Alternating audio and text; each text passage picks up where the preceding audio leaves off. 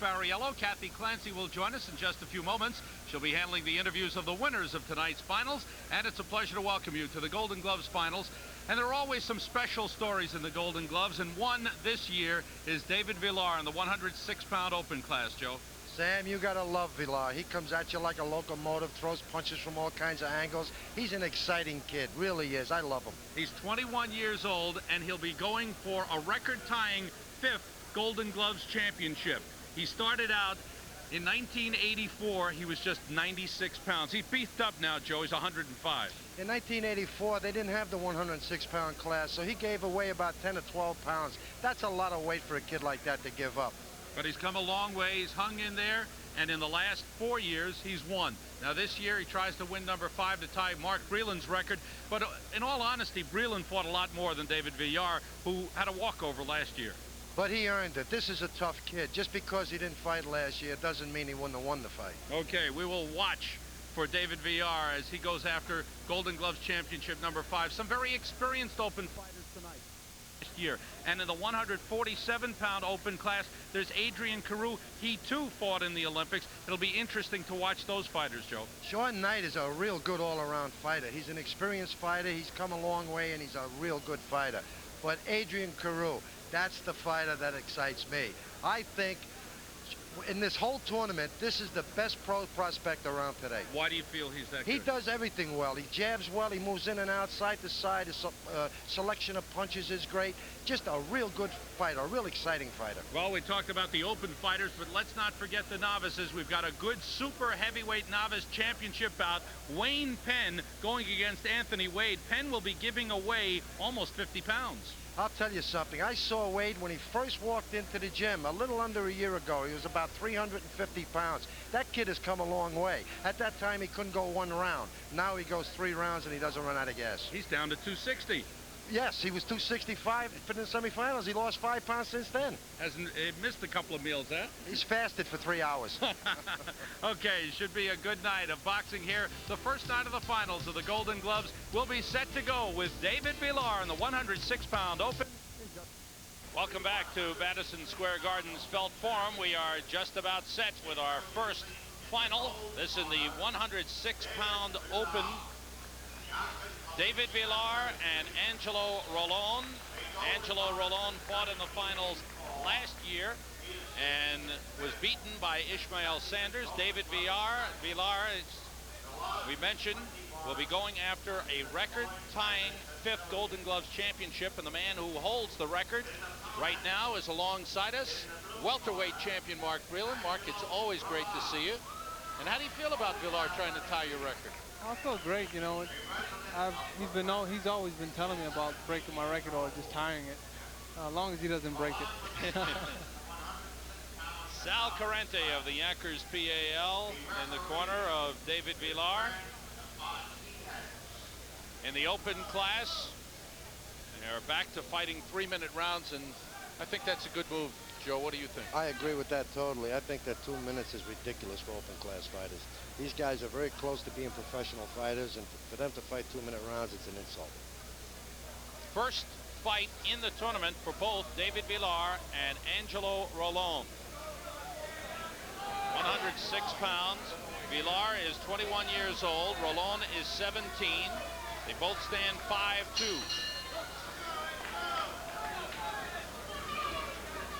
Rolon in the blue, Villar in the gold. Quick hands by Villar. Villar is starting off where he left off in the last year. He's coming right at Rolon.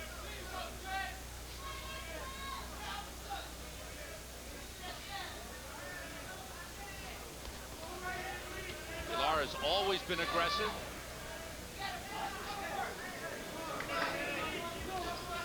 Sam, Rolon has a real good jab that he's using right now. If he continues to use this jab with this kind of leg movement, he's going to give him a lot of trouble. But the key is to keep it up. An effective punching inside by Rolon. And he moved out after he punched, which is a wise thing to do. His basic fight plan is to use that jab and keep Villar off. And when he gets inside, throw 2 or 3 punches and then get out. His headgear has to be fixed because the string is coming loose on the top of it. Time is stopped. And in the corner of Angelo Rolon. This is just one of the reasons why I don't like headgears. You too, huh? Yeah, I hate them. I think guys get hit more punches wearing headgears because it blocks their vision.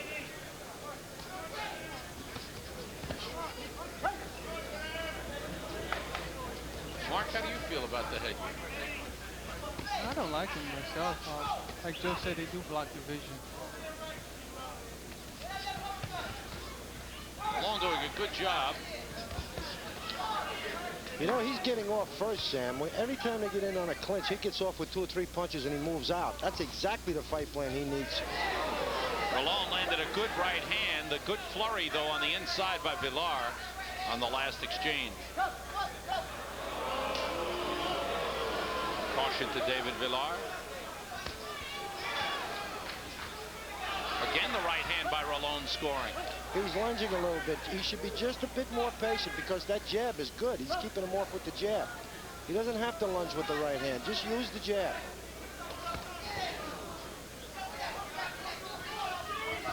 Now, by the same token, when Villar moves in, he should move in behind his own jab as opposed to moving in with nothing.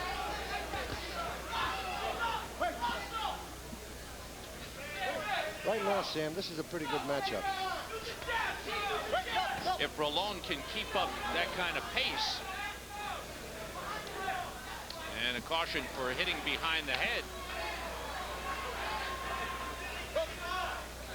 I don't know if that's cost Villar a point. It may have.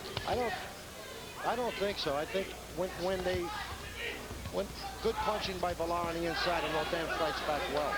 I think when they just give him the warning like that, they don't indicate with the finger. When they indicate with the finger at 1 point, that means they're taking it away. The youngster, 17-year-old Angelo Rolon, has done a real good job of matching up with a more experienced David Villar. A good first round for Rolon, and Villar has got to go back into his corner, regroup a little bit. Rolon looks like he just wants to wear him down. He's moving in.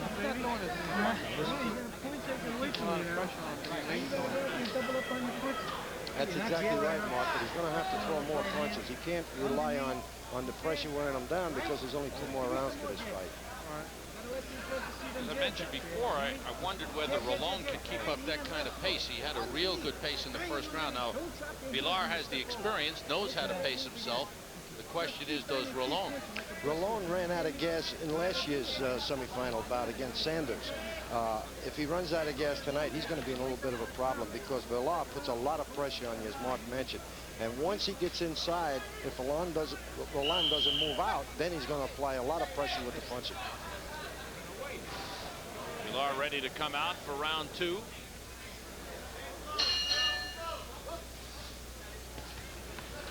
Rolon in the blue, representing the PAL. Villar representing Yonkers PAL. I think that's what Villar wants. Villar wants him to stand there and fight. Absolutely, Mark.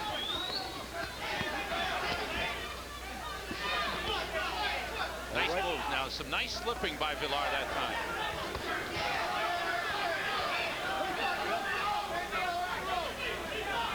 Rolon has to stay in the center of the ring and use that jab. He has to keep it. That's his spot in this ring, is in the center of the ring.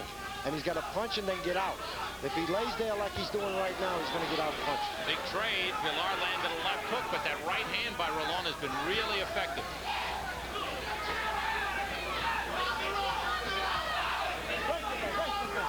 The Villar looks effective because he's throwing punches, but most of his punches are landing on the gloves and arms. And every once in a while, Rolon gets in a real good uppercut and a good straight right hand, the way he did there. Well, I think Rolon is fighting a great fight. Great fight. He's fighting a very good fight, Sam. The exact style fight he has to fight in order to beat Villar. He better be in shape, though, Sam. Angelo Rolon is 17 years old, from Brooklyn. Lost in the finals last year, taking on the 4-time Golden Gloves champion. Really making a good fight of it. That time Villar got in a right hand. That's what he's got to do, Sam. Spin off those ropes. He's got to keep his back off the ropes.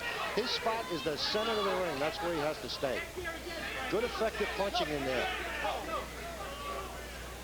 And again, a problem with the headgear. So time is stopped one more time. Sam, years ago when they first started using headgears in boxing, the armed forces used to use them, and they used to use what is known as a competitive headgear. And it was a very thin piece of foam rubber around the top. And it's a headgear that Mike Tyson still uses today. That's the kind of headgear I like. Villar has to punch. He's not throwing enough punches right. at all. He's in there, but he's not throwing the punches.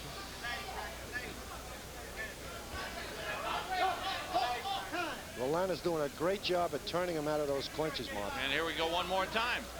Again with the headgear. This is really the first time in the tournament that we've seen where the headgear, they've had to stop the action because of a problem with the headgear. Occasionally you'll see the fighter twist it around and just adjust it on his face. But here we've had problems with the headgear from the outset. And this stoppage is really hurting Villar simply because he's a pressure fighter. And pressure has to be consistent before it takes effect. And with these breaks like this, it's really helping Rolon. Now you're going to see him come out using that jab and moving around a heck of a lot better than he would have had that pressure on him the whole round. Villar trying to pull Rolon, trying to keep him in one spot. And Rolon is out punching on the inside. Great job by Rolon, who looks determined. Good uppercut by Rolon. That's the punch. That's the punch he's been landing, Mark, is that right uppercut on the inside. Look at his headgear again. Let's see if the referee will stop it or let. Winning both rounds, first and the second. I go for you. You're gonna blow it, baby. You are gonna blow. You gotta throw more punches, and you're not throwing enough punches. You hear what I'm saying to you? You're not There throwing has to enough be some punches. concern in that corner with Villar because he's just not throwing enough punches. But I'll tell you this thing. Part of that reason is because of Rolon. He's moving. He's not giving him a target. He's moving off those ropes. This is the one. Come on, let's go. Come on. Let's go. Come on. Come on. Don't worry about it. Don't worry about it. Come on. And now David Villar. Can he come up with a big round to turn this fight around? And officially, I've got it 40 to 38 for Rolon. Same way I have it, Sam. And everybody in this building should have it that way. There's been some strange decisions from time to time.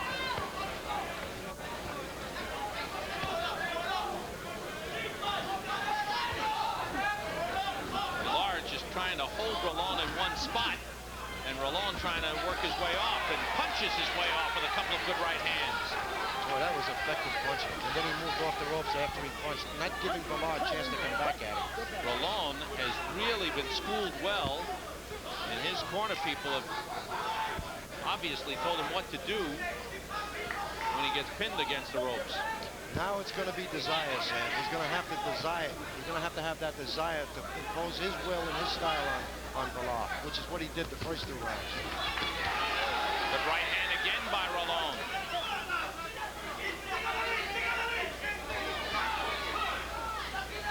Rolon has used the right hand lead effectively.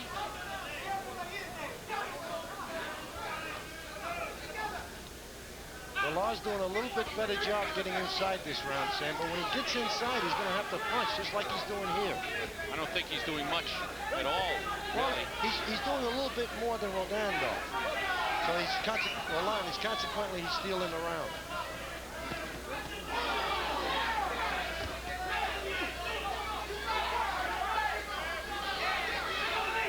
Good work by Rolon again to get off the ropes.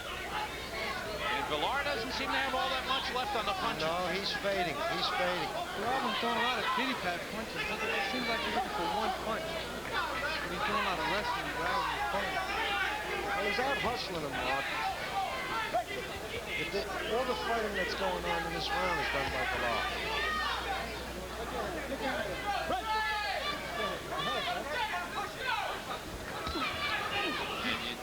See Rolon wearing down just a little bit when he missed with that right hand lead, but flurried again. He's got to throw punches, Sam. He can't let this fight get like this. It's getting very close.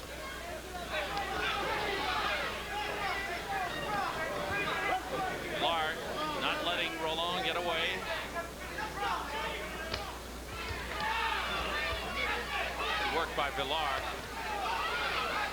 This is the way he should have been fighting throughout the fight. Absolutely. But Rolon is tired a little bit. He's run out of gas, Sam, and that's why Villar is able to do all this work on the inside. In the first 2 rounds, he was much fresher. He was moving off those ropes much better. Final seconds of this first bout in the finals of the 63rd Annual Daily News Charities Golden Gloves. The man in the gold is hoping to make it 5 Golden Gloves championships in a row. But it's questionable. I've got it close for Rolon. How about you, Bart? I've got it the same way. Joe? Same way.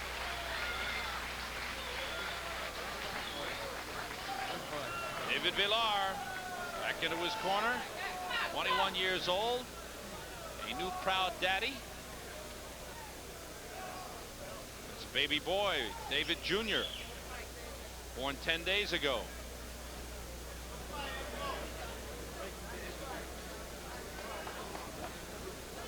We'll see. 17-year-old Angelo Rolon looking to take over in this 106-pound class. Lost last year in the final, back again this year, and was very, very good. 5 judges do the scoring in the final. And it's on a 20-point mustard. The winner gets 20 points, the loser 19 or less. David Villar anxiously awaiting the announcement. The cards have been collected. And let's get the announcement from Matt Cusack. The 106-pound open champion is Villar. They give it to David Villar, and he's done it. David Villar has tied the Golden Gloves record with his 5th championship, tying the record held by Mark Breland. And a very special moment for 21-year-old David Villar. Now, we all thought that Villar lost the fight. Do you think reputation had anything to do with the judges scoring? There's no doubt in my mind that that happened, Sam. Mark, what do you think? I think it was such a close fight that they had to give it to him. Yeah, I thought, could be because of the 5 gloves. I'm not sure, but the fight was real shaky. He didn't fight at all. He didn't throw enough punches the first 2 rounds. He was on top of him, but he didn't throw any punches. A tough loss for Angelo Rolon.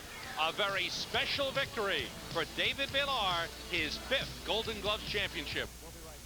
Time champion David Villar. How do you feel, David? I feel good. I feel a little tired. I've been a little bit rusty lately. The fact is that I haven't been in the ring in a long time, almost 6 months, and it was very hard. I was using more of my mind than my stamina, but it was really hard, and thanks to Sal Clemente and Frankie Caserta, it really pushed me. I just had a lot of things in my mind about, my kid, just born the 17th, and that, made me much strong. I got to win this for my baby. It's a big experience for me. Yeah. It really is. What about the big record? 5 times. You're only 21 years old. What's going to be your next step?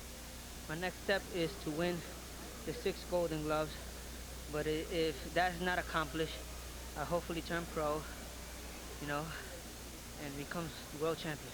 I think you have a good future. Congratulations again. Now back to ringside. Thank you, Kathy. David Villar jumps for joy as he has won the 106-pound Open Championship. We'll be back with more boxing in Square Gardens Felt Forum. Sam Rosen, Joe Fariello, and Kathy Clancy with you. Glad you could join us for our coverage of the Golden Gloves finals. We move into the 112-pound novice class, where Felipe Gomez of the Starrett City Boxing Club, 16 years old. He's from Brooklyn. He's been boxing for 3 years. Will be going against Kenneth Mack of Cage Recreation. He's from White Plains, and he's 19 years old. He's been boxing for only 6 months. Sam, there's a big difference in height in this fight. Mack is giving away 6 inches in height, so needless to say, he's going to have to get on the inside. That is Kenneth Mack in the blue. He's 5'2". He's a graduate of White Plains High School. And across the way in the gold is 5'8" Felipe Gomez. Gomez 5'8", 112 pounds. I think he can fill out a little bit, Joe. He looks like a Mark Breidal type fighter. I wonder if he can punch like Mark. Ooh, the little guy comes up with a big left hook to the head. It hit the glove, though, Sam. That's where the noise was. And again. That one wasn't.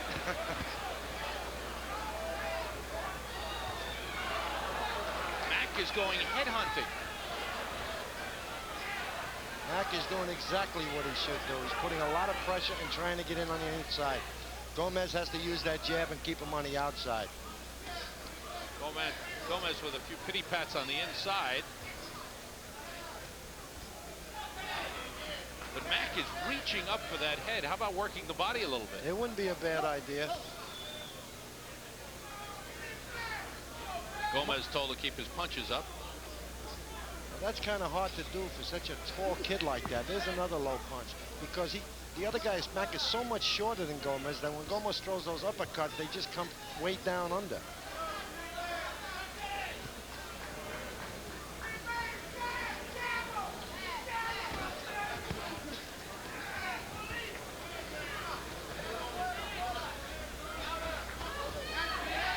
Gomez with a couple of good punches and moving away. There's a definite contrast in style in this fight, Sam. Mack has to get on the inside, and once he gets in there, he has to work. That's what he's trying to do. Basically, Mack has been throwing only one punch. Now, we're in the novice class here. These are 2-minute rounds in the 112-pound novice final. Good left hook got in by Gomez.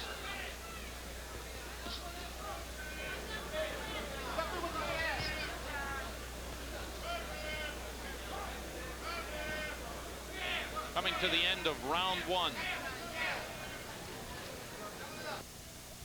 Felipe Gomez in the gold, Kenneth Mack in the blue. And Mack on the attack. That's a Mack attack. Who'd you give that first round to, Joe? I'll tell you, it was a questionable round, and I think it depended on whether you like the boxer or the aggressive style of Mack, and I gave it to Mack. Mack was aggressive. I thought, though, too many times he threw only one punch, and I went with the boxer Gomez. Well, it's just a difference of opinion, Sam. Mack throwing that left hook again upstairs. He has landed a few of them.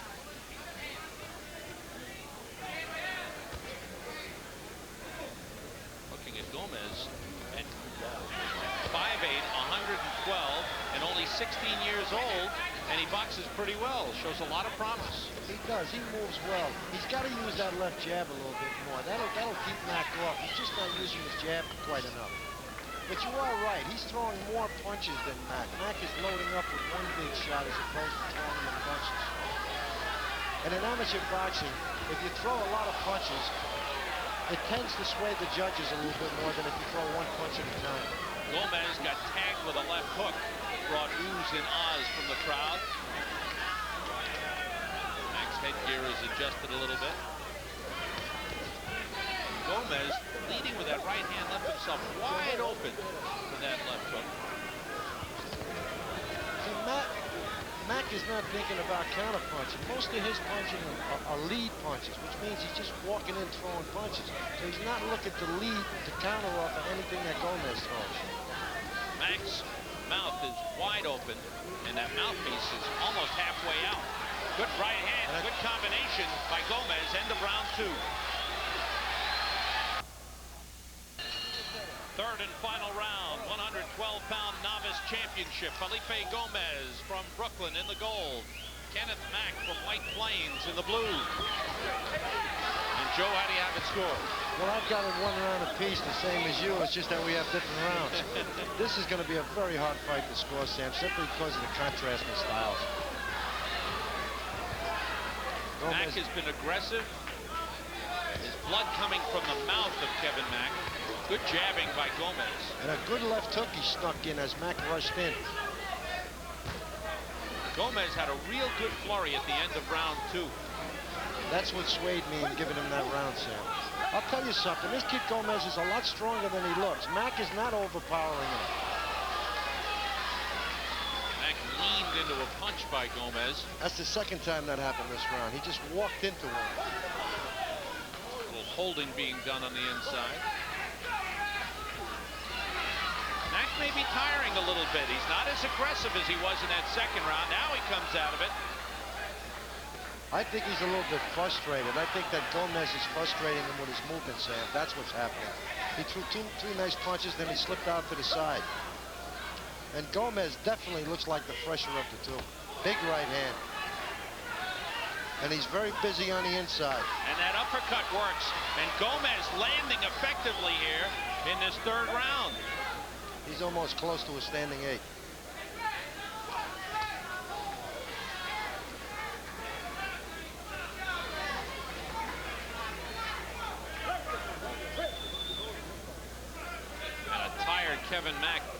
Kenneth Mack stepping back, breathing heavily, blood in his mouth as the seconds tick away.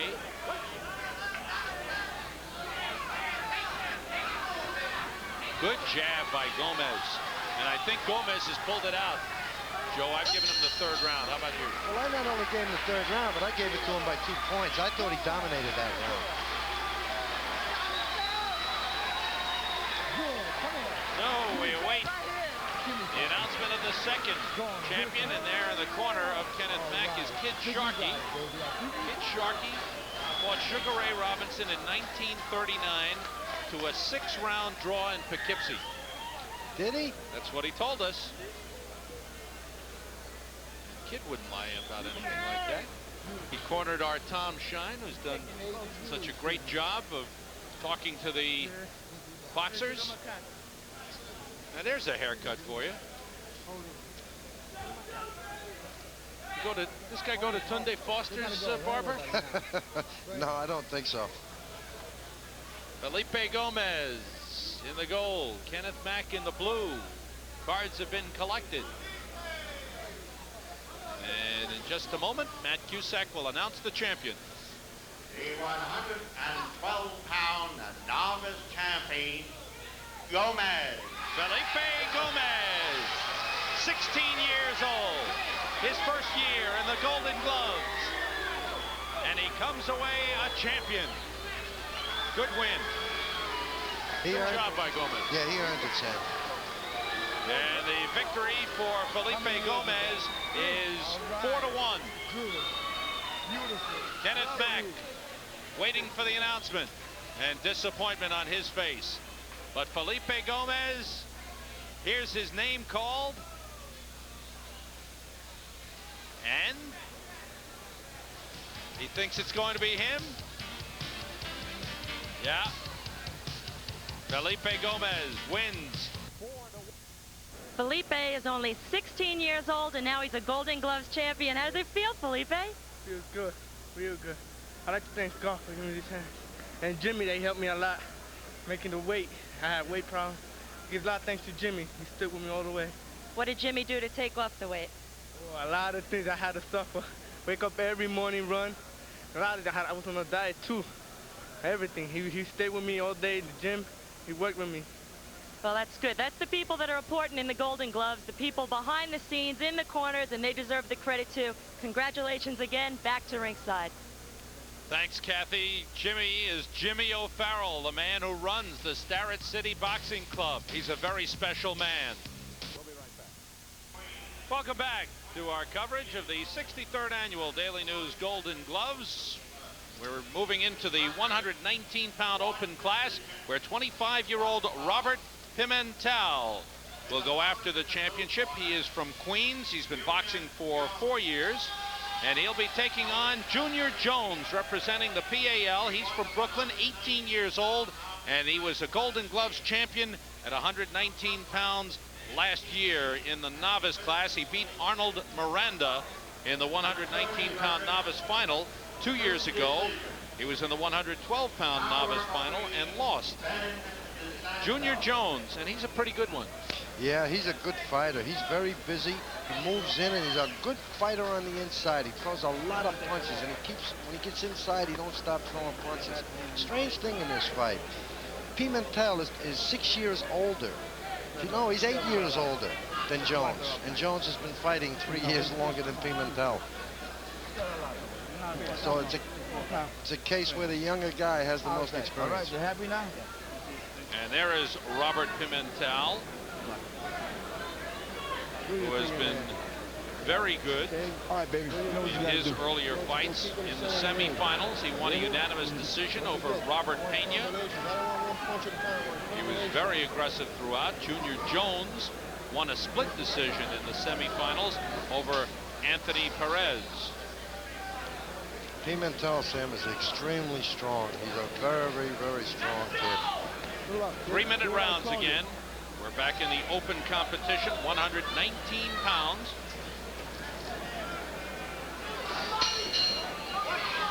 Vinny DeSantis is the referee.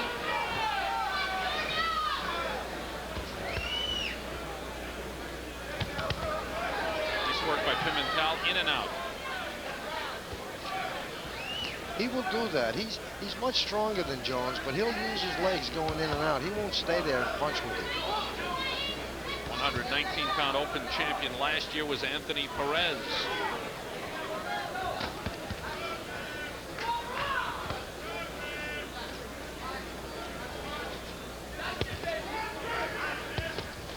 Pimental is doing a lot of good work with that jab right now, Sam. If he continues to use it, he's going to make this an easy fight for himself, especially with that in and out movement with the jab. Jones won't be able to time him. Pimental comes from a boxing family. Suffered a tremendous tragedy in 1980. His brother George was killed in a plane crash, which the members of the U.S. team went down on the plane en route to international competition in Poland. Good combination by Jones.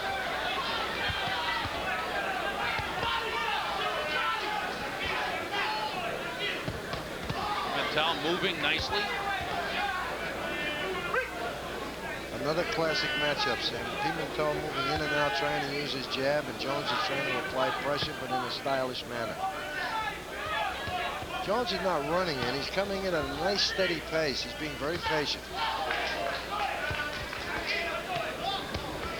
Nice straight right hand by Jones. Follows it up with a combination. Sharp jab. Jones working the jab well and following it with that straight right hand. So after a good start by Pimental, Jones has come on now. Absolutely. Jones starting to come on now. And the reason he's coming on, Sam, is he's walking in behind that good jab he's got. And he's taking Pimental's jab away. And he's following it with a good straight right hand that's landed 2 or 3 times in this round.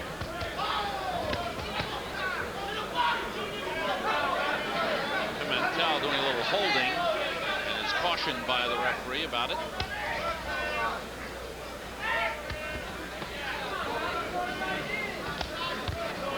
That overhand right blocked by Junior Jones.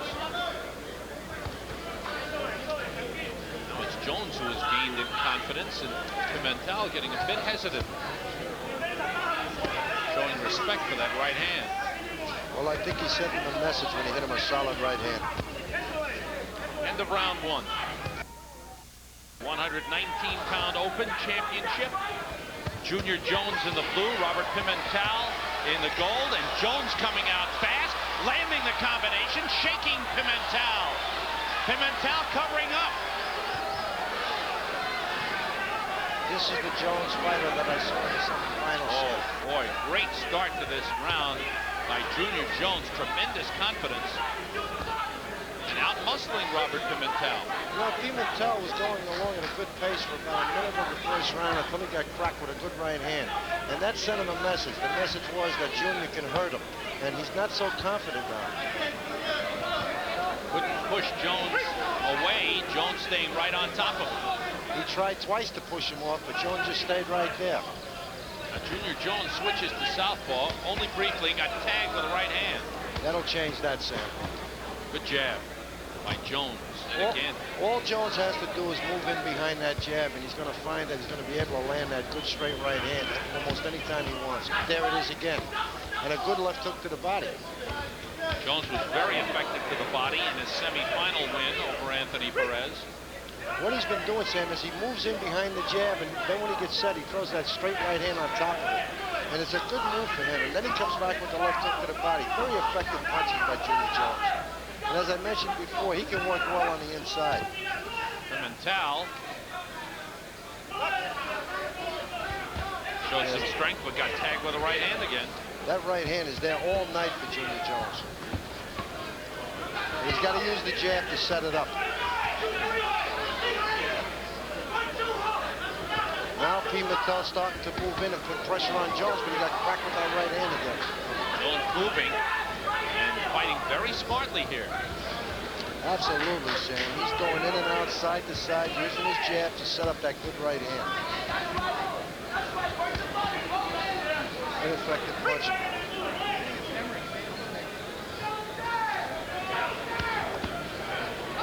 There's that good left hook to the body I was talking about. Real quick. Yep. He threw it off the jab. Good combination by Pimental trying to come back. And again, the right hand landing. Jones with his hands down a little bit. And Pimental has landed a couple of good rights. Swelling under both eyes of Robert Pimental.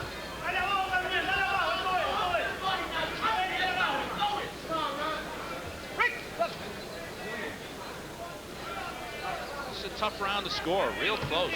I don't think so, Sam. I think that... Oh, boy, good straight right hand by Jones. And Jones is shaking his right hand. He may have hurt his... He landed a solid right hand. Give me another ball.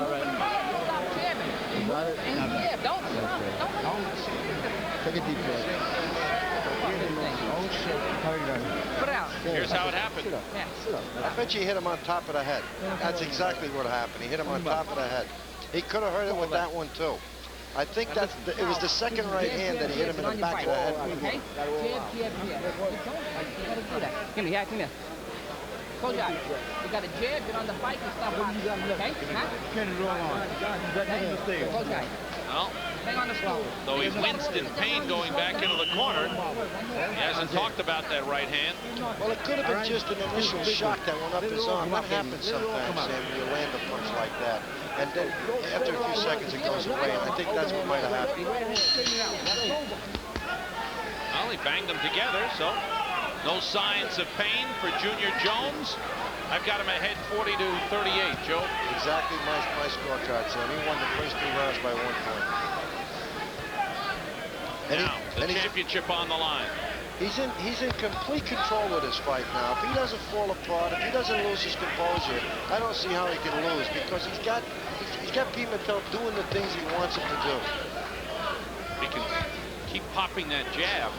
That's the whole key. There's the right hand on top of it that I was talking about. That jab is setting up that right hand, because when he uses the jab, Pimental, in trying to get away from the jab, ducks right into the right hand. Nice spin move by Junior Jones. Robert Pimental, his last year in the Golden Gloves. He's reached the age limit. Junior Jones, he can go any way he wants. At age 18, he's got a lot of promise. A good-looking young fighter, Sam. A lot of promise he has. He's a good-looking fighter. Nice combination by Jones, and he moves well, getting out of trouble. He threw 4 punches and he moved out before Pimental could come back. And he throws the right hand, and sometimes he comes back with a real good left hook. He's got a lot of good training habits. He's a well-schooled fighter. He's turning it on here. As well he should. He has no more fights this year in the Golden Gloves. This is showtime. He's got to pick it up.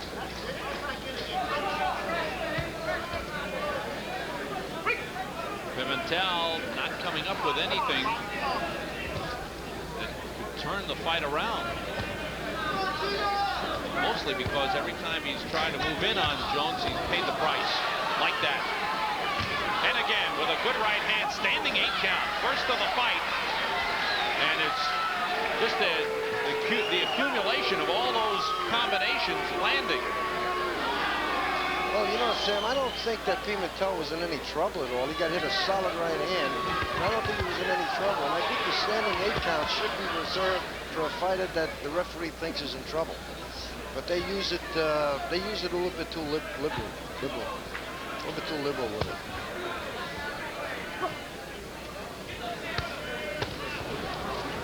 Jones has been very good and very effective with his height and reach advantage. The left hook rocks Pimental and he goes down. He says it was a slip. He's up quickly. They'll take the mandatory 8 count. The gloves on the ropes. He gets them up in ready position. But a big round for Junior Jones. Looks like he has solidified the championship here as the fight is in its final seconds. Jones continues to punch away. And here's the bell, ending it. Junior Jones just out-punching Robert Pimental in that 3rd round. Pimental taking a standing 8 and then going down.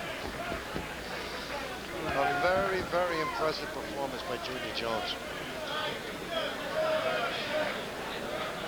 And I would give him a 3-point round in that one, and I've got him a lopsided victory for Junior Jones. Looking for his 2nd Golden Gloves championship. Junior Jones, who was a champion last year at this weight in the novice division.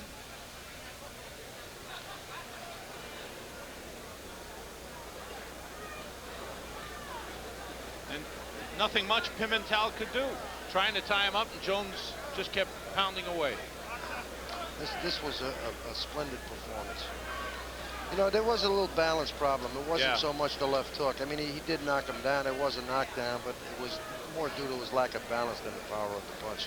Here's the announcement of the champion from Matt Cusack. The 119-pound open champion, Jones, blue corner. No surprise, it's Junior Jones with his 2nd straight Golden Gloves championship.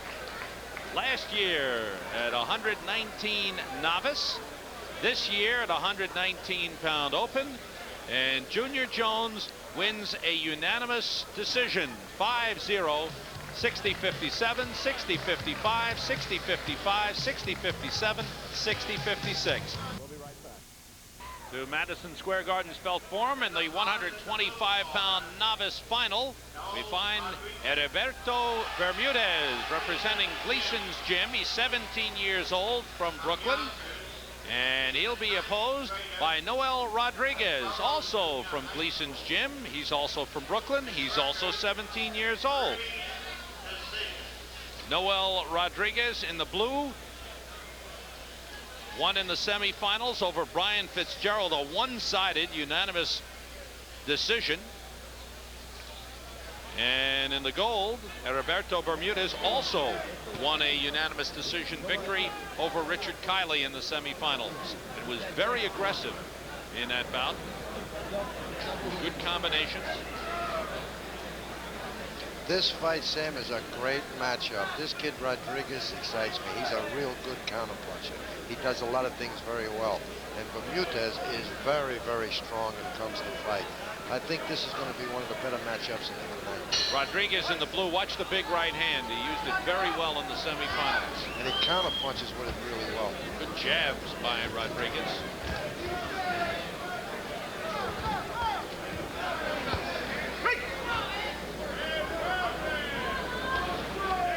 Both these kids come from the Gleason's gym, so they must have boxed a lot of rounds together. I'm sure. It wouldn't surprise me if they know each other very, very well.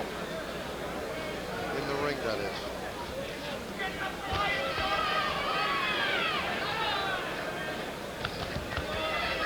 Work by Bermudez in the gold. Again, back in the novice class, 2-minute rounds. Both these guys look like open fighters. They're really well-polished, skilled fighters. I think that has been one of the telltale signs of the Golden Gloves this year. Good left hook and a quick one by Bermudez in the goal. Is that the novice fighters are so well schooled. They certainly are in this fight. Both of these kids are well-schooled fighters. They look like open-class fighters. The right hand got in by Rodriguez. And again the right hand by Rodriguez. Bermudez goes to the body. Good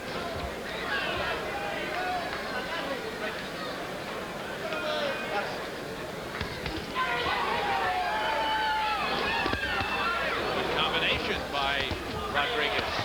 And here comes Bermudez putting the pressure on. This is a dead even fight right now. Big right hand that he missed.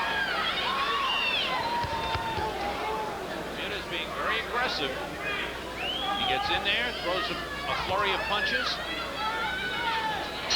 End of round one and a close one.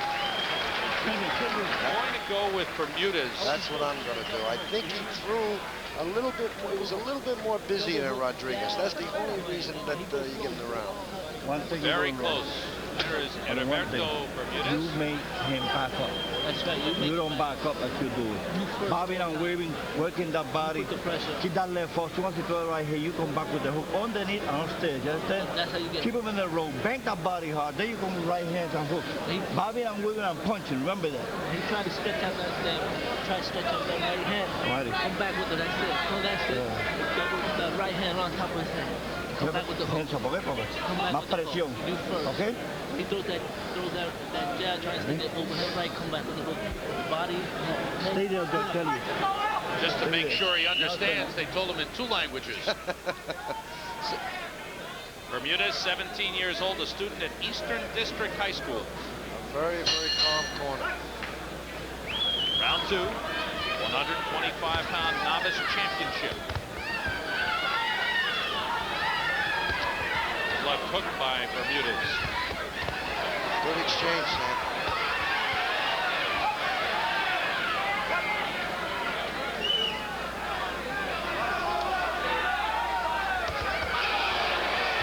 Bermudez continues to wade in, but he pays the price as Rodriguez lands a right hand and follows up. That's the counter punching I was talking about. He spun off the ropes and opened up a 3-4 foot combination punching. But he is getting hit with that lead left hook from Bermudez. Benny DeSantis, the referee, telling him you've got to hit him with the closed portion of the fist. Good left kick, hooked by Bermudez. And a big right hand back by Rodriguez. And they continue to bang away. And this is what I was talking about, Sam, when I said this was going to be one of the better matchups. Bermudez finally stepped back away from that right hand.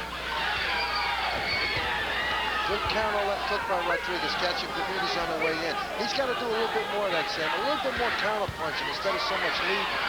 He should let Bermudez lead to him and then counter off of him. Nice right hand.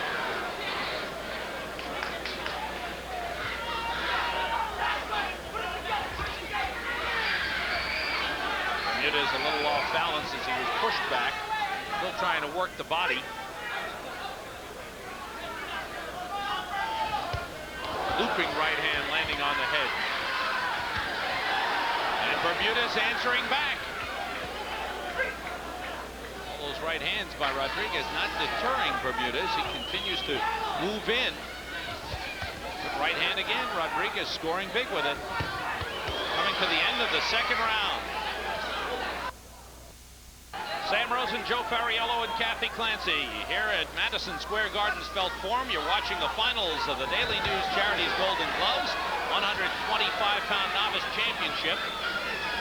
Heriberto Bermudez in the gold, Noel Rodriguez in the blue. And I've got the fight even, Joe. I got it dead even, and this is the championship round right here. It's going to be who wants it more. Rodriguez landing the right. Again, trying to slow down the flurries of Bermudez. Bermudez is walking in, throwing punches. And Rodriguez the canvas, and they're wiped off. Rodriguez is doing a good job of slipping to the sides after he punches. But it's going to be a matter, Sam, of who wants it more. It's a battle of wills right now. Fighting out of the same gym. Rodriguez continues to land that counter right. And again, the right lands. Bermudez trying to stay on top of him and work the body. And caution for pulling the head down by referee Vinny DeSantis. I'd like to see Rodriguez come back with a left hook right hand after he throws that right hand. Because every time he comes back with a left hook, he lands it. But he's throwing one punch at a time too much. Like that big right hand, and then he falls into a clinch. He's got to throw more punches. This fight's up for grabs right now, Sam. And not much time to grab it. No, there's only 25 seconds left. How do you judge that exchange? Both guys landed. Flurry by Bermudez. Rodriguez landing with his right hand. Look at the story of this fight. A tough test for the judges. Rodriguez lands. As we come to the end of the fight, oh boy, this is a tough one to call. Oh, wow. That is one close bout. They do not come any closer than this fight. This fight will definitely be a split decision. I'm going to go for Rodriguez. That's what I did. By just a little bit. By just a point. And probably if you could make it a quarter of a point, you'd do that. Last year's champion, 125-pound novice, was Jose Santana, also from Gleason's gym. So Gleason's gym manufacturing these 125-pounders. It seems as though they have a monopoly on them. Heriberto Bermudez from Eastern District High School. Noel Rodriguez across the way from Paul Robeson High School. Plans to go to John Jay College. I couldn't argue with any type of decision they announce. It's just a shame that one of these kids have to lose. Very nervous moment. And here comes the announcement. The 125-pound novice champion is Rodriguez. Not by much. Noel Rodriguez in a close one. And you can hear the mixture of boos and cheers. It was very, very close. This fight would have been booed no matter who won it. But his 17-year-old Noel Rodriguez stepping out of the ring as a champion, and he wins it, just as you called, Joe, on a 3-2 split decision. Rodriguez waiting, and I won. That's me. 3-2 split decision victory for Noel Rodriguez. We'll be right back. To our coverage of the Golden Gloves finals, and we go to the 132-pound open class, and this should be a good one. In the gold corner, representing the PAL, Victor Miller from the Bronx. He's 22 years old, and he defeated Frank DiStefano in the semifinals. He's opposed by Sean Knight, who fought in the Olympics for Barbados last year. Sean Knight won the 125-pound Open Championship in 1987. He's from Mount Vernon, representing the Yonkers. PAL, he's 19 years old. Sam, another good matchup. Knight is a southpaw. He's a good boxer with a good jab, and he stays very, very busy. And Victor Miller is almost the same type of fighter. He has a good jab. He moves well, and he's got very, very fast hands. I think the difference in this fight might be Knight's experience. If there is a difference. Yeah, Sean Knight won a unanimous decision victory over Ciro Canales in the semifinals, using his speed, his hand speed, and he pushes Miller across the ring and gets caution from the referee. And rightfully so. Good right hand by Miller. And again, he rocked Sean Knight. Trying to punch Miller off, got a good left hand in. And Miller lands the right hand. Back and forth they go. Good work to the body by Knight. 3-minute rounds in these open fights. What a pace they would be keeping up if they went like this. Good combination by Knight. Punch for punch they go, and it's Miller who backs off. Miller lands a right hand, and again, Miller staggers a little bit. He's in trouble, Sam. Miller hit him with a solid right hand, and Knight wobbled. Unbelievable pace. It looked like he pulled himself together, though. Both of these guys are going to have to calm down. They can't keep this up. No way. I don't know if they can keep it up for 1 round. Well, thus far, they've kept it up for a minute and a half. All right, here they go. They're calming down a little bit now. It looked like each fighter tried to establish superiority over the other, and I don't know that they did. Good combination there by Sean Knight. Miller is slowing down, Sam. He's slowing down to a walk. He looks like he expended a lot of energy in that minute and a half. If that happens, Knight will take him apart because Knight has tremendous speed. Did you mention the experience? The combination's landing, the left hand. Miller's legs are spread wide apart. He's shaky right now. He certainly is, Sam. He's slowing down to a walk. And like you said, if he keeps this kind of a pace up laying inside like that, Knight will take him apart. He looks like he's ready to go if Knight lands 1 or 2 good shots. The Knight is slowed down. His punches are coming more slowly, less effectively. But he is landing. Knight landing and Miller taking. Look at this. They go again. Shot for shot. And Miller gets the better of it. They're ready to collapse. This looks like it's the end of the fight instead of the end of the first round. It looks like it's the end of the 6th round. It's going to be who wants it more, Sam. That's what's going to boil down to. What a round. What a fight.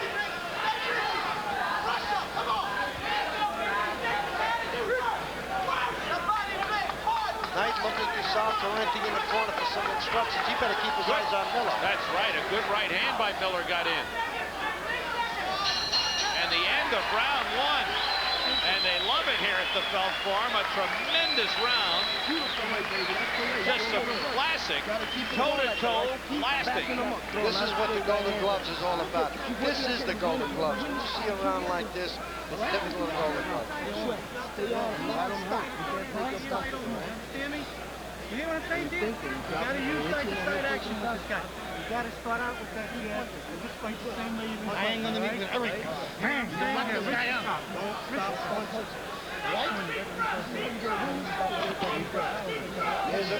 Here's a replay of that action in the first round. Both guys going toe-to-toe. Miller lands the right. Knight lands the left. Wow. Sam, South Corrente gave Knight some real good advice in the corner. He's trying to calm him down and get him to go back to boxing, which is what he does best. Not get into a slugfest the way he did the first round with Miller. Let's see if he follows those instructions. Sean Knight, who won the 125-pound open class in 1987, takes a straight right hand from Victor Miller. Miller in the gold, Knight in the blue. I'll tell you one thing about Miller. He doesn't care anything about Knight's experience or his reputation. He came to fight. Sean Knight getting in a good right hand. Knight lost to a Russian in the 2nd round of the Olympics last year. Represented Barbados in the Olympic Games. I think he should pay attention to the things Sal's doing. Sal's was trying to calm him down and trying to get him to box a little bit more instead of rushing in, getting involved in those one-on-one punch-outs. Good combination, good flurry by Knight. He starts to go, and Miller just keeps coming back at him. What he is not doing is what they suggested, and that was side-to-side movement. Side-to-side movement, use the jab, and pick your spots for your punches. He's got a lot of fight in him, though, Knight. He wants to go right after Miller, but he's making a bit of a mistake by doing that. Good body shots doing it. A 3rd one, all by Knight. There's a good straight left hand by Sean Knight. I'll tell you, he seems to be taking this fight over a little bit. He seems to be controlling the fight, but Miller is always dangerous. Knight landed some uppercuts on the inside, a caution for holding to Victor Miller. Miller wearing down, his arms are coming down.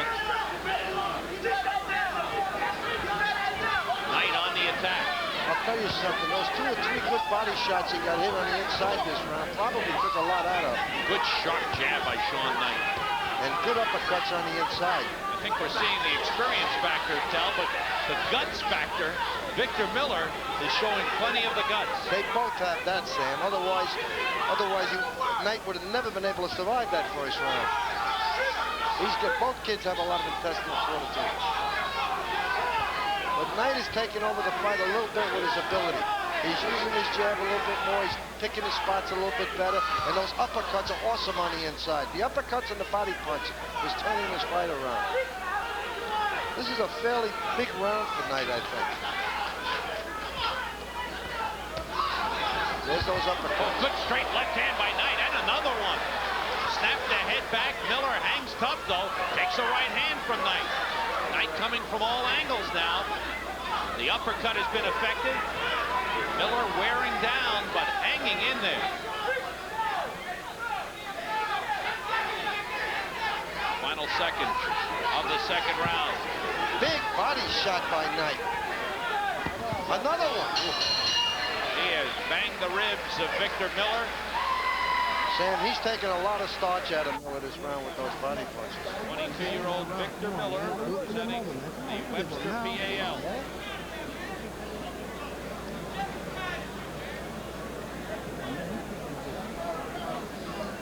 Don't give it away. Come on, you gave that round away.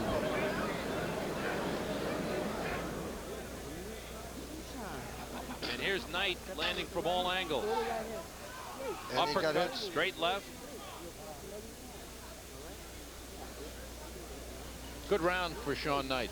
Well, I gave him a 2-point round. I thought he totally dominated that round, Sam. He did a lot of effective punching around the body. He's taken a lot of steam out of Miller with those body shots. Sean Knight. He's ready to come out for the third and final round. 132-pound open class, 3-minute rounds in the open competition.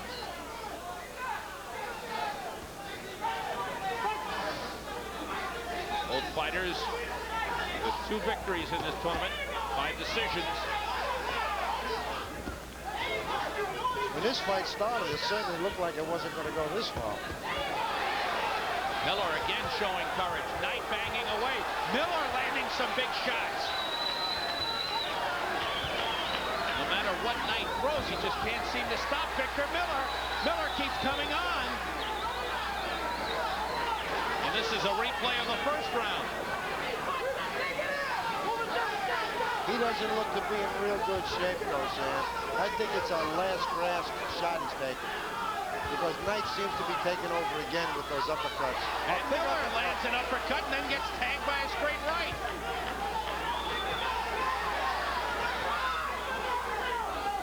Sean Knight, known as an outstanding boxer, has decided to slug it out throughout this fight with Victor Miller.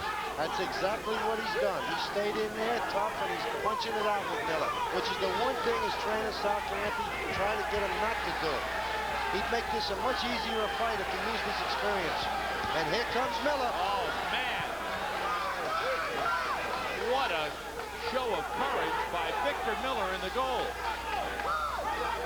Every time it looks like he's out of it, he got tagged by a right hook. He comes right back in and scores big.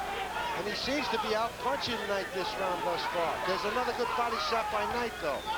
The one thing Knight hasn't done, he's landed, but he hasn't gotten out of trouble. He's landed and stayed there and taken punishment right back. That's where his lack of boxing is in effect. He should be punching and getting out. That would be the smart thing to do. Get his punches off and then get out of there. Look at Miller. He just missed a punch and almost stumbled across the ring. Oh, what Knight is doing is making this a battle of wills. And Miller's meeting him all the way. Good left hook by Miller. Knight banging to the body.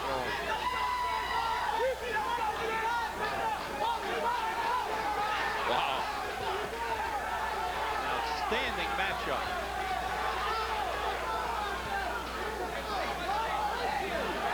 This almost looks like a title fight. This is unbelievable. What a match. Title fight. And Knight again. Coming back. Miller. Knight landing the combinations, and Miller refuses to back off. Miller refuses to give in.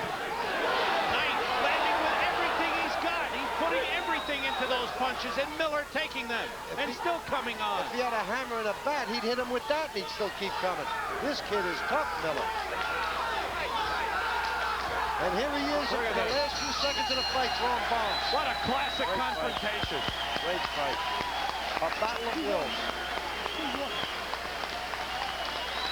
Del with a hug for his protege. And look at this man, Victor Miller. What a gutsy performance. He just hung tough toe-to-toe with one-time champion Shawn Knight, the Olympian. Wow. Just a marvelous fight. I agree with you. Great fight. Great fight. Anytime you get two kids, Sam, that have tremendous will and desire like this, that's what makes a great fight. Both kids wanted it. Shawn Knight acknowledging the judges. I don't know if that'll get him any more points, but he don't need it, Sam. Boy, that's something. Shawn Knight, 19 years old, another young man with an outstanding future. And look at this test of wills as they bang away. Miller, oh, what an uppercut. What a big uppercut that was. And look at Knight come back. It's just give and take the whole way. But I think that Shawn Knight had a little bit more in the way of skills, a little bit more way of punching power, and that's why he won it. Let's find out. Mount Cusack will announce the champion. The 132-pound open champion, Knight. Shawn Knight. His second Golden Gloves championship. A smattering of boos, and those are from the fans who acknowledge the tremendous heart displayed by Victor Miller. And just a great final. Shawn Knight wins it on a split decision. Wow. 3-2. I can't believe that, Sam. 59-58, 60-57, 59-57 for Knight. Two judges went for Miller, 59-58.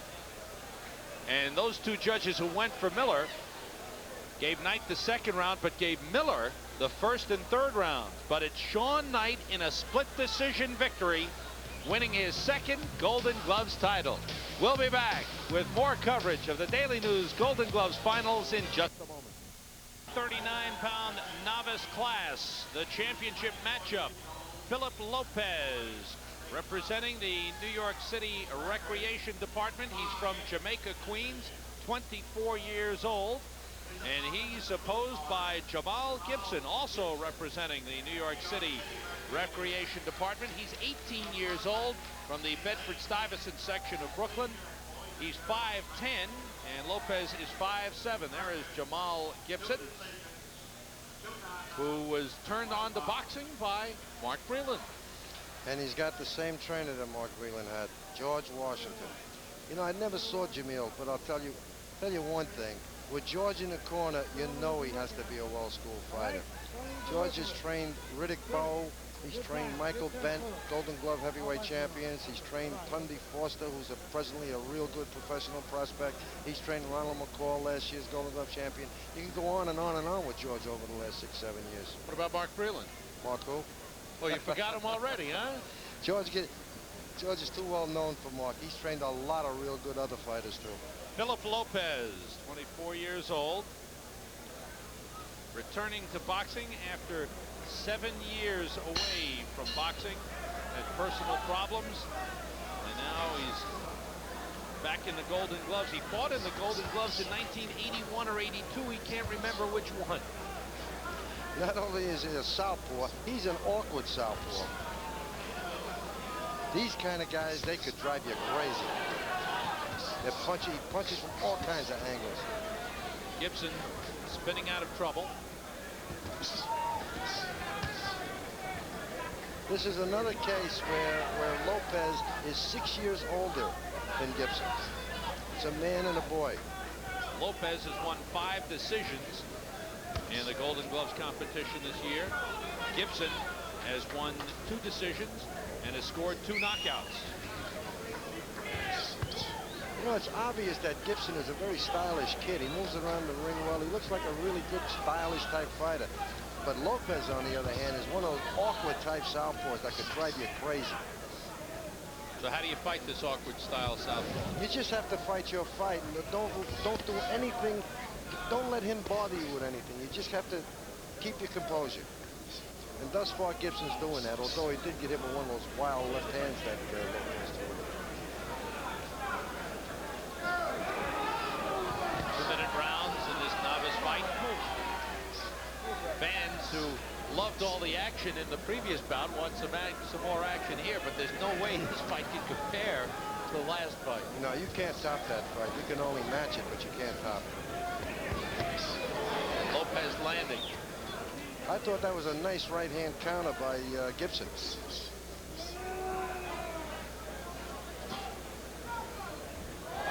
was a jab, and it's ruled a slip. He caught Gibson off balance, moving backward in the jab.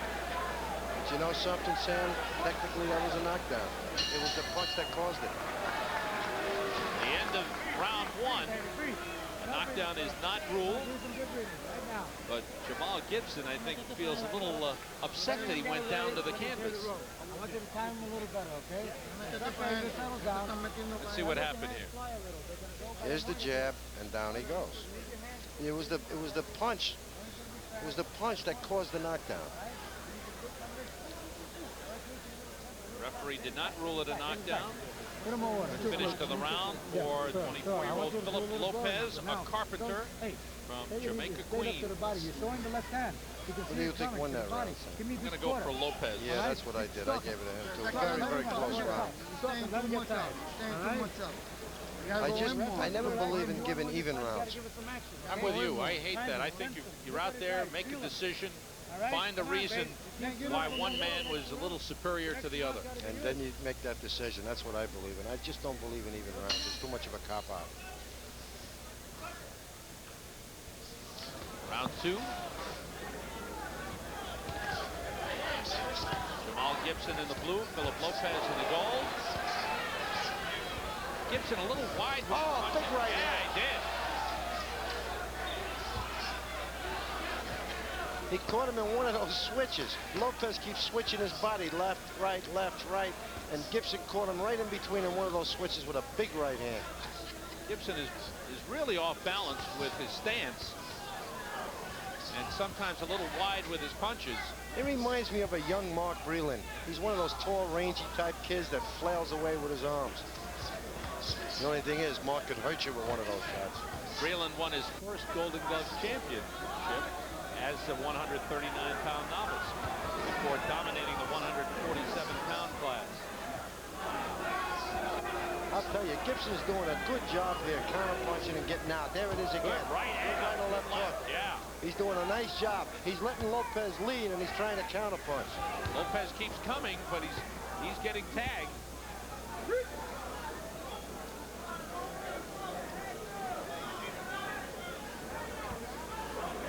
Lopez's corner wants him to go to the body. You can't coach, but one of his trainers got up and started banging to his stomach.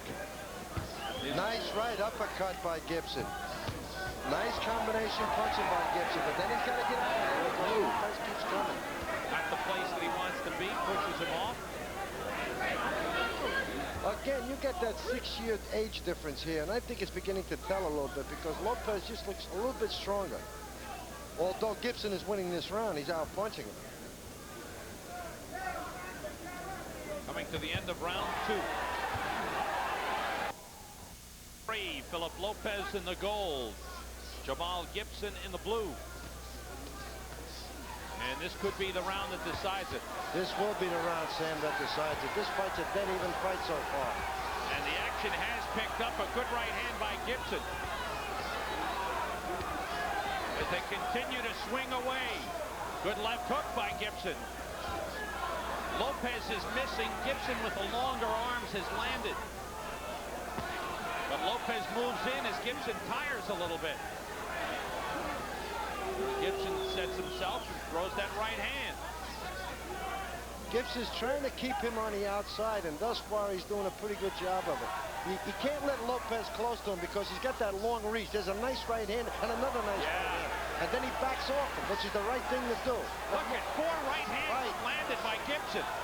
And then he should get out of there before Lopez comes back. Now, staying here is no good. Lopez is coming back. Lopez's work right here. Gibson did a good job of throwing those punches. Good right hand counter. He's been doing that all night. Boy, he throws a good straight right hand. Doesn't he, Sam? And he pulls back, but he makes Lopez miss that wild left, and then he counters with a right hand. I'll tell you something. These kids want this fight, both of them. They're trying as hard as they possibly can. Oh, big right hand. But Lopez just keeps pouring in. Now, Gibson has to get out of that corner or tie him up, which is what he's doing. He did tie him up. Right. That's what he should be doing. Just keep Lopez from punching.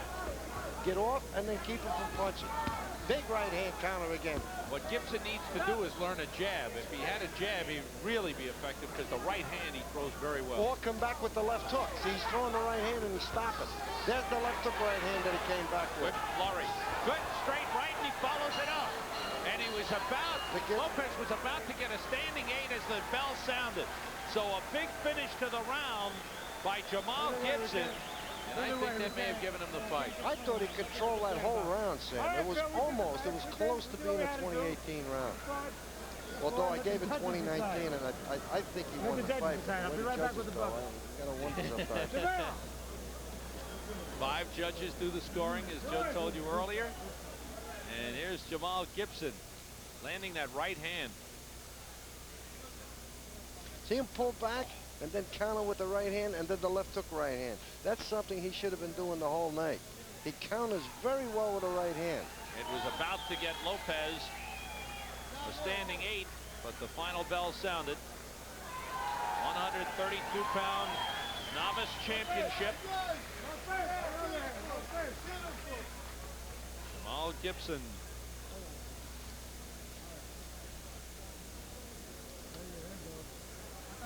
Hoping to follow in the footsteps of Mark Freeland. The man he says got him going. Jose Avila was the 139-pound champion last year. Cards have been collected. Matt Cusack will announce the winner. The 139-pound novice champion, Gibson. Jamal Gibson. He couldn't be denied, Sam, with that last round. Wow. 18 years old. What a feeling. George Washington. He's had a lot of winners. Boy, and everyone feels good. For 24-year-old Philip Lopez, disappointment. But both of these young men representing New York City Recreation Department. Yeah, I can understand it. Jamal Gibson, a satisfying victory as he wins a unanimous decision. 5-0. Jamal Gibson is the champion of the 63rd annual Daily News Charities Golden Gloves. A break in the boxing action for a special ceremony honoring the late Sugar Ray Robinson, former Golden Gloves champion, and some of the outstanding fighters who competed in the Golden Gloves.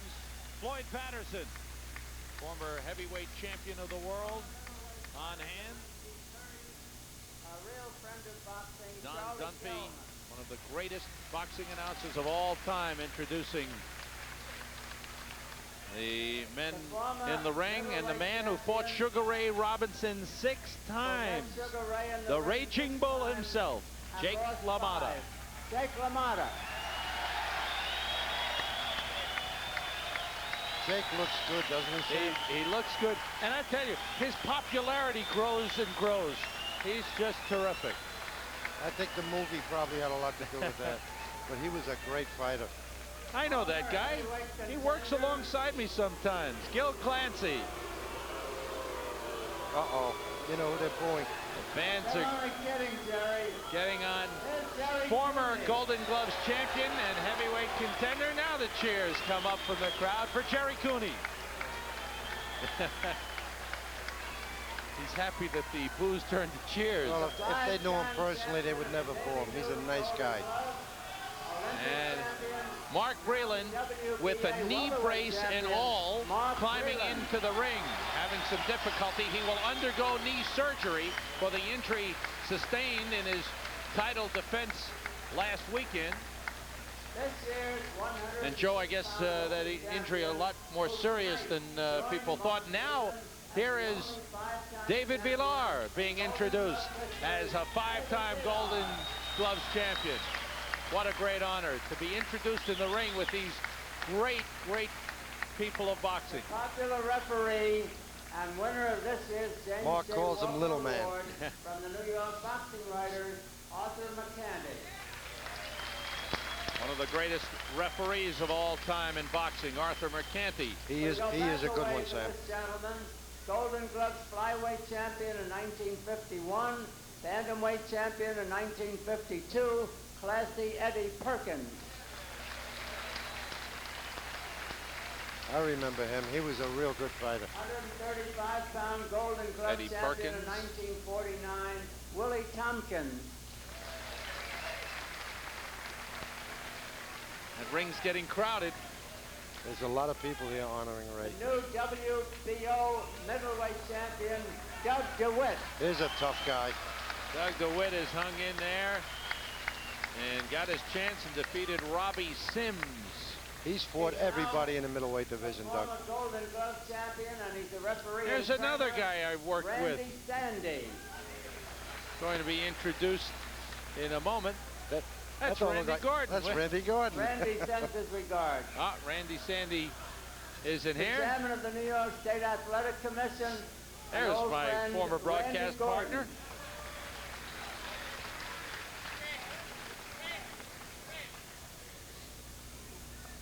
Here comes Randy Sandy. He shouldn't be in there with all those old timers.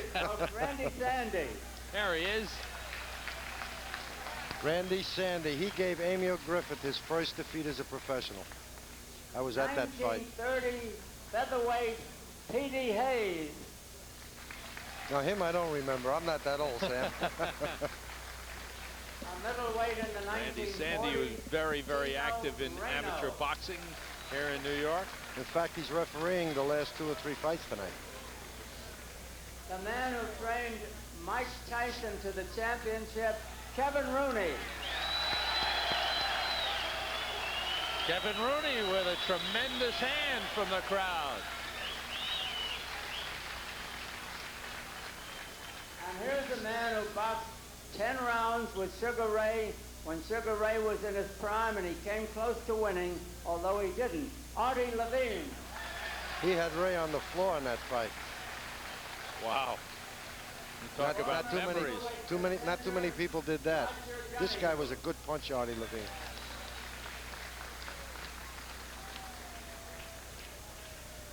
And now Bill Gallo will present the Daily News Champion of Champions Award in the memory of Sugar Ray Robinson. Here to accept the award in his memory of his father is Sugar Ray's son, Ronnie Robinson. Ronnie, it's our pleasure to turn this over to you. But before, you'll want to say something, but before that, I'd like to introduce to the audience Sugar Ray's sister, Evelyn Nelson.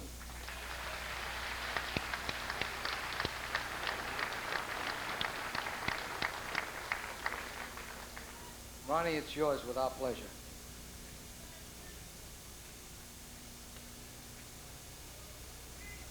Words cannot really express what my feelings are right now.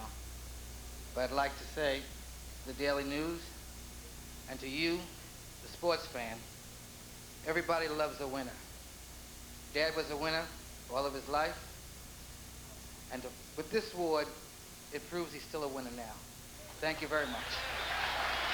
And will always be a winner. Absolutely. The man who will go down in history as perhaps the greatest fighter of all time, Sugar Ray Robinson, who passed away just 2 weeks ago. Fighters, long, and now back to the voice of the Golden Gloves, Matt Cusack. A crowded Thank you, ring Bill Gallo. of dignitaries on hand for the Golden Gloves and the special honor to the late Sugar Ray Robinson. We will continue with the finals of the Golden Gloves in just a moment. Clancy standing by with a special guest. Kathy, take it away. And my special guest is a former Golden Glove champion. He's been in it a couple of times. Former #1 heavyweight contender, Jerry Cooney. And I want to ask you one thing about the gloves. My father keeps saying the Irish mature late. They grow well over 20 years old. What weight did you start at? I started at 160 pounds when I was 16. I'd just like to say congratulations, Kathy. You're doing a great job, and you're making a lot of people happy out there in TV land. Thank you. Don't embarrass me. Talk a little bit about the gloves. How important was the championship to you? Mean as much as a heavyweight championship? Was it the biggest day in your life? Well, you know, I was 16 and came out from Long Island, a little kid from the island, and it was kind of a big step for me to move in here and to find myself in front of 21,000 people in Madison Square Garden. At that time, it was the main arena, and it was a very special moment. I always hold it very dear to me.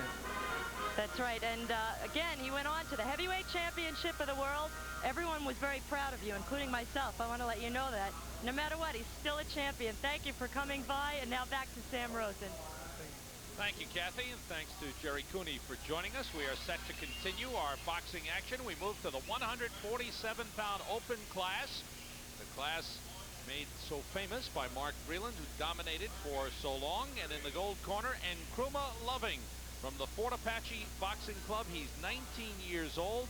He lives in the Bronx and lost in the semifinals last year. He'll be opposed by Adrian Carew of the Empire Sporting Club, 19 years old. He's from Brooklyn and fought in the Golden Gloves in 1986, lost in the quarterfinals, but last year fought in the Olympics, representing Guyana.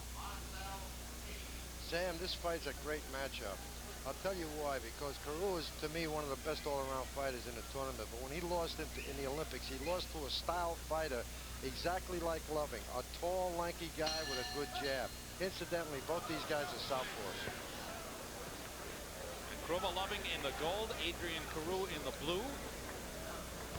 Loving won a split decision victory in the semifinals over Julio Morales. Carew won a unanimous decision victory over Garrett Carson in the semifinals. You're going to find that Loving is going to be the busier of the two fighters. He moves in and out with that jab. He's a tall, rangy guy. He's very, very hard to fight. Carew is a better all-around fighter, but he fights more like a pro, and he's too lackadaisical. He takes too much for granted. And in an amateur fight, you have to keep busy. That's the only way he'll lose this fight. Thus far, Loving has been busier. Loving has a height and reach advantage on Carew, about 3 inches in height.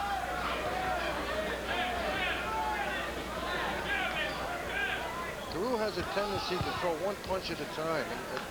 It's not going to be an easy thing to do to hit this guy with one big shot. You're going to have to put pressure on Loving and keep busy.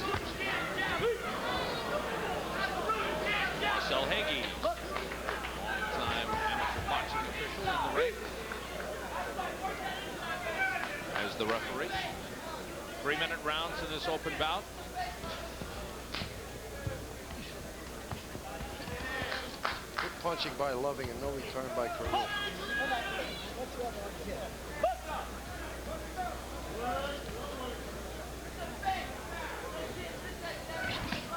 I'll tell you one thing, this kid Carew, he can do it all. He's a good body puncher with both hands. He switches to the head well. He counter punches well. He has a good jab. There's nothing that he can't do very well. Loving caution for holding. Good flurry on the inside by Carew. Good effective punching, but then he's too lackadaisical. He backs away and he lets Loving take the play away. He made Loving miss, and he countered nicely with a good 1-2, then gets caution for a low punch. Carew in the blue, Loving in the gold. Carew is trying to dig that left uppercut to the body, which would be a very effective punch against Loving. I think he got his attention with it early on, but he's going to have to throw more than one punch at a time. Now, we often talk about a right-hander boxing a left-hander and the difficulties that presents. How about a left-hander boxing another left-hander. You don't often see that. No, they probably, left-handers probably don't face left-handers. And you get even more of a problem here for Carew because to face a left-hander as tall as Loving is even more difficult. You work with a right hand by Carew, who has come on nicely. Yes, he's being deliberate, but he's throwing good punches. And that uppercut works. Loving, I think, was hurt by that uppercut. There's the body shot I'm talking about. That body shot is what hurt him. Round 2, 147-pound open championship. Adrian Carew in the blue picking up where he left off and banging away at Nkrumah Loving, who's holding on to that left hand. Second caution from Marcel Hagee, the referee, and Carew really opening up now. You know, Sam, he really got his attention with a body shot that last round. Since that time, Loving has slowed up. I think the next time that Loving does any holding, it's going to cost him a point. Hagee has warned him sternly. Loving, when he gets inside, he doesn't know quite what to do, and that's what's causing that hold. Carew lost in the Olympics to a West German last year. In the quarterfinal. I saw that fight. It was a very controversial decision. It was a 3-2 decision, and Carew had 2 points taken away from him in that fight. So he actually won the fight, but because of the 2 points being taken away, he wasn't given a decision. The West German went on to win a bronze medal. He was a hard guy to fight. He was a lot like Loving, but with a lot more experience. He was a tall, rangy guy. Good combination by Carew. Been a good round for Adrian Carew. Yeah, he's starting to put his punches together much better. After the first minute of the first round, he took charge in the fight also. It appears as though he's a little bit too strong and a little bit too ring-wise for Loving. Loving doesn't know quite how to handle him, especially those body shots. And then coming off the body shots with the uppercut.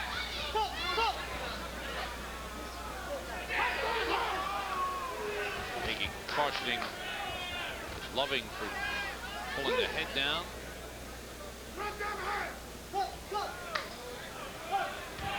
Too much coaching from Carew's corner. That looping left hook scored by Carew.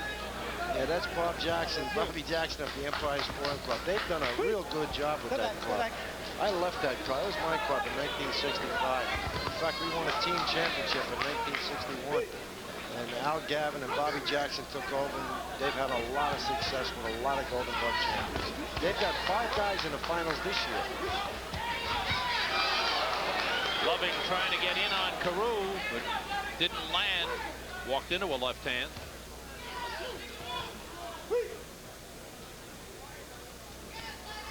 Both fighters 19 years old. Adrian Carew began boxing when he was 7. He's from Guyana, Sam, and he represented Guyana in the Olympics. He also has had a lot of amateur experience in London. He lived in London for 2 or 3 years. And when he came to New York, he went to Brooklyn and he trained in the Bed-Stuy Boxing Club for a while. End of round 2. Let's go into the corner. Excuse me. Of Adrian Carew. Bob Jackson gets into the ring with him. You're going to get robbed, you understand? You're not throwing punches. Where's the shit? Where's the hips? Where's the scrubs? Where's the steps? This guy's a dead man, and you're carrying him. If you get robbed, don't blame me, you understand? Some good names in this 147-pound open class have won it. Emil Griffith in 58, Davey Moore 1977 to 79, and Mark Breland, who owned the 147-pound open class from 1981 to 1984. And every one of them went on to win world championships. Conversation continuing in the corner of Nkrumah Loving with George Hankins, the man who runs the Fort Apache Boxing Club in the Bronx. He does such an outstanding job there. Loving stayed on that stool till the last possible second. He needs all the rest he can get. How do you have it scored, Joe? I've got Carew winning the first 2 rounds pretty easily.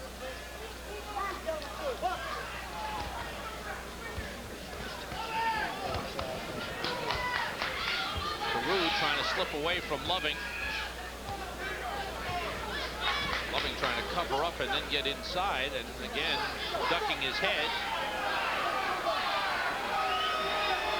Marcel Hagee asking a photographer to get his cameras off the apron.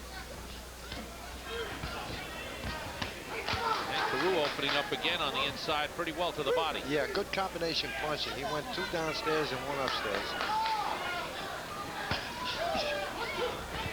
There's that big right uppercut that he's trying to get into the body. He had some success with that particular punch in the first round.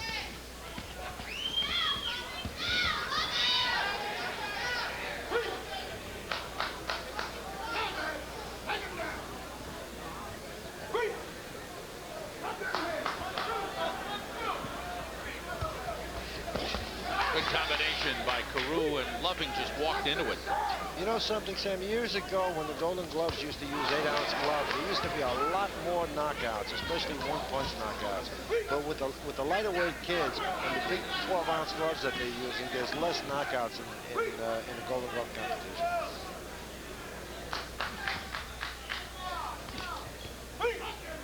And the headgears probably have something to do with that. Yeah, the headgear. Well, all in all, meant for safety factors above all. Second warning to Nkrumah Loving about ducking his head, and that's going to finally cost him a point. Too much holding. Well, remember, it started early. Yeah. Point taken away from Nkrumah Loving for excessive holding. You brought that up in the first round, Sam. And what I think is he just don't quite know what to do on the inside. If he covers up and holds his hands up, he gets hit. So the next best thing for him to do is grab, and that's what he's been doing. I think it's more a case he's trying to survive now. He can't win on the inside against Carew. No, he can't win on the inside. But he can't win on the outside either. I think he's in a no-win situation. Carew is making that become a reality.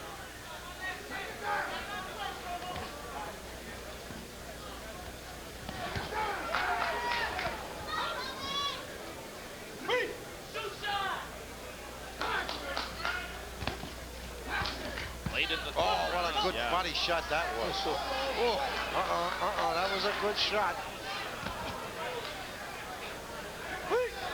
Carew looking for an opening, but his best punches have been those body punches. I'll tell you, it's slowed Loving down to the point where he can't move anymore. He can't use his legs. And that's why he's laying in on the inside. And missing from the outside. This is not a stylish performance by Carew. He's a much better stylist than he's showing today, but Loving is a hard guy to fight. Let's move. Time winding down in this one for the 147-pound Open Championship. And that's it. Stylish or not, he won the fight, and that's what the object is. He'll wear those golden gloves around his neck. Adrian Carew of the Empire Sporting Club, 19 years old, and another, we've said this at least 3 or 4 times, another young fighter with a bright future, a real good-looking prospect. I was high on him before the tournament, Sam. I've known Adrian Carew now for about a year, and I always felt he's one of the top professional prospects. Well, at 19, does he wait and go for the Olympics in '92, or does he turn pro? That's too long a wait, Sam. It's much too long a wait. By 1992, he can have 25 fights and be fighting for the title. Why should he wait for the Olympics? I believe that a kid, if he has Spoken like a true professional trainer. No, that's not true. I've kept kids in the amateurs. When I first got Jose Torres, after he came out of the Olympics, I kept him in the amateurs for another year and a half because I think he needed the season. But Carew's had over 100 fights. He don't need any more of this. Cards have been collected. Matt Cusack will announce the champion. Ladies and gentlemen, the 147 Open champion, Carew. That had a ring to it. Carew. Adrian Carew, 19 years old, now living in Brooklyn, has won the 147-pound Open Championship by winning a unanimous decision victory over Nkrumah Loving. We'll be right back. And now we step into the 156-pound novice class. And the championship, Lonnie Bradley taking on Willie Davis. Lonnie Bradley is 20 years old from Manhattan. He has won 4 decisions. 20 years old. And he's representing Knights Community Center. He'll be taking on Willie Douglas, 22 years old from Bayshore, Long Island, who has 1 decision victory and 2 knockouts. Willie Douglas in the blue. Scored a knockout in the first round in the semifinals. And across the way, Lonnie Bradley.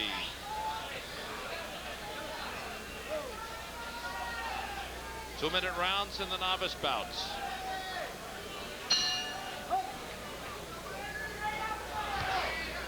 Douglas in the blue, Bradley in the gold.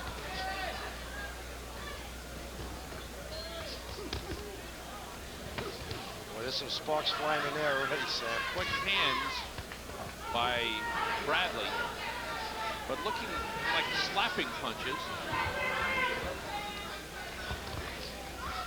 Douglas looks like the guy that means business more than anything else. This 156-pound open class was ruled by Dennis Milton for several years.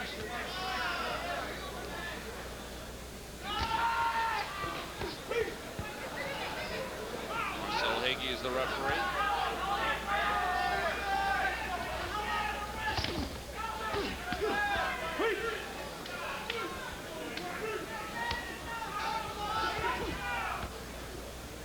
Both fighters falling into clinches repeatedly.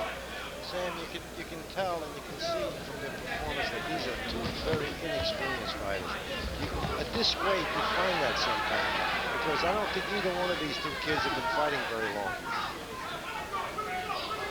Douglas in the blue has been fighting for only 4 months. That's exactly what I thought. And how did he become interested in boxing? Because he was involved in street fighting. So get off the streets and into the gym. He's brought a lot of that street style in the ring, but really he doesn't have enough experience. He hasn't had that much time in the ring. 4 months is almost nothing. I used to keep a guy in the gym a year before I'd let him compete in the amateurs.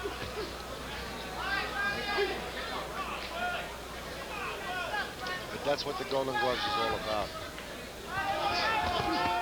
Well, you know, when you're Willie Douglas and at 22, you almost have to hurry up and get into that ring and get as much experience as you can. If you're thinking about being a pro, yeah. End of round 1. 156-pound novice championship. Sam Rosen, Joe Fariello, and Kathy Clancy here at Madison Square Garden's Felt Forum. Glad you're with us. First night of 2 nights of coverage of the finals. Second night is tomorrow night. So if you're in the area, get out to Madison Square Garden's Felt Forum. See some good action in the finals tomorrow night. Sam, who'd you give the first round to? Douglas. Yeah, I did. So. In the blue. A little bit more aggressive. That was the only difference between the 2 fighters, I thought, in the first round. Neither one took charge. Neither one did anything, but Douglas is much more aggressive. Bradley winding up for that right hand, but missing it. A little slow with it.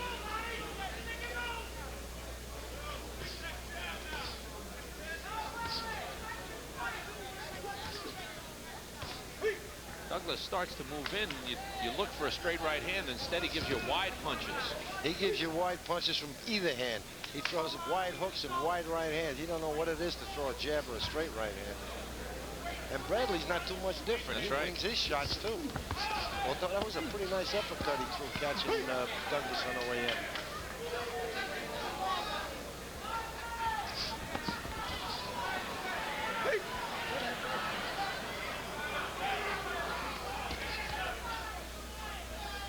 Better pull those trunks up on Bradley because he's right up on his knee. A lot of inexperience shown in this bout.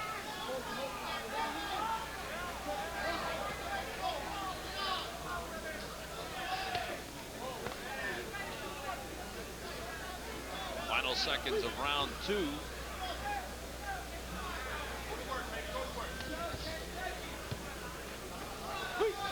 We'll be right back.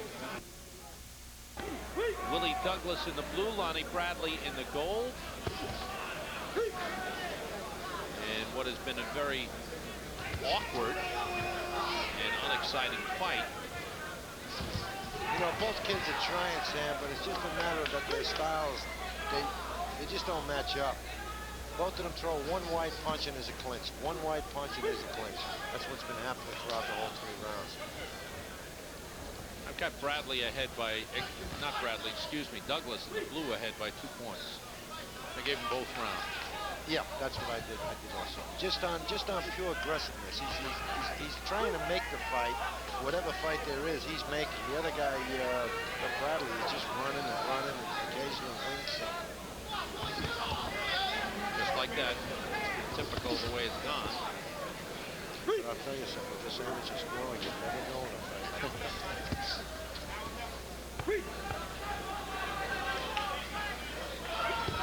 What happens is you get a lack of consistency in the amateur scoring because some go really strictly by the letter of the rules, which talk about punches thrown and punches landing and the number of punches. If one punch is equal to any other punch, so a jab is equal to a knockdown punch. Sam, I just don't know, because in that night fight, there was just no way that Knight didn't win that fight. Yet 2 judges gave it to what was it, Miller? Yeah. It just there's no way in the world he took a point away from Bradley.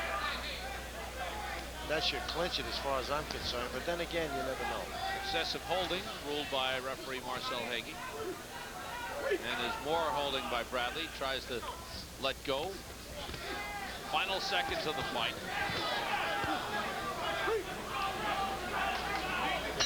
And that's it.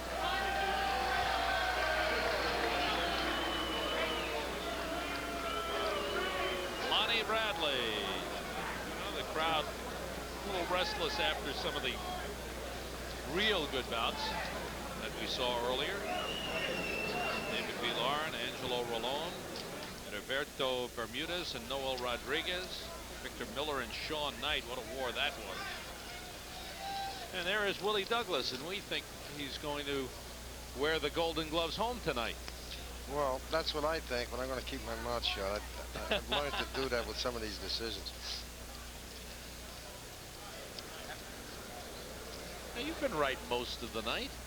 Well, it's just, yeah, I've been right most of the night. It's just the degree, these split decisions, you know, these 3-2s when in that night fight when he won it so big and it's a 3-2, it just, you know, you can't understand why 2 judges would go the other way. That's the only thing. He still has more energy. Willie's ready to go. Ready to go in the open class for 3-minute rounds. Cards have been collected. Being checked out carefully by referee Marcel Hagee. Well, Lonnie Bradley, he's ready for more too. Well, he's got a lot left because he didn't use any of it. Matt Cusack checks out the cards, and let's go to him now for the announcement. The 156-pound novice champion, Douglas.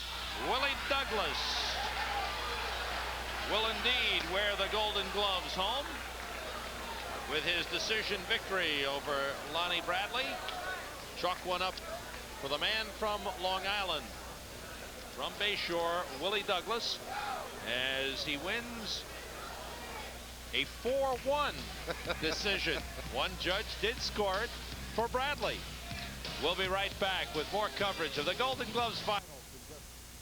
Welcome back to our coverage of the Golden Gloves Finals, and now in the 165-pound open class, Glenn Robinson and Arve Breidal. Glenn Robinson is 20 years old, representing the PAL 110th Precinct. He's from Bayside, Queens.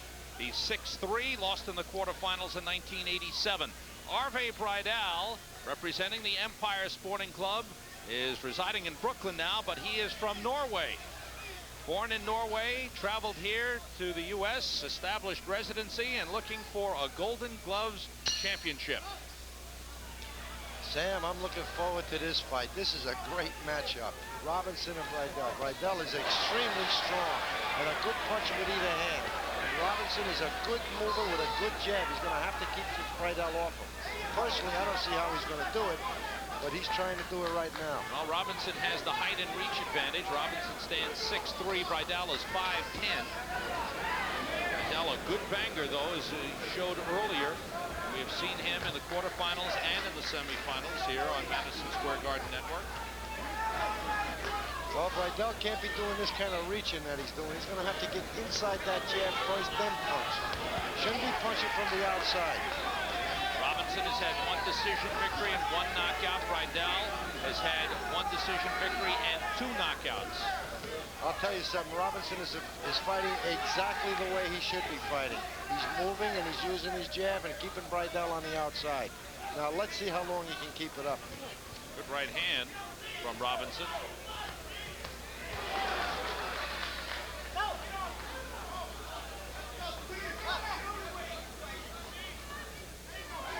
And Acevedo is now in the ring as the referee.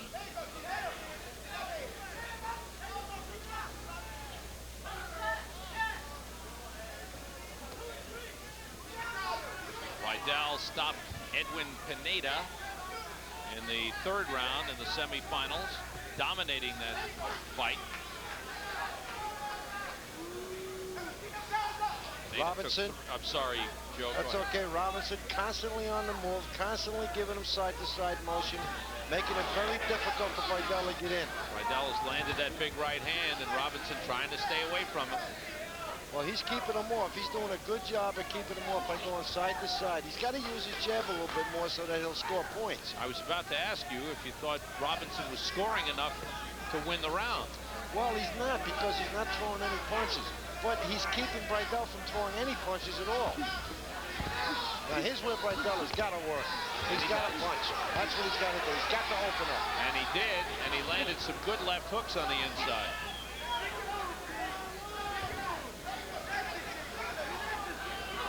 It's action like that by Breidal that could win him the round, but he needs more of it. Now, he needs more of it because Robinson is just out-cuting him. He's keeping him on the outside, and he's using his jab. And if they stick to the format with the amateur rules, he should win this round. Nice punching by Robinson, and then he got out. When he gets within range, Breidal has been effective, though. Yes, but he hasn't been within range that much. He missed both those punches. End of round 1. This program is authorized by Madison Square Garden Productions Incorporated solely for the entertainment of our audience. Any publication, rebroadcast, or other use of the pictures, descriptions, and accounts of this event, including the imposition of a charge for viewing the program without the expressed written consent of Madison Square Garden Productions Incorporated, is prohibited. Bob Jackson doing the talking to Arve Breidal. You were just going to mesmerize him. You got him, baby. Keep them guards up. Letting the guy loose. Rain on him. Ba, ba, ba, ba, ba, ba, ba, ba, ba, ba. As soon as he moves, step again. Ba, ba, ba, ba, ba, ba, ba, ba. Reach under, reach over, and step left. Gonna wear him down. Well, what he's doing is he's telling him to throw punches in bunches. Breidal is throwing 1 punch at a time, and what Bobby Jackson's trying to do is to get him to throw punches in bunches. But he has to corner Robinson first. He has to get inside before that can be effective. Keep them guards up. Keep them guards up. Out for round 2. This is the 165-pound Open Championship, as we've mentioned several times. In the open bouts, 3-minute rounds. Breidal lands the right hand, coming in behind the jab, and again the 1-2 combination, and he's banging away at Robinson. Well, he's starting to close the gap a little bit at the beginning of this round, and this is the kind of pressure he has to put on Robinson. He has to make Robinson fight.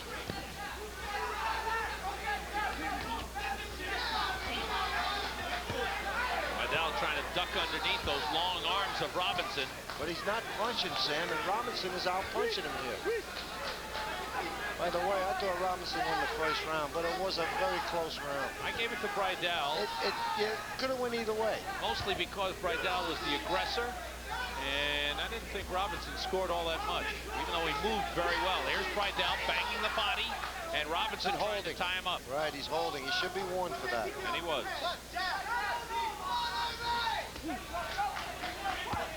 Now, see, Breidal gets inside. He's got to throw punches.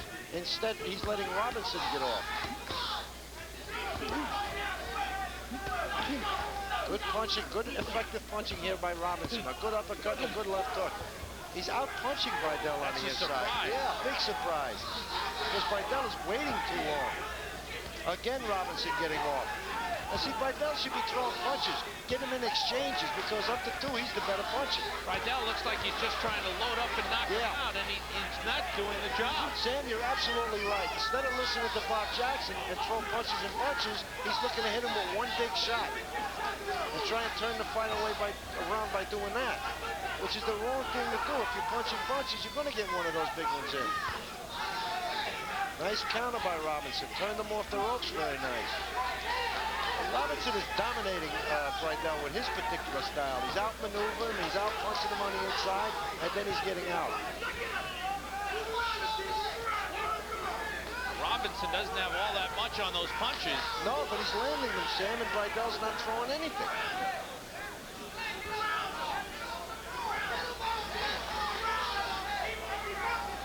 Now Breidal waiting in again behind the jab. But he's not throwing punches here. He's not throwing punches, Sam. The one throwing punches is Robinson.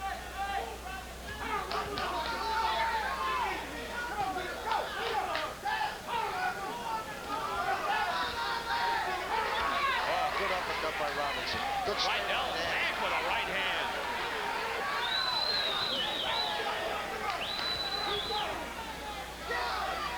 I just don't understand why Breidal doesn't cut loose with punches. He's just waiting and waiting. And Breidal just doesn't look to have the spark that he did in the semifinals. He looks tired to me for some reason. You know, he's not tired. You know what he is, Sam? He's frustrated. The kid is moving. Robinson is giving him angles. He's moving in and out. And Breidal, consequently, is looking to land one big shot. I've seen this happen 1,000 times in boxing. Anytime a kid like Breidal tries to hit a mover like Robinson with one big shot, he'll spend the rest of his life doing it.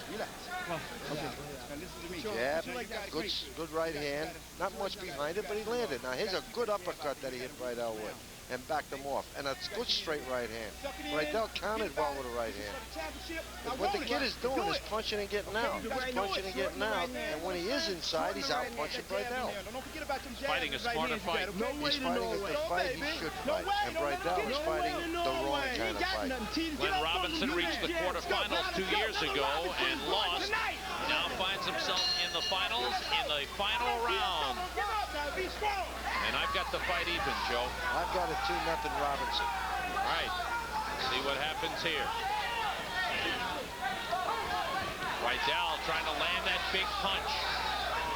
Robinson trying to keep him off. Thus far has been pretty effective. And out punching Breidal on the inside. Is that Breidal doing okay? Exactly what I said. He's out punching Breidal inside, which is where Breidal should be doing very well. Good left hook. Breidal just winding. Another good left hook. Banging away at Robinson. Now, where was this earlier? This is the Breidal we talked about. That's it. This is what he had to do. Ripping the body of Robinson. Robinson staggers to the rope. Breidal all over him. If Robinson don't fight back, there'll be a standing 8 count here. Big right hand by Breidal. Huge right hand. Big right hand. Robinson can't get off the rope, staggers off the rope, takes another right hand. Oh, good body shot. Here comes the standing 8. Tremendous amount of punishment. Now, this one round by Breidal could be big enough to turn the entire fight around. Well, we'll see how the rest of it goes. Right now, it's all Breidal. Robinson has got to fight back just to keep him off him. Breidal has gone all out, determined to win this fight. As well he should. I'm sure Bobby Jackson told him that. Good left hook by Breidal. And Robinson doesn't have anything left. He's getting hit off. He's getting hit around the body, Sam. That's taking a lot out of Robinson. Now, how much left does Breidal have? That's a question. He should have a lot left because he didn't do all that much the first 2 rounds. This is Breidal's fight right here. Oh, good comeback by Robinson. Absolutely, threw a bunch of nice combinations. A lot of time left. Robinson with a nice flurry. Got big punches. Here comes Breidal. As he went head hunting. expected. Big shots by Breidal. Look at those body shots. And Robinson now dropping his hands down by his knees. Right hand scores for Breidal. Robinson's hands are down. Good body shot. And here comes another standing 8. One more and the fight's over. The only thing is there's only 34 seconds left. By the time Breidal gets at him, there'll be only about 28 seconds left. 3 standing 8 counts in 1 round would stop the fight. And now Robinson has to stay away from the onslaught because another standing 8 count would end it. I just don't think that Breidal has enough time, Sam. And Robinson fighting back, although he gets in a good left hook. A good right hand. He hurts Breidal now. Robinson fighting out of desperation to stay alive in this bout, trying to keep Breidal off him. And here comes Breidal. Final seconds of the bout. Boy, is he pouring it on.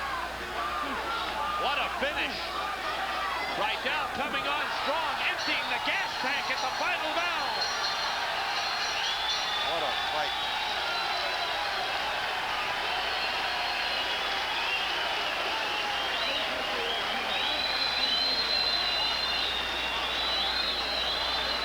Was it a 2-point round for Breidal? Oh, yeah. I was thinking in terms of a 3-point round, but I gave him a 2-point round. You know what happened, Sam?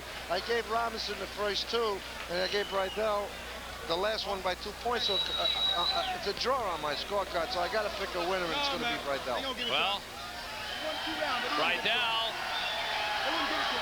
who was not that effective in the first 2 rounds, really came on. Well, according to your scorecard, Sam, you've got Breidal winning. And Glenn Robinson trying to hold him off. This was the Breidal we talked about. This is Breidal. This is his style. This is what I expected to see in the first 2 rounds.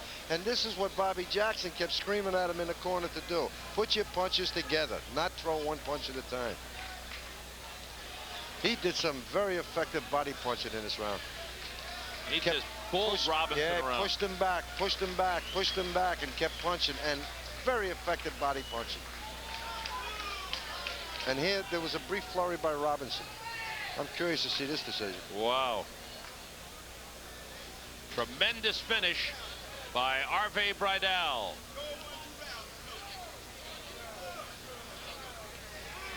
And these were the final seconds. Breidal continuing to put on the pressure as Robinson tried to hold him off him and try to hold off that 3rd standing 8 count, which would have ended the fight then and there. We are set for the decision. Let's go to Matt Cusack for the announcement. The 165-pound open champion, Breidal. Arve Breidal. And it's a unanimous decision victory. Is it? 5-0. 60-56, 59-58, 60-55. That's ridiculous. 59-58, 59-58. Unanimous decision for Arve Breidal. And one judge gave him a 3-point round in the 3rd round. That's possible. The man from Norway, Arve Breidal, has won the 165-pound Open Championship. In Square Garden's Felt Forum, our coverage of the 63rd annual Daily News Charities Golden Gloves, where Arve Breidal, who came to New York from Norway, established residency, working out of the Empire Boxing Club, has won the 165-pound Open Championship by defeating Glenn Robinson with a unanimous decision victory. And the man from Norway is with Kathy Clancy right now. Let's go to Kathy. Well, I've been with guys from Brooklyn, the Bronx, Manhattan, now Norway. And I want to know, Arve, how did you hear of the New York Golden Glove? Well, as a matter of fact, last year there was a team from New York City who went to Norway. And I met one of the guys from New York, light heavyweight, and I did good. I won the fight, so I got to talk with the trainer, you know, Al Gavin, and we sat down talking, and I asked him, you know, if he had pro fighters, and I said, you know, I'd like to come over and give it a try. So he said I could come over and I could fight in the gloves. That's great. You stuck with your plans. Now, what is next on the list? Well, as a matter of fact, I'll go back tomorrow, and I'm going to fight the Norwegian champion back in Norway. And if I win that fight, I'm going to go to the European Championship at the end of May. Then maybe to the World Championship. Thanks a lot for stopping by. Congratulations. Now back to ringside. Thanks, Kathy. And bon voyage to the man from Norway, and best of luck in the European Championships. We are set for the 178-pound novice final. Louis DelValle and Michael Smith. DelValle, 20 years old, has won 2 decisions and 2 knockouts. Michael Smith on the other side is 24 years old, and he has won 4 decisions thus far in this tournament. Michael Smith, 24 years old, representing the Suffolk County PAL. He's been boxing for 5 months. Again, back in the novice class. 2-minute rounds. Both these kids are very, very inexperienced kids. DelValle is a southpaw. And throws that left hand very well. DelValle won in the semifinals, using that left hand almost exclusively.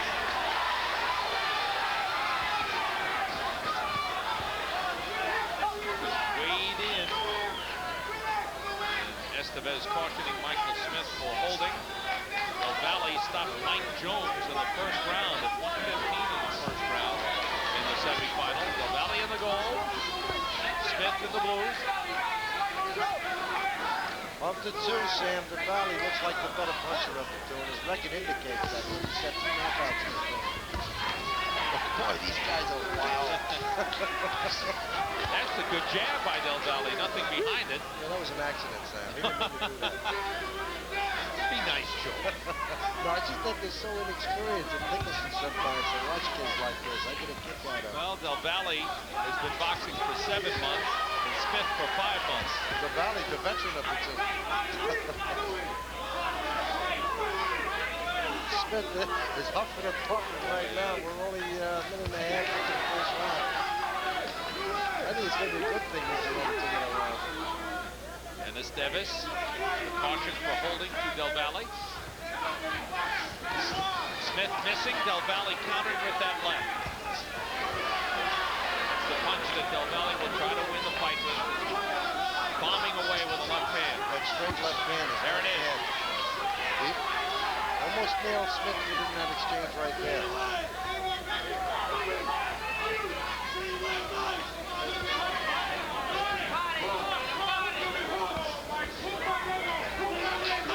They got to fix Smith's headgear again. The lace on it is coming loose. Little wrestling there. The timekeeper forgot that this is a... He applies the pressure right away. DelValle told our Tom Shine he got involved in boxing when he was in the drug program to help keep him drug-free.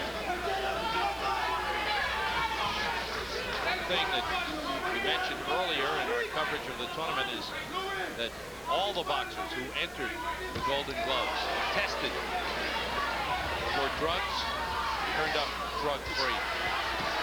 Great combination by DelValle that rocked Smith. Those were big shots. He landed about 4 or 5 big shots.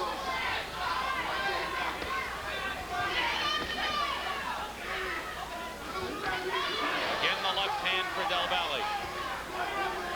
Smith doesn't seem to have anything that he can do to stop DelValle from coming in. Sam, you're absolutely right. He's got nothing to hold him off. He's just so ineffective. You can tell he's a very inexperienced kid. He just doesn't have any experience at all. DelValle, on the other hand, looks like he's been around a little bit.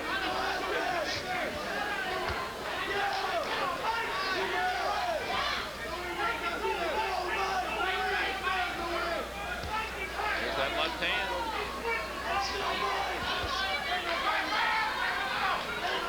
When in doubt, DelValle throws a left hand.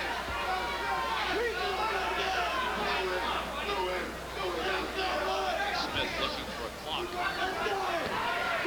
He's looking for a clock, he's looking for a stool, and he's looking for a gas station. There's that left, scoring for DelValle again. 176 178-pound novice championship. And Smith scores the left hook and one after the bell. Got his attention with that one, Sam. It's not going to help him, though. He lost that round, too.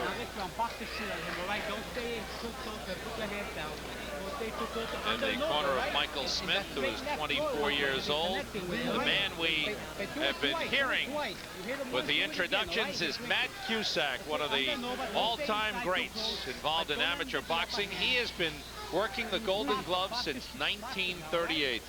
What a wonderful man, does an outstanding job in helping organize the program, in helping set up the bouts night after night. And of course, the grand finale, he's the man who announces the champion, as he says it, Matt Cusack. Don't stay inside. Give yourself enough room to hit him with, all right? Okay? Come on, Louis. Louis DelValle ahead on our scorecards. After the championship, third and final round, Michael Smith in the blue. No backhand, says Ben Estevez, the referee.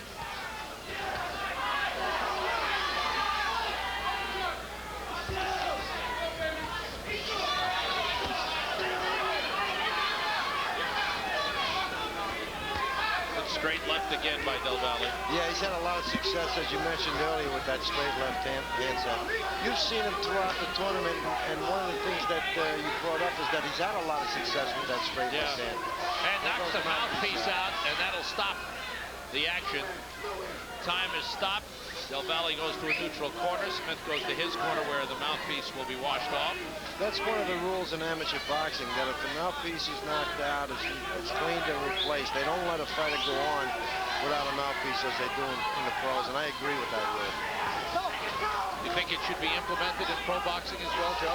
No, I don't think so. I think the pros are too cute for that. I think when they get in trouble, they'll spit the mouthpiece off. They'll do it in such a way where they'll make it look good. But these kids are not smart enough to do that. And safety is more of a factor in the amateurs than it is in the pros. Not that it's not a factor, but it's just more of a factor. They take more precautions because these kids don't know how to really defend themselves. DelValle loading up, but not really scoring effectively with those punches. The man in goal, Louis DelValle, appears to be well ahead.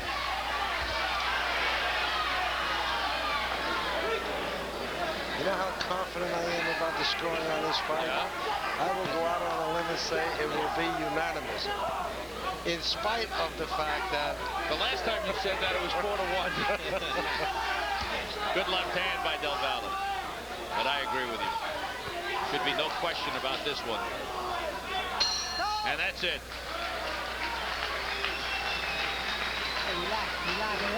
20-year-old Louis DelValle from the Bronx. And he asked his cornerman, did I win? Yep, he won. He'll find out officially in a moment. Michael Smith from Long Island.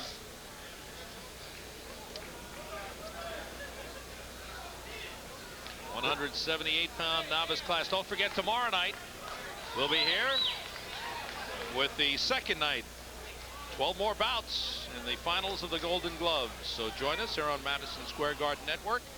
Or if you can, get out to the Felt Forum. Over 3,600 in attendance tonight. And coming up, Sam, we got the big guys. Yeah. We got the 178-pound novice, we got the heavyweight open, and we got the super heavyweight novice. You're going to see some sparks flying from the big guys. 260-pound Anthony Wade. And the funny thing is, he's not as big a puncher as the other guy. Wayne Penn is the puncher of the two.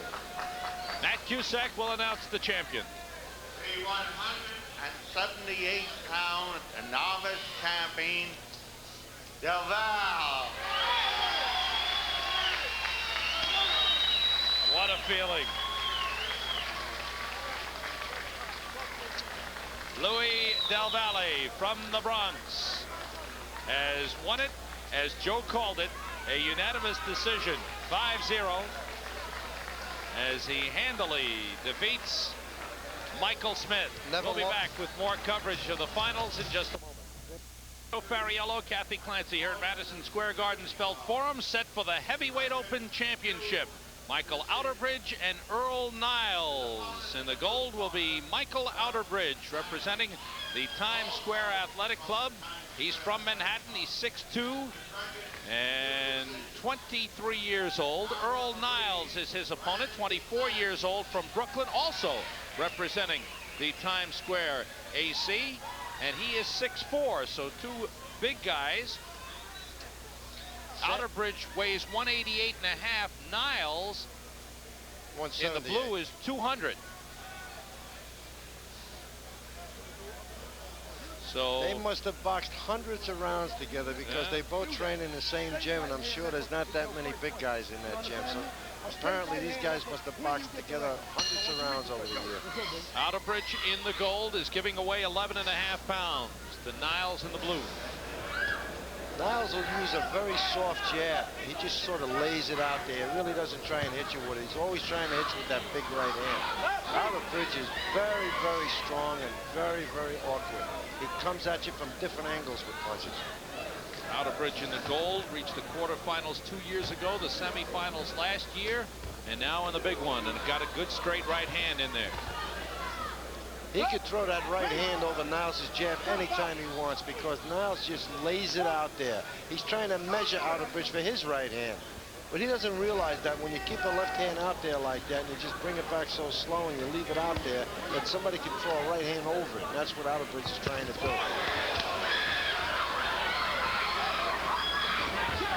He's doing a lot of pushing off now. He's got one more from Randy Sandy. He's going to get a lot more if he continues to do it. Outerbridge just throwing out that jab, and with that shorter reach, it was ineffective. Niles won a unanimous decision victory in the semifinals over Adolfo Diaz. Niles in the blue.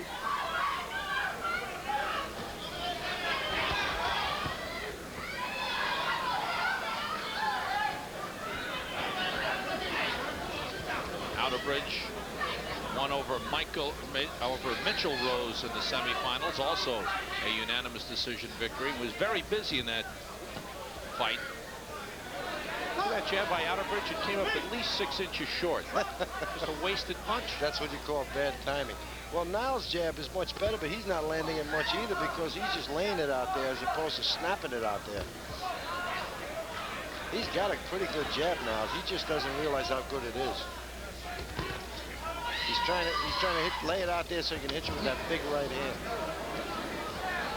But if he would use his jab, he would be a pretty awesome fighter. And his right hand would improve quite a bit. Seemed to be Niles in the blue seemed to be pulling back on his punches. You mean when he throws the right hand, he pulls right back out instead of letting it go? You're right, Sam. And again, Outerbridge moving in but missing with his jab. That's what you call ineffective pressure. Outerbridge in the gold has been boxing for 3 years, but still looks quite awkward. He's not a stylish kid. He's an awkward type of kid, but he looks like he can punch a little bit. Randy Sandy, the referee. Final seconds, round 1. No pushing. Earl Niles is told. End of round 1. Round 2 of the Heavyweight Open Championship. Earl Niles in the blue, Michael Outerbridge in the gold. You know, toward the end of that first round, Outerbridge started coming much quicker, and Niles didn't quite know what to do with him. So I think if Outerbridge was to apply pressure constantly, he would be able to nail Niles with some shots. But if he lays out here like this and he lets Niles just flick with that jab, he's going to run into some right hands.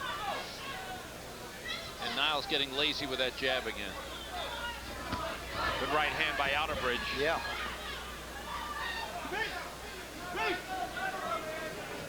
Who'd you give that first round to? I gave it to Niles. 2 minutes of the first round, he was pretty much in control. I thought Outerbridge came on the last minute, but not enough. How'd you have it, Sam? Same way. I just thought he was a little bit, landed a few more punches.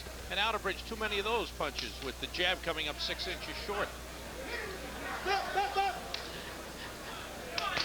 Too much coaching in Earl Niles' corner.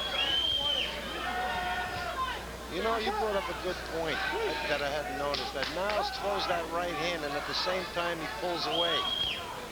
Instead of letting the right hand go with full force, he throws it and he's thinking defense at the same time.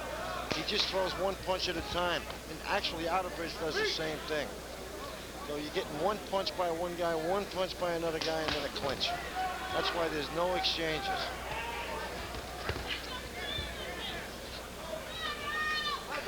It's probably a 10-to-1 shot for anybody to land a real clean punch.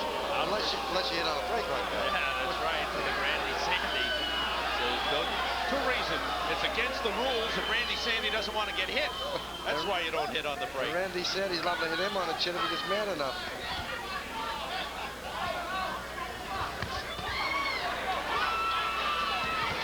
Now Outerbridge moves in, following up.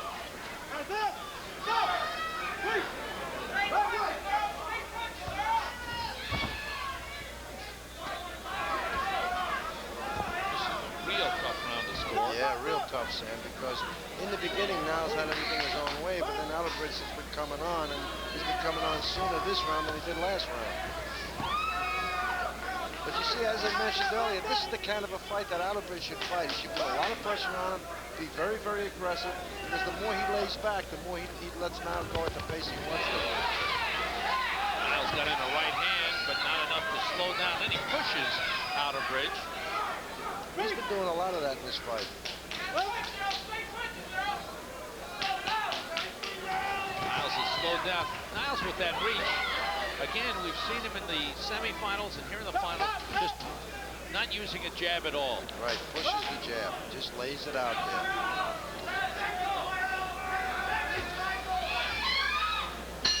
And the end of round 2. Come on, sit this down. heavyweight open final. Well, I tell you, I gave Outerbridge that round because near the end he was a little bit more aggressive than Niles was. Niles seems to be fading a little bit. I'm with you on that one. Last year's heavyweight open champion was Michael Penn, who defeated Ike Padilla. And Michael Penn, 4-time Golden Gloves champion. Coley Wallace, Jerry Cooney, Mitch Blood Green. Mitch Green. Whatever happened to Mitch Blood Green? What a sad story that is. What a talented fighter he was. I trained him for a while. He was a talented kid. And I'm going to tell you something. He's not as bad a kid as people say he is. Things have gone the wrong way, and he's gone the wrong way. Well, it's an indication of what drugs will do, Sam. It's on the line here. This is the title round. This is the Golden Gloves. Earl Niles, 24 years old. Michael Outerbridge, 23. And both men say that in their future they want to be heavyweight champion of the world. Oh, big right hand. Niles he heard him. scoring. Yeah, he heard him with that, Sam. He got his attention. Another big right hand. See, he's letting these go. He's not pulling like he did earlier. He's firing these right hands. I think the message got across. He's got to do it. Now he's pulling back, but he is landing. He's throwing punches, right. He's throwing punches in bunches the first time in the fight. Earlier, it was one punch by either guy and a clinch. Now he's throwing punches in 2s and 3s. But Niles would be so much more effective if he stuck that jab out there and then followed with a right hand. Sam, you're absolutely right. And the sad part about it is he has a good jab, but he just doesn't use it. He just doesn't want to take the time to use it. He's got the good body, Niles, at 200, 6'3", 200. He's got talent. He definitely has talent. It just has to be brought out.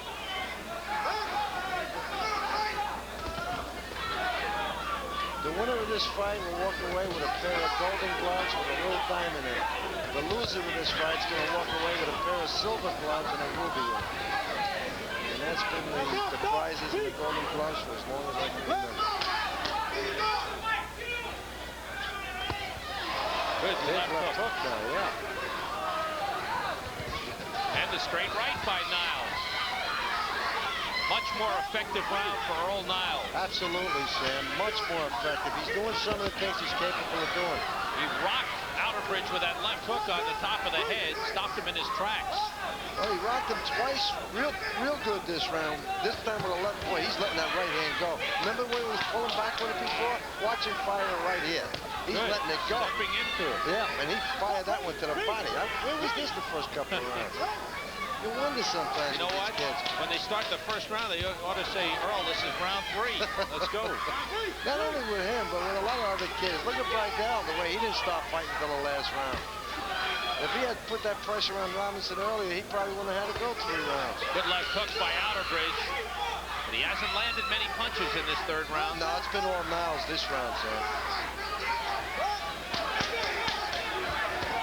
Again, the right hand scores for Niles. Outerbridge misses and pays the price.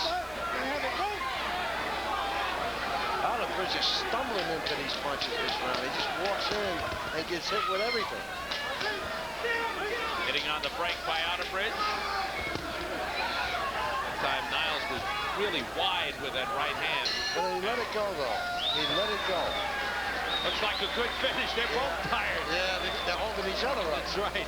Niles didn't want to let go. If somebody steps away, they're both going down. Ended up to be a good fight that last round. And a very tired Earl Niles, who really went for it in the 3rd round. That's good. Sam, he did. He wanted it, and he earned it. He went after it. Consequently, I have him winning the fight.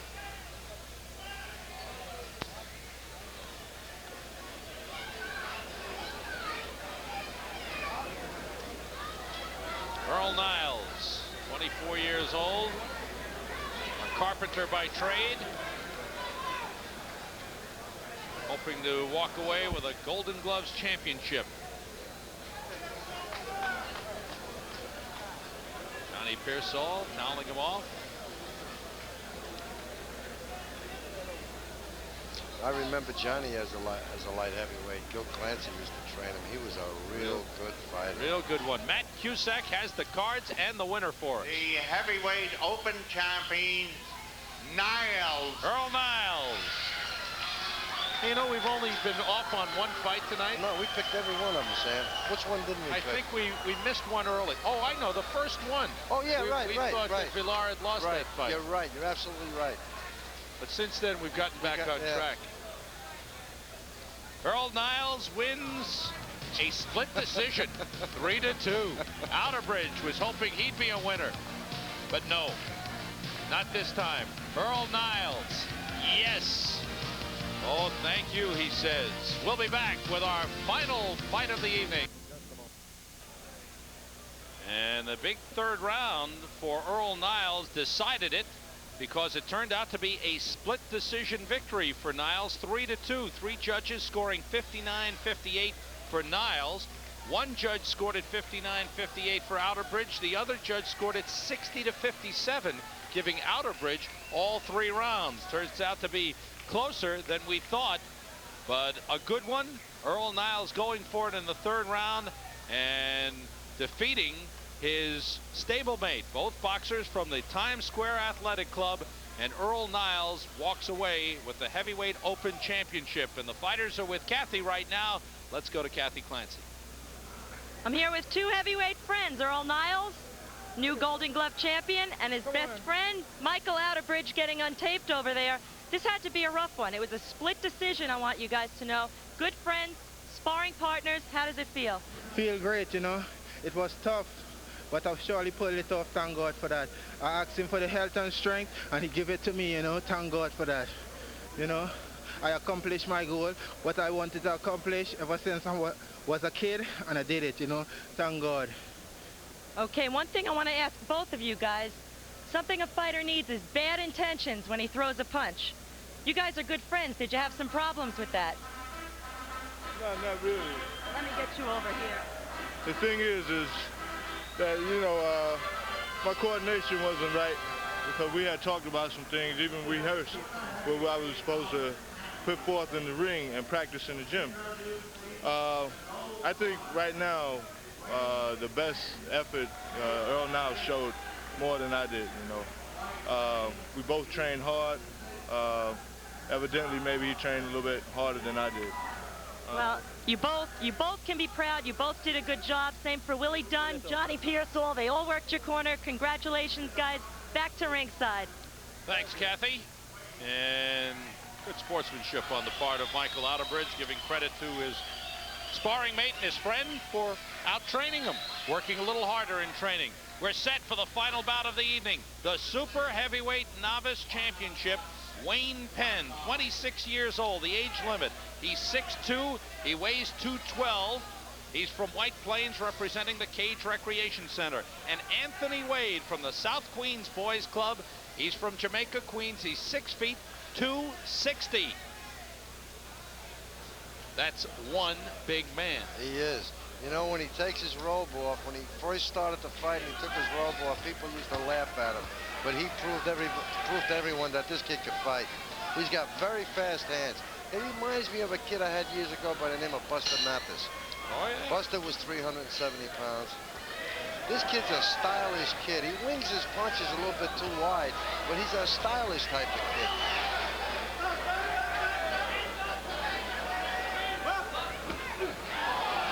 Penn is an awkward guy. He's a hard guy to fight. He comes at you from crazy angles, and he's dangerous because he can punch pretty good, so you got to be careful. Wade in the semifinal bout looked like he was tiring in his fight and then came on in the third round. Well, when I first saw Wade come into the gym almost a year ago, he was 360, 370 pounds. He couldn't go one round. He's come a long way. Wayne Penn getting a caution from Randy Sandy. Imagine if he landed that punch. I'm going to go out there with a cold if he misses any more of those. Anthony Wade is 22 years old.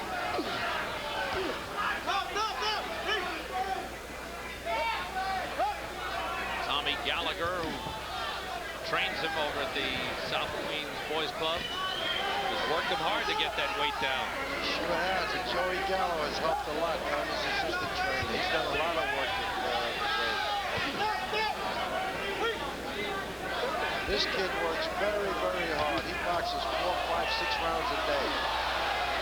Wade trying to land a thunderous right hand, but missing again. Good right uppercut in there by Wade.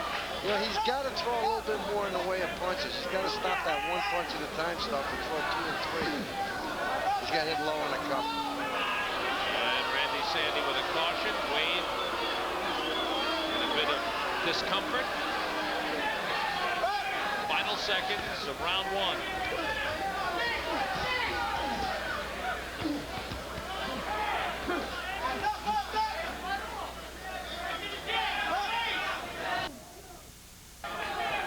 Round 2, Super Heavyweight Novice Championship. Anthony Wade in the blue, Wayne Penn in the gold. Who'd you give that first round to?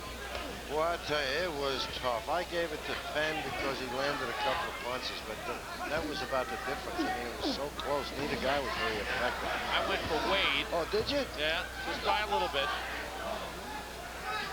I thought that Penn missed too much and was really stumbling around like this. Yeah, he's awkward, Sam. He looks... You're right that Wade looks like a better fighter, but I just think that Penn was a little bit more effective in that round. He landed a couple of punches, and Wade didn't throw hardly anything at all, except stuff like that one big shot. Anthony Wade won a unanimous decision victory in the semifinals over Derek Sperling. In a fight I thought was really close, and I had scored it for Sperling. Well, I think you, Kathy, and Gil scored that fight for Sperling. But a lot of people thought he won the fight. But Wade came on in the third round. Penn with a good right hand. Good right hand to the body by Wade. He's just loading up too much with those big shots. It seems like Penn has been told to try and get in and rough up Penn, just push him around, just lower his body and almost block him like a football player. Sam, I don't think I think that's his style. I've seen him fight before, and I think that's his style. He's a very awkward guy. He twists and he turns and he lunges and he leaps. I mean, he does things you don't see from normal fighters. He's very awkward. And he's frustrating Anthony Wade a little bit right now. Wade don't quite know what to do with him. Coming to the end of the second round. Final round, Super Heavyweight Novice Championship. Anthony Wade in the blue, Wayne Penn in the gold. And here they go. All out for the title. And there goes Penn doing all that pushing and shoving that you were talking about earlier, Sam. I've got the fight even. You, Joe? I've got a 2-0 Penn. But it could be even. I mean, it's a kind of a fight that is very difficult to score. Penn has won 2 decisions and 2 knockouts in this tournament. Wade has won 1 knockout and 2 decisions.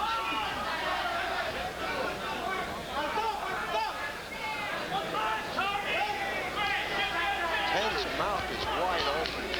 It looks like he's tiring, but what the heck, he's only got 2 more rounds. He don't have far to go. In Penn's win over James Cotman in the semifinals, he really showed a good right hand. He hasn't shown it here in this fight. He's showing nothing but just running in and mauling and pushing and shoving and really nothing effective. But he's kept Anthony Wade from doing anything at all, and he's frustrated Anthony. Look at the pushing and the shoving that's going on in this fight. Boy, this is a tough fight to referee. And a tough fight to score. Yeah. How do you score points? It's a tough fight to score. It really is. Jab by Penn. He's just running in with the jab, And by leaning all over Wade, he's not allowed Wade to do anything. That's what I mean, Sam. He's kept Wade frustrated, and he's kept him from doing any kind of punching. Now, do you give him the fight based on that? I don't know. I don't know either, Sam. This is one fight that I really don't know how to score. Well, I think if I had to pick a winner, I'd go with Penn. Well, I've got a 2-1 Penn. That's the way I scored the fight, but it could very easily be 2-1 Wade. It's just a very difficult fight to score.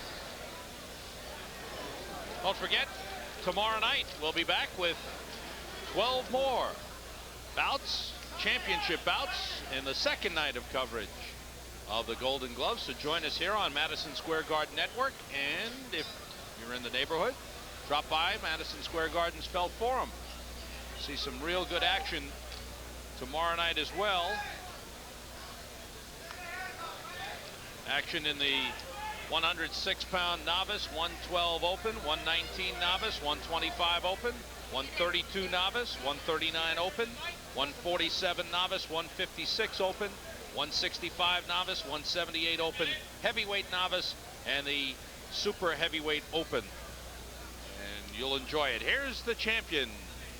The super heavyweight novice champion is Penn. Wayne Penn has won it. Wayne Penn wins the decision over Anthony Wade, and at 26 years old, that's it for him in the Golden Gloves. It's a 4-1, make it a unanimous decision victory. Penn wins it 5-0 to win the super heavyweight novice championship. Garden Felt Forum for the second night of the finals of the Daily News Golden Gloves.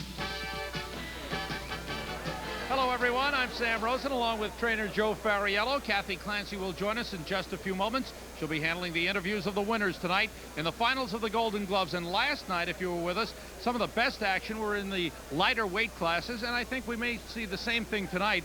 One young man we'll be looking at in the 119-pound open is Lionel, a good prospect, Joe. Odom, if you looked in the dictionary and you looked up the word Olympic boxer, Lionel Odom's picture would be in there. He's a classic stand-up boxer with a good jab, good movement, and a good right hand. An outstanding young fighter. He won at 112 pounds of the open class last year. He's stepping into the 119-pound open class this year. Another good matchup could come in the 139-pound open class, where Sean Daughtry has stepped up from 132 pounds, and he'll be taking on a finalist last year, Maurice Waller. That's a very, very even matchup, Sam. Both fighters are very, very capable, good boxers. It's just a toss-up type of fight. Let's go into the big guys in the 178-pound open class. Jade Scott, he's been to the finals now 3 times, and he'll be going against Ernest Abdul Mateen, a champion last year. Mateen is a good puncher, very, very strong, not the quickest guy in the world. Jade, on the other hand, has a lot of good speed. He's a good boxer. The only thing I don't like about Jade, keeps his head up in the air like a lantern in a storm. Now, all fights last night went to a decision. It might not happen in the heavyweight novice tonight because we have 2 big bangers in the George boys, George Tingle and George Walsh. I'll make a prediction in this fight. It won't go to limit, and George will score the knockout. Oh. George Walsh is a Rambo-type fighter. He'll go after anything. Tingle, on the other hand, was behind in the semifinal fight and scored a big knockout. 1 punch, knockout, dropped him dead. Chris Conlon was the man he knocked out. Conlon way ahead, looking good, and bang, he was down and out, and Tingle moved into the finals. Should be a good night of boxing here in the second night of the finals of the Daily News Golden Gloves. We'll be set to go with our opening bout, 106-pound novice class in just a moment. Back to Madison Square Garden's Felt Forum. We are just about set for boxing action. The first final of the night in the 106-pound novice class, Raymond Ortiz and George Acevedo. The little guys. Ortiz, 18 years old, from Manhattan, and Acevedo, that is George Acevedo, representing the Boys Club of New York. And this is a case where you've got 2 young men from the same gym, both representing the Boys Club of New York. Raymond Ortiz in the gold, and George Acevedo in the blue. Acevedo has had 1 bye. Ortiz has won a decision. Not many fighters compete in this weight class. It's hard to find them at this lightweight. Sam, it's always been that way, simply because being an American, we usually grow people big. And I'll tell you something else. The heavyweight division has had many more entries this year than in past years. Ben Esteves is the referee. This is novice competition. 2-minute rounds. And a 6-inch weight, 6-inch height difference. Ortiz is 6 inches taller than Acevedo. Acevedo 5'3", that's he in the blue, and Ortiz in the gold is 5'9". Imagine being 5'9", 106 pounds. These type of fights usually are very interesting because of the contrast in style.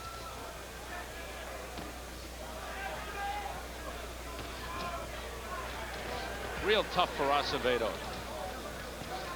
Trying to get inside. Well, I'll tell you something. Ortiz is not running around the ring. He's staying right in front of him, so I don't think it's going to be a problem. Acevedo walked into a right hand. Good jab by Ortiz. Raymond Ortiz is 18 years old, from Manhattan. Been boxing for 3 years.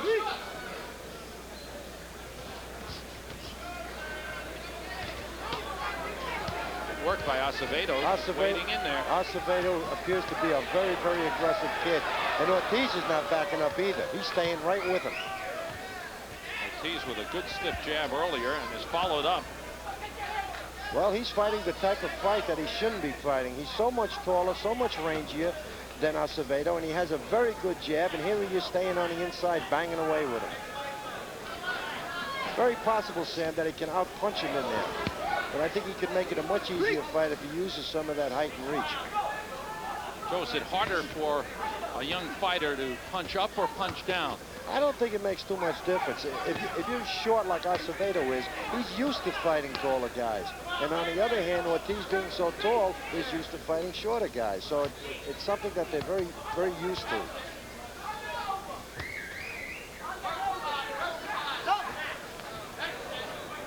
And Estevez stepping in and cautioning Ortiz to keep his head up, and kept his head up and got a right hand from Acevedo. He sure did. And another one. Good combination. Good flurry at the end of the round by Acevedo. Looks like he may have taken this round away from Ortiz. That right hand landing. End of round one. It's exactly what he did, Sam. He was losing the round up until the end when he landed two big right hands, and he kept very busy right in the last 10 seconds with those flurries. I gave him the round.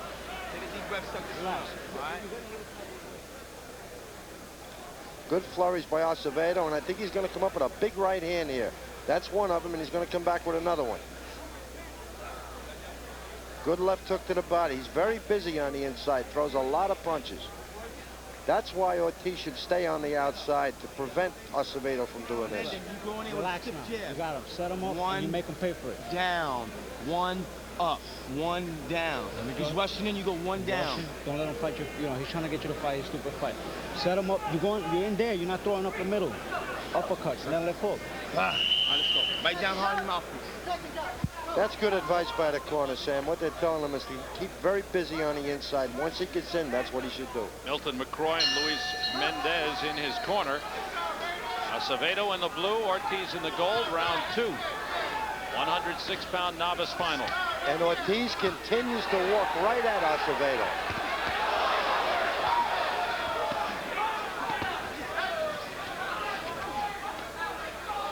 Acevedo, 16 years old, his first year in the Golden Gloves, showing no fear whatsoever. Absolutely, but I wish he would have a little bit more fear and use that jab. He's got a real good jab, but he's just not using it. He's walking right into Acevedo, and occasionally he gets nailed with good right hands, just walking right in, like that one. He should use that jab walking in. There it is. That's a real good jab he's got, Sam. He's just not using it. Acevedo turning it around. Well, what's the sense of having that big height and reach advantage if you don't use it? An overhand right scored, but a good sharp jab by Ortiz. Acevedo backed up again. He's got to get off the ropes. Well, Ortiz is pinning him on those ropes. He's not letting him out. And Ortiz is very, very busy on the inside. Now he turns it around. He puts Ortiz on the ropes. Good work by Acevedo, and a good combination. Good uppercut by Acevedo. He's coming up with some surprisingly good punches. Good work to the body.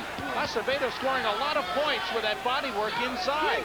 And again, coming up with these points, these scoring punches late in the round, when it may affect the judge's scoring. What's happening, Sam, is Ortiz is just walking right into all those punches. He's not coming in behind the jab. Final seconds of the second round.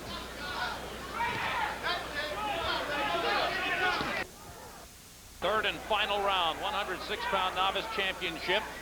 George Acevedo in the blue, Raymond Ortiz in the gold.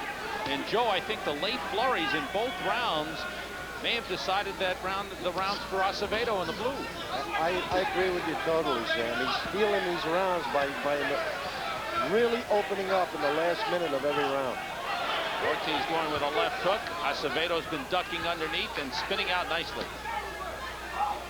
This is a case where Ortiz has too much gameness for his own good. If he was just a little bit smarter and he used the height and reach and used the jab, it could be an easy fight for him. He's making it very easy for Acevedo. You remember early in the fight, you mentioned that Acevedo might have a problem getting in on the inside? No problem at all. No, not at all. Because Ortiz is walking right to him. And he's walking right to him with no jab.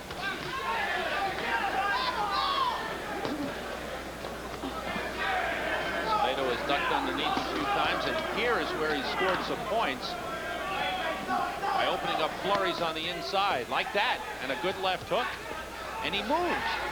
Acevedo, 16 years old, well-schooled. Absolutely. He's a real good little boxer. Former Kid Gloves champion last year at 100 pounds, George Acevedo in the blue. He's got a little bit of a bloody nose, but that shouldn't be any factor at all, Sam. Bangs away. Thought he heard the referee say stop. Dangerous move. Absolutely dangerous move. You never hold your hands up like that. Right, he stopped punching and looked at the referee.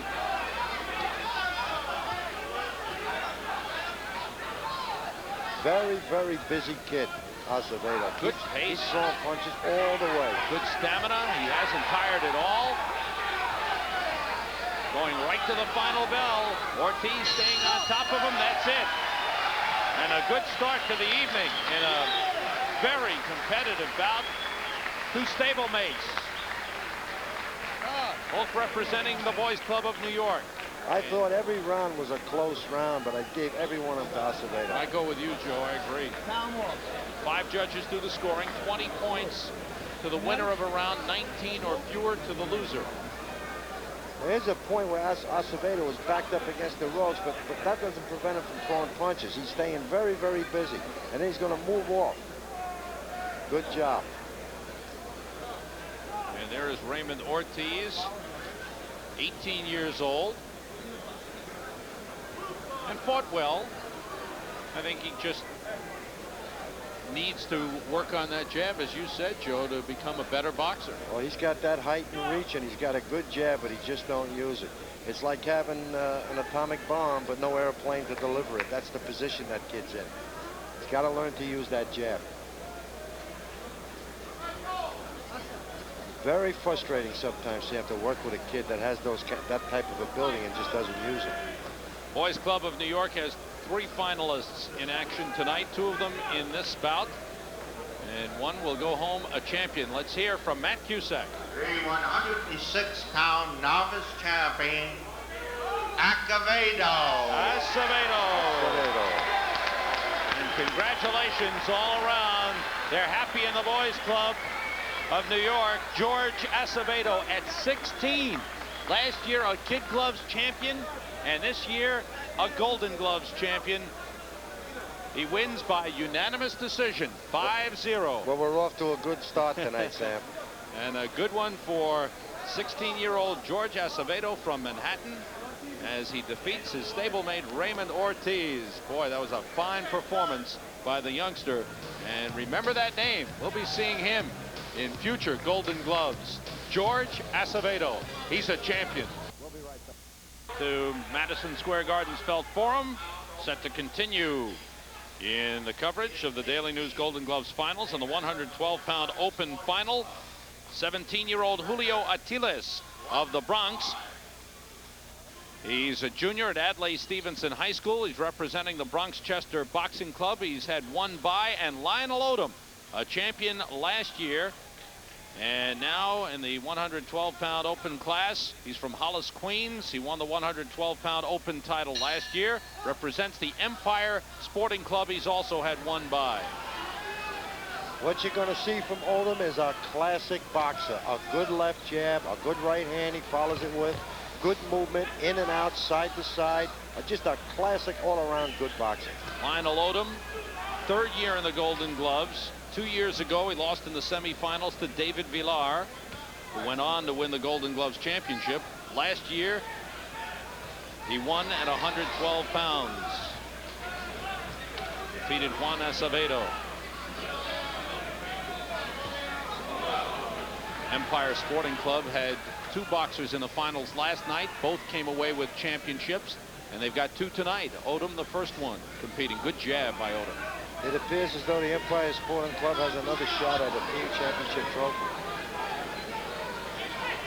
Julio Ortiz in the gold is 5'4". He's giving away 3.5 inches in height to Odom.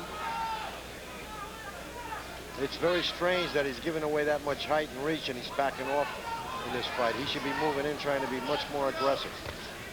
If he stays outside like this, Odom will pick him apart with that jab. They met last year in the Empire State Games, and Odom defeated Ortiz in the semifinals.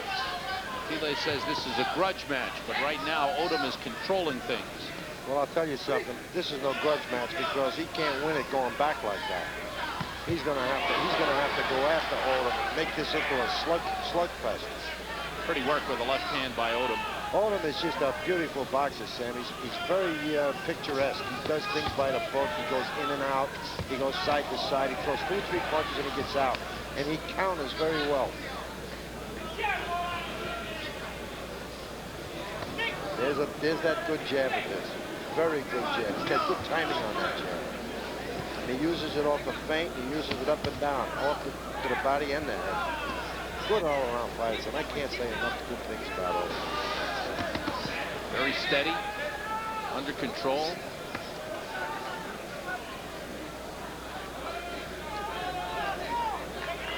Very, very confident. And Thiele looks very tight.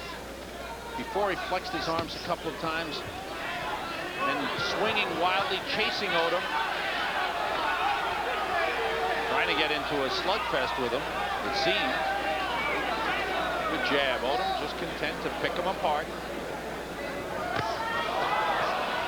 Thiele is going for the big bomb.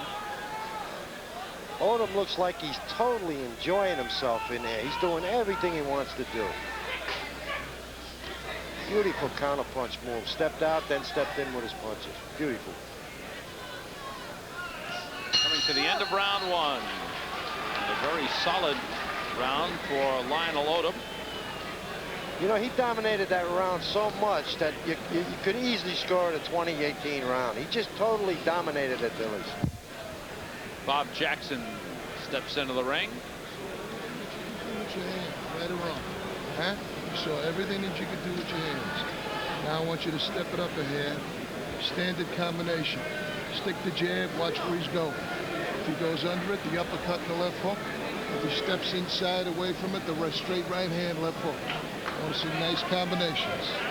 You know, I like the advice that Bobby's given him, but if he came back to the corner and I was in the corner, I would say, don't change a thing.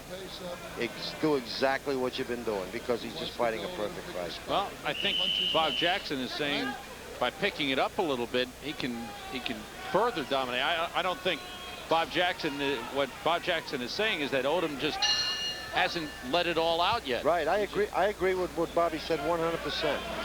What I was saying was, he's perfect. Yeah. Only showing him the jab again. Beautiful left jab. Just a work. Look at that. And he's snapping it this round.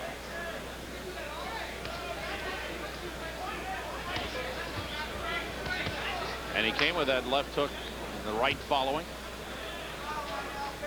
Until he is totally frustrated, Sam. That's why he's backing up. He's just totally frustrated. And Odom is picking him apart.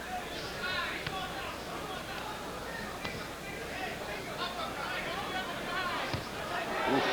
Now he feinted a right hand there and then shot the jab. He's doing it all, this kid. Good combination by Odom. Thiele is trying to turn it around on him.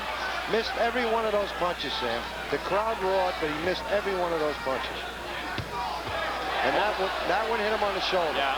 Odom blocked most of that looping right hand, and he slipped most of Thiele's punches. Odom just a little too quick for Thiele. I'll tell you something. You could give him points on defense. He's making Thiele's miss like it's nothing, and he's making him miss by feet, not inches. Good counter right hand. This is a masterful boxing exhibition. And This is ridiculous. He's turning to southpaw? Yeah, he's handling like a piece of cake, and now he turns southpaw. But you know why? Maybe he thinks this is a sparring session. He'll try something new. Well, if Thiele gets lucky and hits him on the chin, he'll come to realize it's not a sparring session. Now that's got to be something a boxer does on his own. Bob Jackson, I don't think suggested that at all at any time. You know, what you mentioned before about picking up the pace, he started out that way for about 10 or 20 seconds. He was snapping his jabs, and then all of a sudden he reverted back, and he's just taking his time and going about his business. And he doesn't look nearly as good southpaw as he did right-handed. Now the flurries are on. He's just doing what he wants to do. He's having fun in there.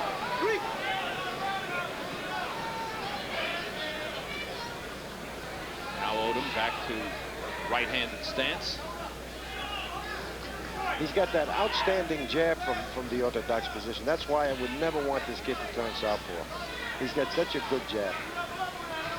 He did that move again where he feinted the right hand, and then from the angle that he was in, shot the jab. That's a push, no knockdown. Odom hot-dogging just a little bit. You've seen him dance around. He's getting bored. So he's doing some things that will look like he's a bit of a hot dog. Reputation that he's good here. The people are saying you're fooling around. What's going on? Carrying the guy. I tell you to step it up, throw the combinations, finish with the hook. You understand? What do? You start fooling around with it, pushing him back over your leg. Now let's see some productive punches now. Can't you get this guy out of here? We'll get him out. Everybody sees you working out. That's a great way to handle a fighter. What he did, Bobby, he gave him a challenge. He said, you think you can get this guy out of there? And that's one way to get him to step up the pace. Now,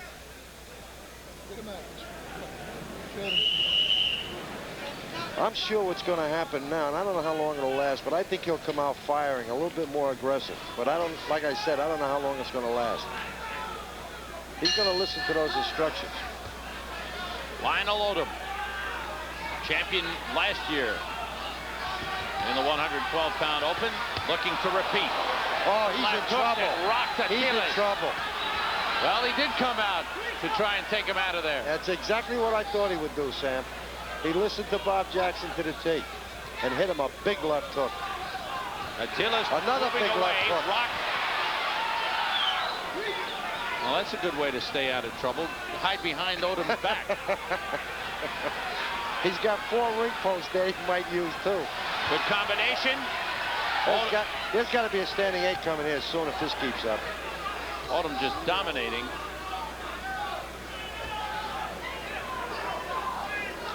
I think until he finally has decided that he wants to go to limit, not even try and win the fight.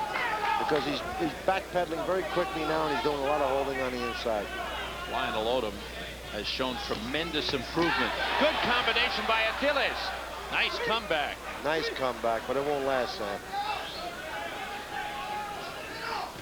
And there's a good combination by Odom. A jab followed by a straight right hand.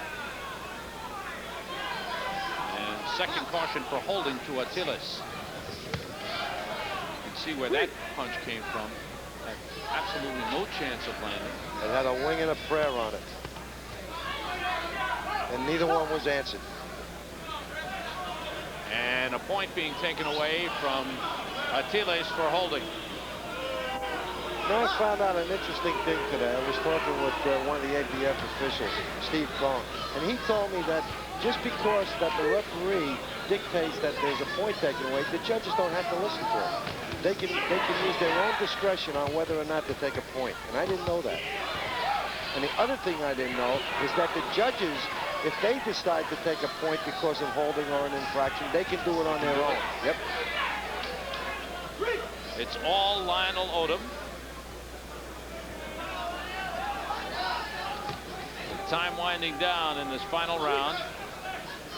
Julio Achilles wearing down. Odom has kept up a steady pace, confident throughout, just overmatching Achilles. And Sam, this is something you rarely see in Golden Glove action, and that is a fight so totally one-sided where one kid dominates another the way Odom is dominating this fight. It's very rare that you see that. Most of these kids are very competitive. And Achilles' game, I think you're just looking at a fine prospect in Lionel Odom. You're right. He's trying, but he just doesn't have the ability to match up with Odom. And I don't know how many kids at this weight would have the ability to match up with Odom. That's it.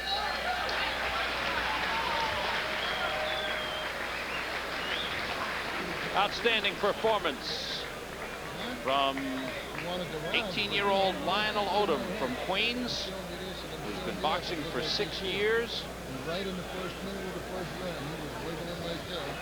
He said, "How the hell? Keep your mind on what you're doing." good, man. One over shape is I don't think Bob Jackson was totally pleased with Odom's performance, but certainly they'll be happy if and when his arms are raised as champion, and they should be.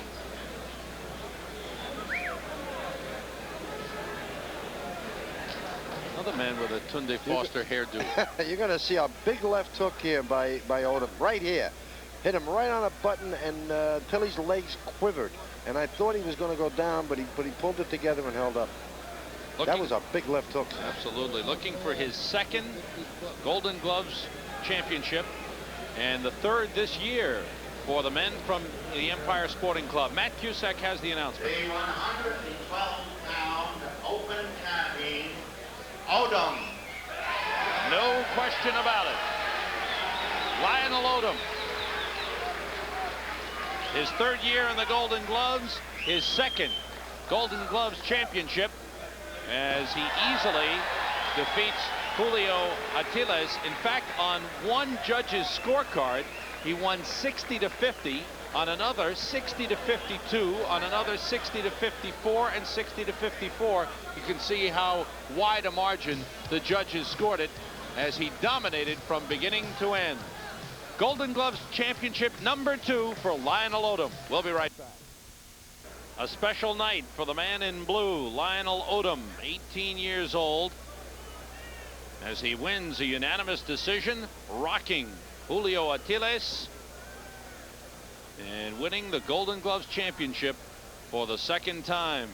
2 in a row in the 112-pound open class for Lionel Odom, and he can still do that flip even with a towel and jacket around him. He's with Kathy Clancy right now. Let's go to Kathy. Well, Lionel did the flip in the ring. He promised me he'd stay seated. Now he's a Golden Gloves champ 2 years in a row. Went to Colorado Springs. He's only 18 years old. And we have to make a decision. Are you going to turn pro? Are you going to wait for 1992? Continue in the Golden Gloves amateur tournaments? Go to the Olympics? What are you going to do?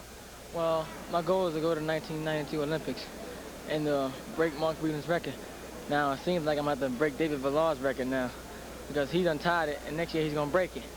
So therefore, I have to stay around an extra year to break him. Maybe you could just wait the extra year. Villar is at 5, could be 6. If he makes it 6, you think you might say, forget that, we're going to the Olympics, then I'm going to turn pro? I have to see what happens, you know. Right now, the amateurs is something I love. You know, I'm looking forward to making a lot of money in the pros, but right now, as you can say, I'm a 112-pound champion. 112 pounds don't make too much money in the pro division. So I'll wait around, let my body progress, and that'll be the tail of the tape. That's right. You said something important. It's something that you love, something that you love to work at. You can see that you worked very, very hard. You deserve those gloves. Congratulations again. Now back to Sam and Joe. Thank you. Thanks, Kathy. Even at 18 years old, he knows that the money is in the bigger weight classes. Well, he'll fill out and grow. He's a champion. We'll be right back. Sam Rosen, Joe Fariello, Kathy Clancy here at Madison Square Garden's Felt Forum, set to continue in the 119-pound novice championship.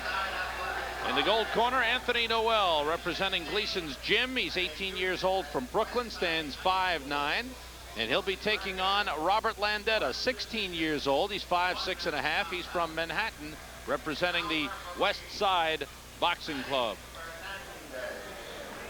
And the man in blue, Robert Landetta, is an 11th grader at West Side High School. He's won 2 decisions thus far in the tournament.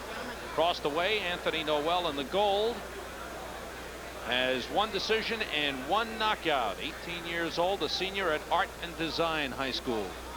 This has the makings of a good matchup. Landetta is a good in-and-out counter puncher. He moves in and out, and he's always looking to counter leads. Now, Noel, on the other hand, is a pretty good puncher, and he's got fast hands.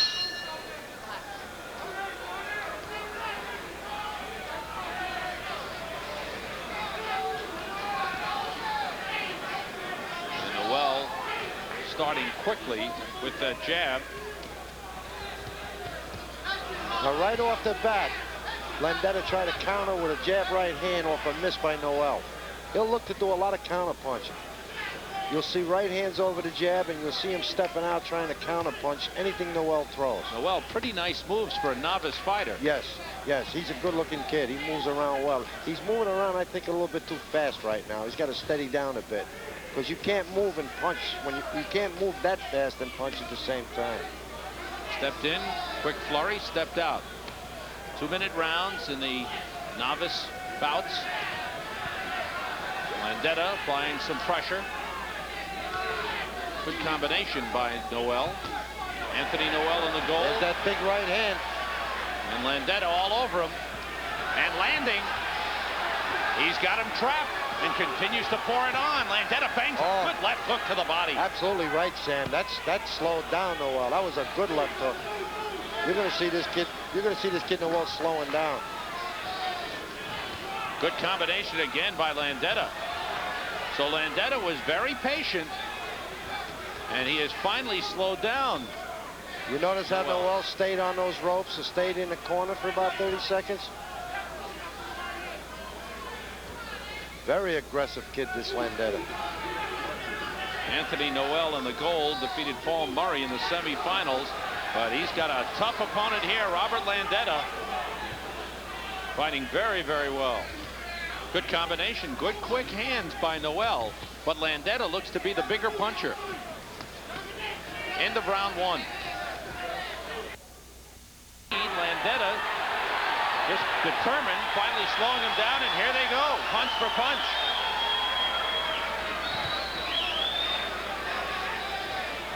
I made that first round a 2018 round for Landeta. I thought he dominated it that much when I gave him a 2-point round. No kidding. Yeah. Okay, I thought Noel won that first minute because of his speed and the hand speed he showed, and the quickness. But then I gave the round to Landeta 20-19 the way he came on the second minute. Well, I just thought he dominated him. That's why I gave him that 2-point round. He hit him a lot of good punches, especially around the body.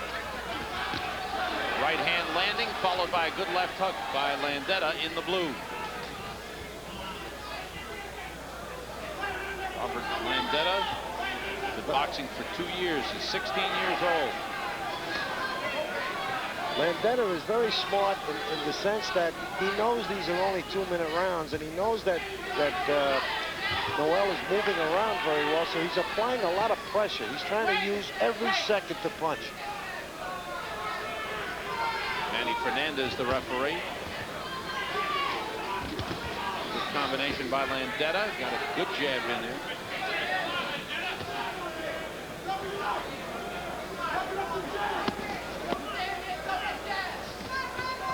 And Noel's hand speed has slowed down a bit.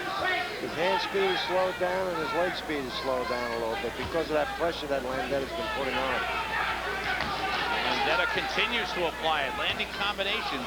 And what Landeta does very well, he throws a 1-2 combination and steps out. Now he's throwing more of them. And also he throws punches in bunches. When he gets Noel on the ropes, he doesn't let him off there. He keeps on punching. And as opposed to Noel, Landeta throws a lot more body punches. Absolutely. He throws well to the body. He's hit Noel 2 or 3 times with a good left hook to the body, and that takes a lot out of you, right up the middle. Yeah. Come on.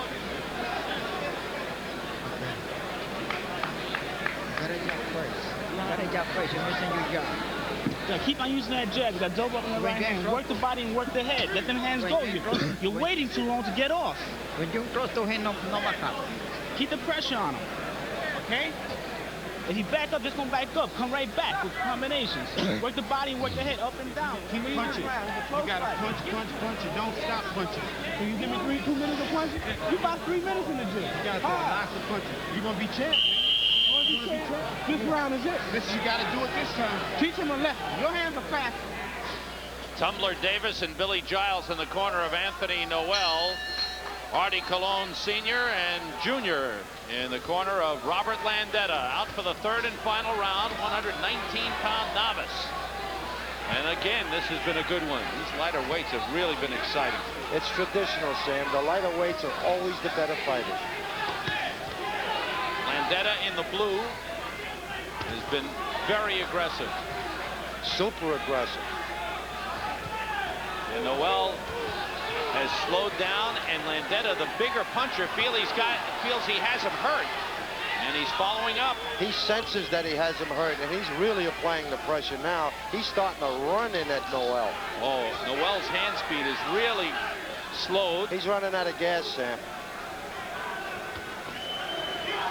But he's not running out of heart. He's trying. He's throwing punches every chance he gets, but he's just being overpowered right now. He's being beaten to the punch, and Landeta just a much stronger puncher. Noel is in trouble. Landeta has a look of desire in his eyes, Sam. He has a look of meanness. He senses a kill here. He has landed 3 straight right hands. Noel is in trouble. Standing eight. Yep. You can see that coming. Gloves are up. He's set to continue, but he's tired, breathing heavily, and he has taken a pounding. Landeta is like a tiger after a hungry meal. He's coming like a locomotive. Beautiful rights. He's in trouble. Again. Stop it, stop it. He's in trouble. Yep. Standing 8 count. Number 2. 4, 5, 6, 7, 8. Noel continues. Look at Landeta run across the ring, slowed down by referee Manny Fernandez. One more standing 8 will end the fight. Well, he's only got about 5 seconds to get it done. Good right hand. A good left hook. Look at him fight back. Look at Noel fight back. What courage on this kid. A minute ago, he was in big trouble.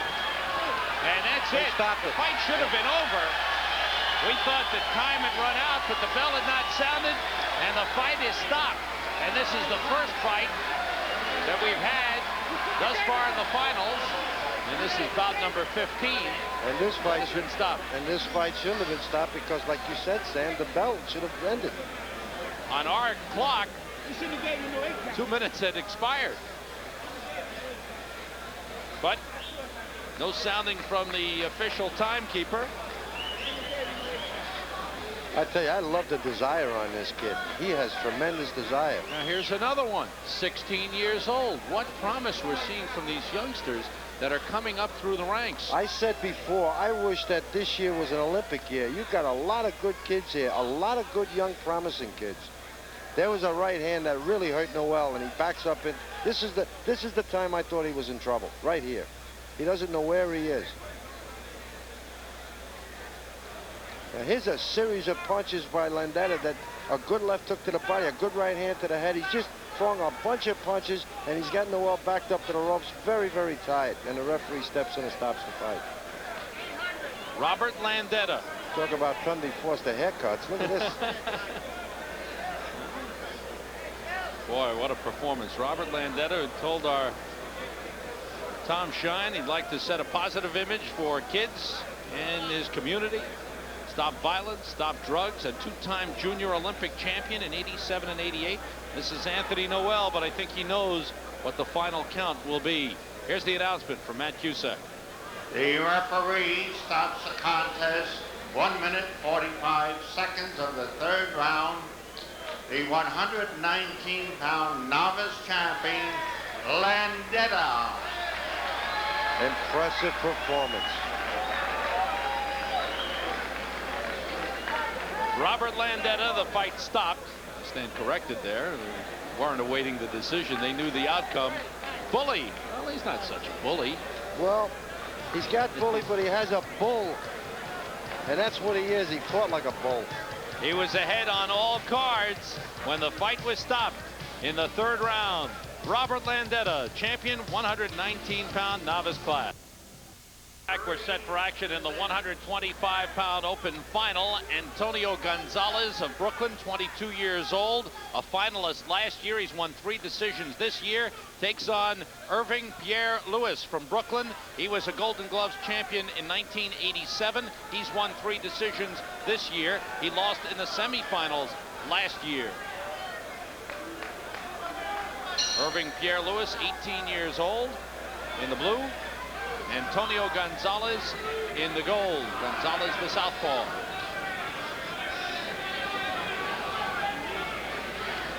Irving Pierre-Louis won the 112-pound novice championship in 1987 when he beat Junior Jones in the final. And last year lost in the semifinals to Anthony Perez. Gonzalez, a finalist last year in the 125-pound novice class, lost to Jose Santana in the finals. He's also a finalist in 1987. Good jab by Pierre-Louis. Unlike the other fights we've had so far tonight, this fight is starting off very, very slow, Sam. Not too much is happening. 3-minute rounds in the open class. And seems to be a feeling out round for these two.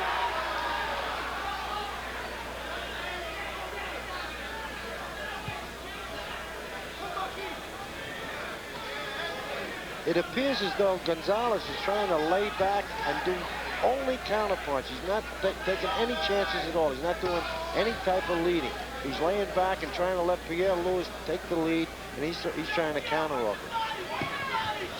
And then he went on the attack. That's slapping punches by Pierre-Louis. Well, Sam, what happened was he was on the move when he threw those punches, and that's when you get those type of slapping punches.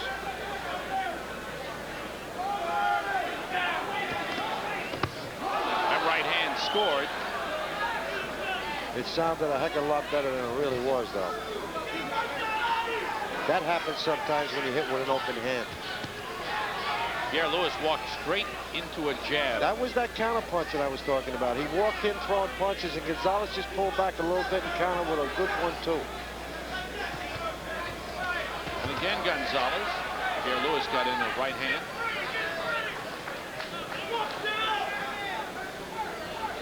Basically, these two kids have similar styles. They both would prefer to lay back a little bit and counter punch.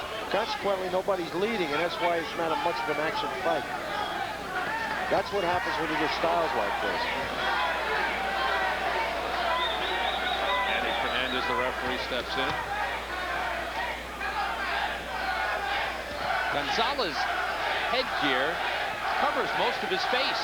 I don't know how he can see out of that headgear. He's got to have bad vision from the sides. Chant of Irving. Irving going up from the crowd. Good jab, and then Pierre-Louis moves away. Coming to the end of round one. That's the head guard we were talking about on Antonio Gonzalez. But his nose is sticking out, Sam.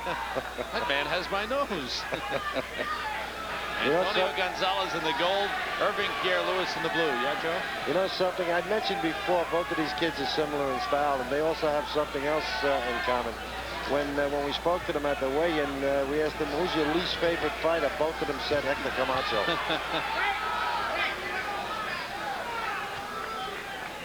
And Camacho seems to be the consensus choice. Irving Pierre-Louis is trained by Billy Giles, who originally trained Hector Camacho. Yeah, Billy brought him along from the beginning. Now, Irving Pierre-Louis is getting 2 or 3 punches in. Now, that was a good flurry by Gonzalez. Before, it had been 2 or 3 punches for Pierre-Louis to 1 by Gonzalez. Well, that's because Gonzalez is doing more counter-punching. He's laying back, trying to get Pierre-Louis to lead. If Pierre leads with 2 or 3 punches, then that'll make it very difficult for Gonzalez to counter. And he appears to be doing that this round a little bit. He's throwing more than 1 punch. There it is. It was a jab right hand and a left hook to the body. All by Pierre-Louis. Good jab by Pierre-Louis and moving away. Good movement. He punched and he got out. Very, very good movement by Pierre-Louis. And you notice the way he's flicking that jab and then moving out, Sam? That's also difficult to counter. There it was right there. He jabbed and he took a half step out. Good left hand got in by Gonzalez. Good counter by Gonzalez. Both fighters warned for slapping. Slapping is when they hit with the open glove and the side of the glove. It's a very strict rule in the amateur. Right hand by Gonzalez.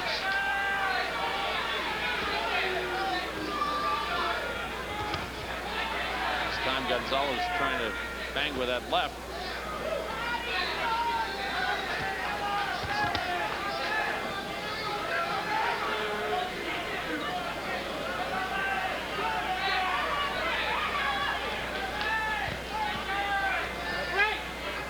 close fight. It is a close fight. And I think that both kids should be a little bit busier. But because of their counter-punching type of style, they're laying back a little bit too much. This is a Golden Glove final. These kids should want it a little bit more than this. Being very careful. A lot of respect shown. Absolutely right, each Sam. man. You're right. The jab has been good. Gonzalez has had problems with that head guard. He's adjusted it a few times. Someone's going to have to take charge. One of these two kids are going to have to take charge and win this fight. Good combination by Irving Pierre-Louis. Well, Joe, I gave Gonzalez the first round very close. I went for Irving Pierre-Louis in the second round. I'm right with you, Sam. I got it scored exactly the same way. You fight one punch at a time. That ain't your fight. Combination. You going Tracy Harris, who is now 29-1 as a pro and will be fighting for a championship. George Rivas, Sean Knight, who we saw last night, and Fred Liberator, former champions in the 125-pound open class. Well, Sean Knight we saw last night. We know why he was a Golden Glove champion. Tremendous determination, tremendous heart, and tremendous skill. And he needed it all to win. And they worked on the head guard in the corner of Antonio Gonzalez to give him a little more vision. Irving Pierre-Louis looking for his second Golden Gloves championship. Third and final round. Well, let's see, Sam, which kid wants this more. That's what's going to decide who the winner's going to be. Good combination by Irving Pierre-Louis. Got in a good right hand. And here they go. They are going for it. Both corners chewed out their fighters during in between the admission because they're just not going after each other. But that's changing right now. Irving, and caution. Andy Fernandez said, I said break as he cautioned Gonzalez. He cautioned both fighters for holding. Irving Pierre-Louis tends to be a little slapping with his punches when he goes into those flurries, but he's got real fast hands. Again, Sam, that's because he's on the move when he's punching. Good left hook. A little holding behind the head by Pierre-Louis. The warning. Nice combination punching by Pierre-Louis in that spot. That's going to give him a lot of points. And also good defense. He made Gonzalez miss 2 or 3 punches then. This combination by Irving Pierre-Louis. He's gotten better as this fight has gone on. Absolutely right, Sam. And he's beginning to take charge this round. But you can't count on Gonzalez because he's a game kid and he's winging punches all the time in there. And he does have a strong left hand. And he could hurt. You know what the difference is right now? Pierre-Louis is throwing more punches. He's throwing punches in bunches as opposed to one at a time.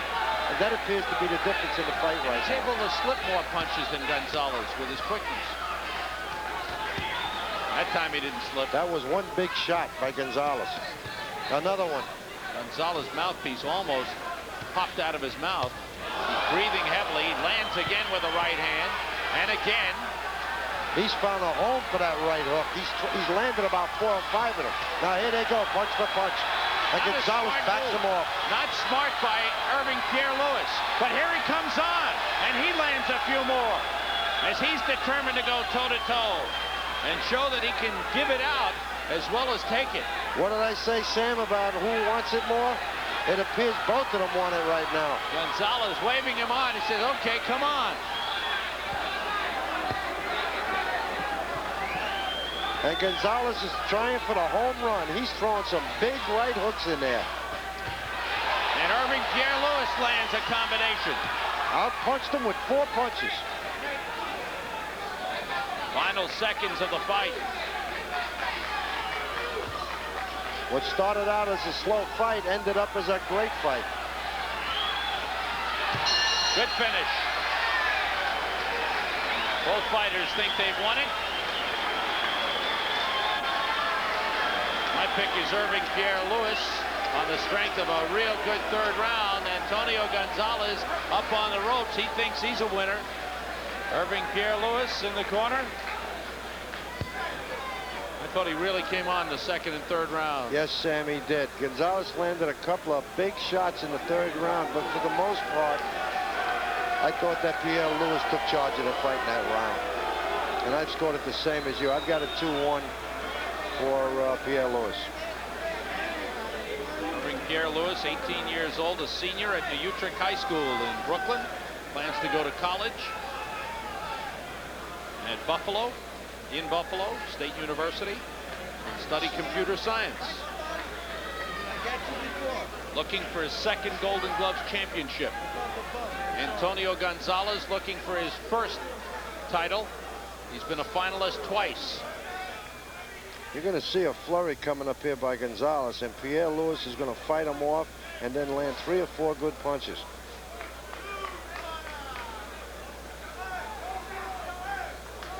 Took charge of the fight right here. Great flurry, great action. And Irving Pierre-Louis coming away looking the better of the two. Here's the announcement of the champion. The 125-pound open champion, Pierre-Louis. Irving Pierre-Louis. You saw the disappointment of Antonio Gonzalez. Look at Irving Pierre-Louis. He can't believe it. Would you say he's happy, Sam? And Gonzalez is out of the ring. He's gone. I mean, he was out of there in a flash. I think that he really believed he won this fight. Yeah, as soon as it was over, he thought he had it all away. But I tell you, I thought he had a real good first round. But then Irving Pierre-Louis took it away from him after that. And the decision to Irving Pierre-Louis is unanimous. 5-0. 59-58, 60-57, 60-57, 60-56, 60-55. That was Antonio Gonzalez falling to the canvas in disbelief. Irving Pierre-Louis jumping for joy. His second Golden Gloves championship. We'll be back in just a moment. Welcome back to ringside at Madison Square Garden's Felt Forum. We are set to move into the 132-pound novice final. In the gold, Wilfredo Aponte. He's 21 years old from Brooklyn, representing Gleason's Gym. He's won 3 decisions and had 1 bye. He works as a shipping clerk. And he'll be opposed by Simon Somerville, also from Gleason's Gym, 22 years old. He has 3 decisions and 1 knockout. Somerville is 21 years old, from Manhattan. And Sam, he had an interesting reason why he got into boxing. He says his sister used to beat him up. Oh, all right. Good reason. Wonder what Aponte's going to do to him. But he's been boxing now about 2.5 years, so I think he learned a little bit in that time. Here's Wilfredo Aponte. He's been boxing for 7 months. He hopes to win in the Golden Gloves and turn pro. He's 21 years old. 132-pound novice championship.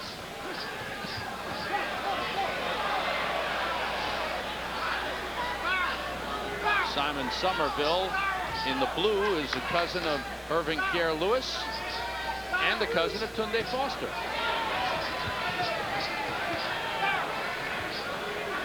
In these novice classes, they're only 2-minute rounds, so they got to make every little bit count. You just don't have much time. They have to stay very, very busy. And it appears as though both fighters are doing that right now. Aponte in the gold, wild with that left hook. Good hook to the body. He looks like he can bang a little bit, Sam. Aponte looks like a type of guy that can punch, especially with that left hook. But he's only been boxing about 7 months. What he told our Tom Shine.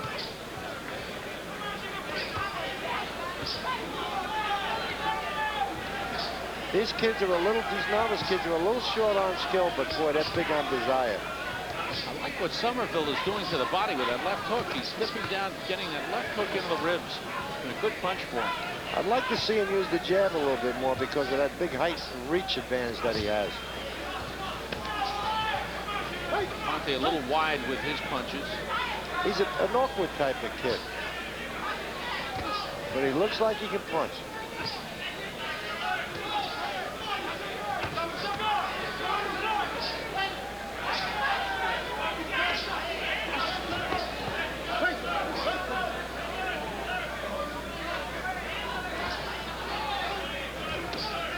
Looping right hand just doesn't get there by Aponte. It's real slow. Yeah, his left hook is a little bit better than the right hand. When he throws the right hand and misses and comes back with the left hook, he's got a better shot at landing that, like he did just there. Somerville going downstairs, upstairs, and a good left hook by Somerville. End of round one. Simon Somerville back into his corner, and Tumbler Davis with former Golden Gloves champion Aaron Davis. And now unbeaten pro, and you know Aaron Davis pretty well, Joe. And joining us here at ringside is former NFL wide receiver with the Denver Broncos, Haven Moses, now working for the Coors Brewing Company. Nice to have you, Haven. Well, it's a pleasure. I'm really enjoying it, too. You know, there's some outstanding young athletes here, and just listening to your comments, they may not have been involved in the sport for long, but it's a tremendous show of determination and courage and what one can do. Well, we've been following it for many years, and it's gotten better and better. The amateur boxing training in this New York City area has been tremendous. How about the involvement of the Coors Brewing Company in the Golden Gloves this year? Well, we're very supportive of it. I think the important aspect of it is not only what it gives the kids an opportunity to do to show themselves, but as well the disciplines. I'm impressed with the drug testing and all the whole program. So it's, for us as a company to be involved with, to encourage and to help these kids on a positive path, we certainly appreciate the opportunity. It's one thing the Golden Gloves has been extremely proud of this year. None of the kids tested positive for drugs. 650 entered the Golden Gloves. Fantastic. And that's got to be commendable to the overall program. Did you ever do any boxing? There were a few times when I wanted to get in, a little fisticuffs, but I had one rule. I always looked at the number. If it was higher than mine, I left them alone. Haven Moses joining us here at ringside. Feel free to chip in with any commentary at any time. Will do. Thank you. Right here in round two, 132-pound novice class. Simon Somerville in the blue, Wilfredo Aponte in the gold. Boy, these kids are winging. Like I said before, short on skill, but boy, they're high on desire. Getting a little tired. That's the other thing we see in the novice class. The conditioning isn't as good as the open fighters. Well, I don't think it's a matter of conditioning, Sam. What I think it is a matter of relaxation. They're not able to relax as much because they don't have the experience. When you gain more experience, then you're able to relax. That'll happen in almost any sport, but especially in boxing.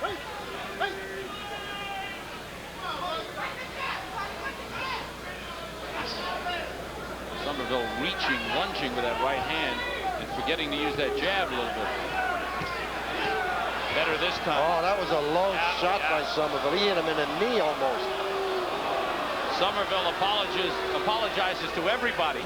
I'm sure. He should apologize to Aponte. That's the guy that got hit low.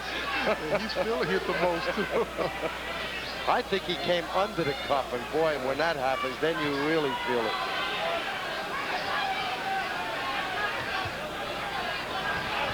I'm sure it was accidental, though. I doubt very much whether it was intentional. He doesn't have enough experience to do it intentionally. They were in a low crouch, and it just seems like the punch got away from him. That's what happened. There's been a big change this year in the Golden Gloves. In the past, the novice fighters could have up to 10 fights. This year, they've chopped it back down to 5. So you're getting a little bit more of an inexperienced fighter in the novice class as opposed to previous years. Previous years, and there's a big difference between 5 and 10 fights. What you're also finding, Joe, is we'll take a look at this low blow. Here it comes. A left uppercut. Oh, under the cup. Oh, my God. That hurts.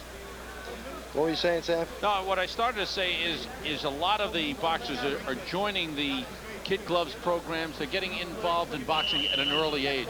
And I'll tell you something, those kid glove fights, they don't count as amateur fights. Anything before the age of 16 doesn't count. But that's experience. You get a kid that comes out of those programs, they're pretty experienced fighters.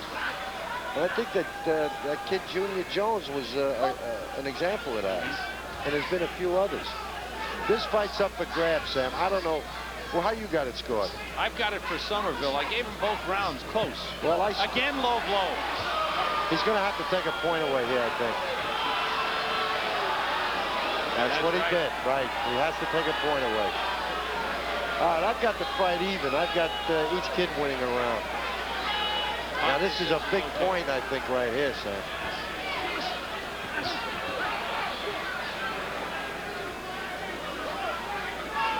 Somerville continues to apologize. Not now, Sam. He's not apologizing. He's throwing bombs. It looks like Aponte still feels the results of that low punch because he reached down a couple of times to push his cup down.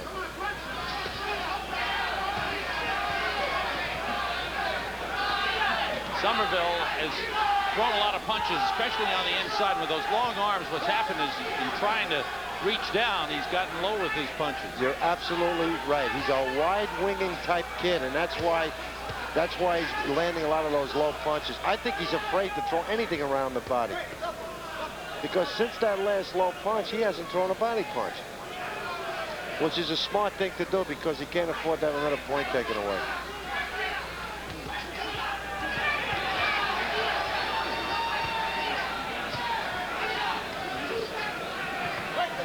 Ponte just can't seem to do much.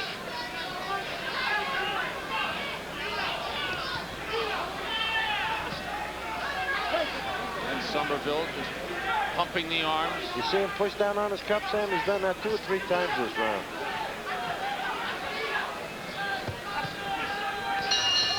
And the end. And a good one. Haven, what have you been doing with Coors? Tell us your role. I tell you, I've been working with Coors ever since 1979. I started with them 2 years prior to retiring, kind of looking toward the future. But I've had various management positions with them. Currently, I'm with head up their national military sales, and they invited me to come to New York to represent them this year in terms of our sponsorship, part sponsorship for the Golden Gloves. New York's a great town. I've always enjoyed covering this, so hell, I wasn't going to turn that down. It's worth the trip, huh? Exactly. Great to see you here. Well, thank you very much. And again, we do appreciate the opportunity to be a part of this. Not only, you know, to watch these young men perform and get a chance to display their abilities, but to be a part of a program that helps them more so in their lives to be productive individuals and truly understand what the meaning is about life. And I think the Daily News and everyone that's involved with the Golden Gloves for so many years, it should be a tribute to the overall organization. Thanks for being here, and thank you for Adolph Coors Brewery involvement in the Golden Gloves. Well, many years to come, too. Okay, thank you. Haven Moses, former wide receiver with the Denver Broncos. Let's find out who the champion is in the 132-pound novice class. To Matt Cusack. The 132-pound novice champion, Somerville. Simon Somerville. Boy, Sam, we're on a hot streak. We really are. I don't know whether we're agreeing with the judges or the judges are agreeing with us. They must be tuned in to the right station, listening to the commentary. Simon Somerville wins a split decision, 3-2, closer than we thought. Well, I got no problem with that because it was a close fight. And besides, there was 1 point taken away from Somerville. Somerville, he liked the announcement. Aponte, it hurt. For Somerville, welcome back to Madison Square Garden's Felt Forum as we continue our coverage of the Daily News Golden Gloves finals. We step into the 139-pound open class, where Sean Daughtry, a champion last year at 132 pounds, 19 years old from the Bronx, will be taking on Boris Waller. Waller, New York City Recreation, and he lost in the finals last year. And as you look at Boris Waller, who is 25 years old, from Jamaica, Queens, representing New York City Recreation. And there is Sean Daughtry, who told our Tom Shine he would like to step up in class, in weight every year. He was at 132 last year, 139 this year, plans to go to 147 next year. Well, he's going to have to win the 39 this year. That should be his first priority. And Daughtry's got about 3 inches on Waller. Won't be easy, though. Waller is tough. This is you're right, Sam. This is an evenly matched fight right now. And Waller has been there before. Lost in the final last year. So 8 for 8.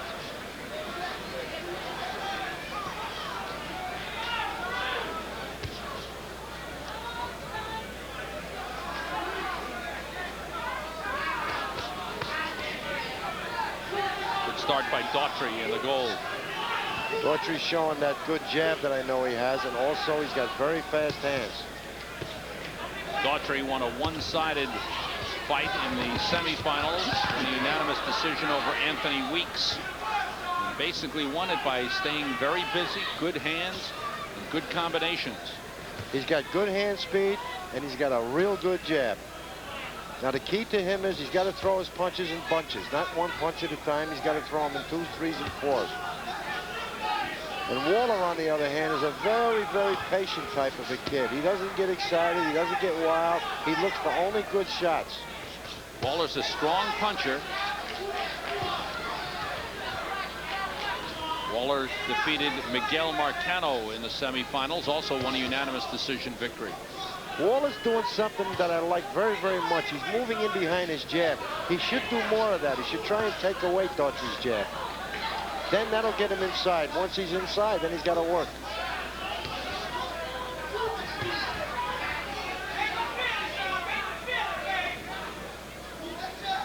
Daughtry stands 5'11", Waller 5'8.5". Daughtry got in an uppercut to the inside, threw a nice flurry to the body and moved out. Nice moves by Daughtry in the goal. And 2 good shots by Waller. A good right and a good left.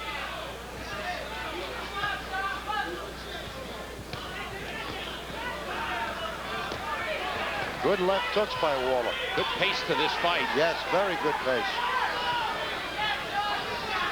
Daughtry has made Waller miss. Waller has missed more frequently than Daughtry has. You know what appears to be a big difference in this fight is hand speed. It appears as though Daughtry's just a half a step quicker than Waller. Might even be more than that. Well, the reason he's out punching him is because he's getting off first with his punches and then getting out. And that's the difference right now. Now it's up to Waller to try and slow him down, if he can. Well, Waller's hand speed is not quite up to par with Daughtry's. Daughtry's hand speed is much, much quicker. And there's some good jabs by Daughtry. It's up to Waller to land a couple of big punches. Right, he's got to slow him down. He's got to hit him a big bomb, and that'll slow him down a little bit. Or at least get his attention so Daughtry doesn't freelance the way he's freelancing right now. Final seconds of round 1. 139-pound open championship. Sean Daughtry in the gold. Maurice Waller in the blue. Sean Daughtry, who says when they make the Sugar Ray Robinson story, he wants to be in it. He wants to perhaps play the lead. Good flurry here as they battle toe-to-toe. He better play the lead in the 139-pound open tonight. That's his first priority right now. Well, he's doing it. Good spin move by Daughtry. He's making Waller miss. Waller lands some. It's a matter of speed right now, Sam. He's out punching him because of speed. But Waller landed a couple of good uppercuts in on the inside, and there's 2 good left hooks. This is a good fight. This is a real good technical fight. 2 good fighters. Good work by Waller inside. Did a real good job. I gave Daughtry the first round. I did too, Sam. I thought he won it very close.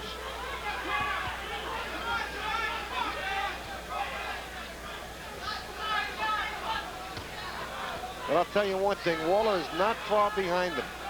He's right in this fight. He's just got to be a little bit busier. Now there's the hand speed by Daughtry that I'm talking about. He throws those 2 or 3 punches and he just out punches Waller. And a smart move by Daughtry to get out of there. He can't always stand still and trade with Waller. Well, that's where the hand speed comes in. If he can get off with 2 or 3 punches, then get out, he'll prevent Waller from coming back at him. But what he's been doing this round is, after he punches, he stays there, and he gives Waller the opportunity to come back at him.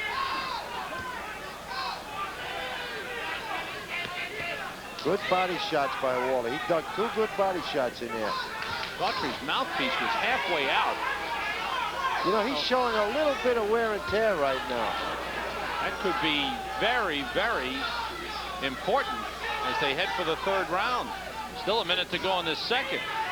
If Daughtry is wearing down here, because Waller still looks strong. Yeah, he's got that, he's walking in with that good jab, and Waller's a little bit busier now this round.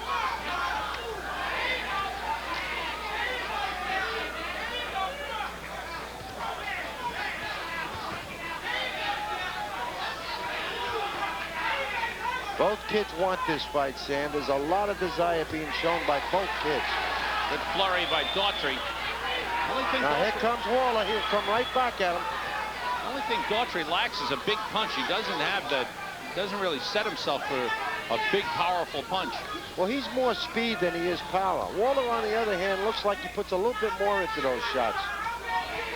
Good left hook by Daughtry, but he didn't follow it up. Waller seemed to be tiring and took a breath along the ropes. Daughtry did not follow. And now it's Waller who seems to be slowing down. You're absolutely right. They're taking turns. End of round two. It's been a tremendous pace, and you can see the look on Sean Daughtry. He's worked hard already in the first two rounds.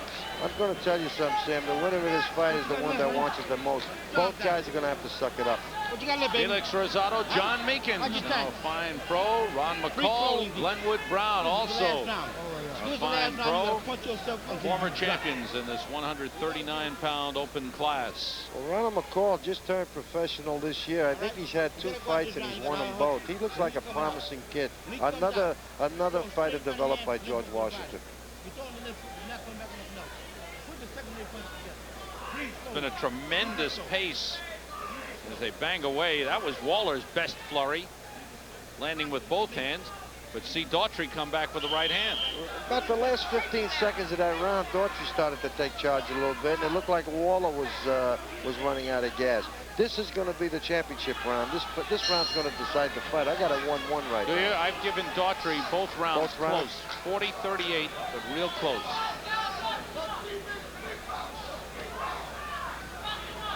Let's see, will stamina tell here in this final round?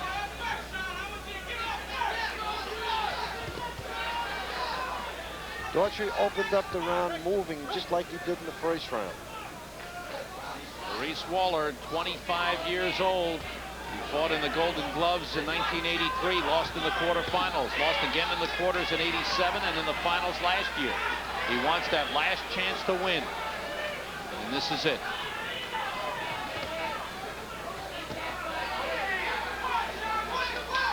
Daughtry's doing the right thing here, Sam. Punching, and getting out. Punching, and getting out. He's got an advantage in speed, so if he punches and moves, that's utilizing his speed. If he punches and lays there, that gives Waller the opportunity to come back at him.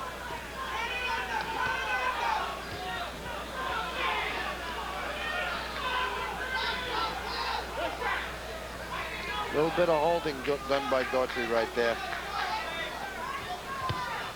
Waller loaded up with the right hand, but it was slow. He sure did. He loaded up with that one.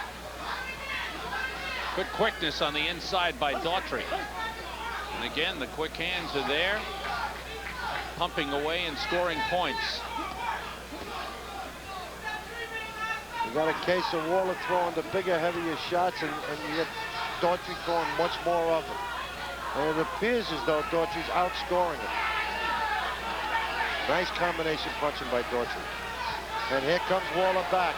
You see, if Daughtry had moved out of there, he wouldn't have had to deal with that. He's staying there. Now he's going, uh-oh, good left hook by Waller. He's slipping some of those punches, but Waller is going all out and is landing. Big shot trying to tie him up. He has taken a pounding here, as Waller may have turned things around in a hurry. What looked like a round where Daughtry was in control suddenly became a round where Waller's in control. Now, Daughtry, who was bouncing around on his toes earlier, is now flat-footed, has stopped moving, and is just standing there and trading with Waller. Well, he's trading and he's doing some holding, too, trying to survive the last 30 seconds of this round.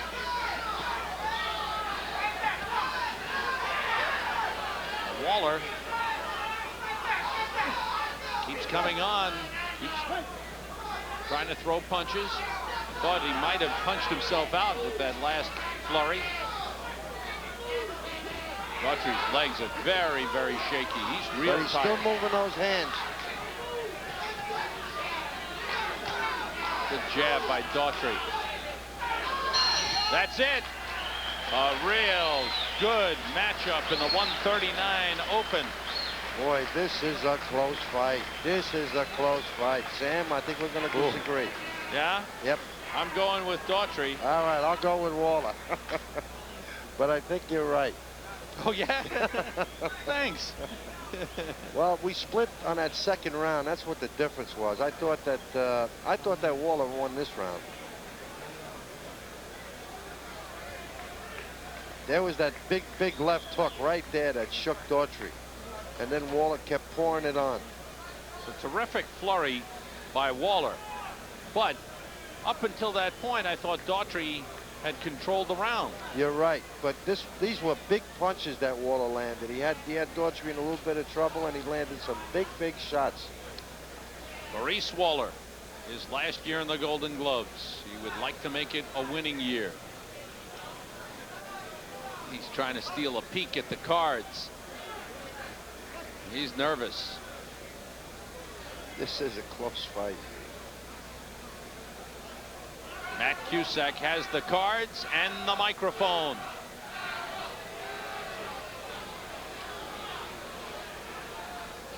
And this is close. The 139-pound Open champion, Daughtry. Sean Daughtry, second year in a row.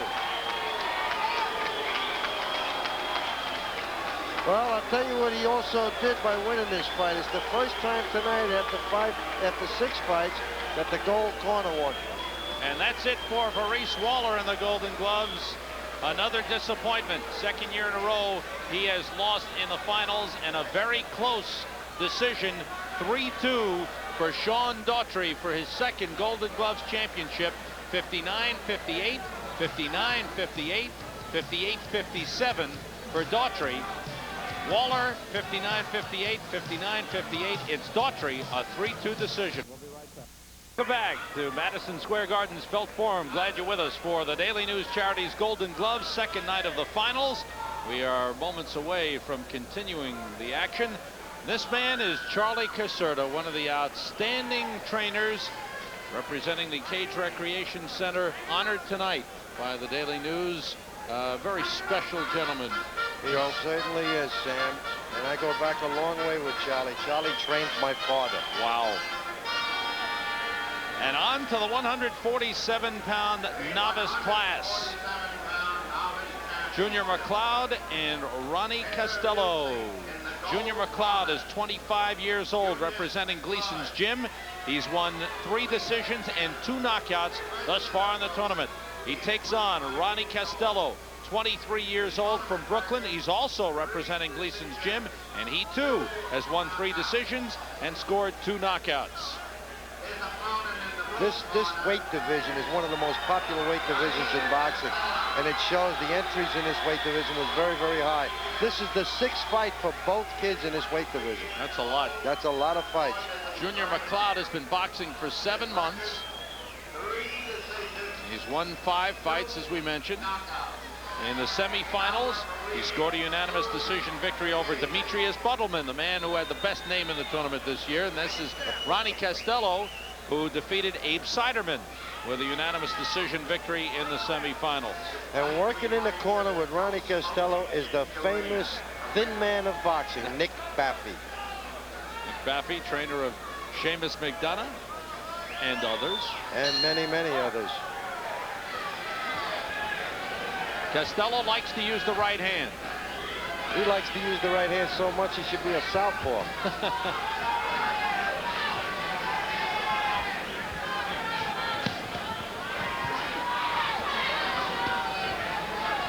One thing I noticed about McLeod in his semifinal fight, Sam, is he's a very, very busy guy. He comes at you, and when he gets there, he keeps on throwing punches. And that's a very good trait to have for a novice fighter when there's only 2-minute rounds. What he did in the semifinals, got inside on Buttleman and worked him well. Right here, a little holding done. He doesn't do much holding, McLeod. When he gets inside, he likes to throw punches. Like that, the uppercut by Costello works. In order to win this fight, Sam, Castillo has to throw more than just the right hand. He's got to throw more punches. He just doesn't throw enough punches. When he throws that right hand, he throws it with mean intentions, but he just throws the right hand and stops. Gleason's gym has 7 entrants in the finals tonight. They had 2 last night. Thus far, they have won 3 championships, 2 tonight. And they're going to get another champion out of this fight. One way or the other.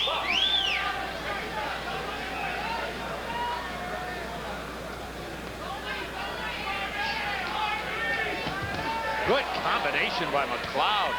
And Costello answers back, but the left hand by McLeod scores.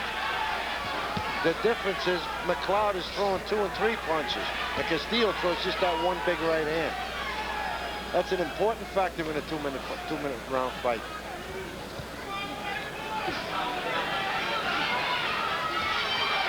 Good right hand by Costello as we come to the end of round 1.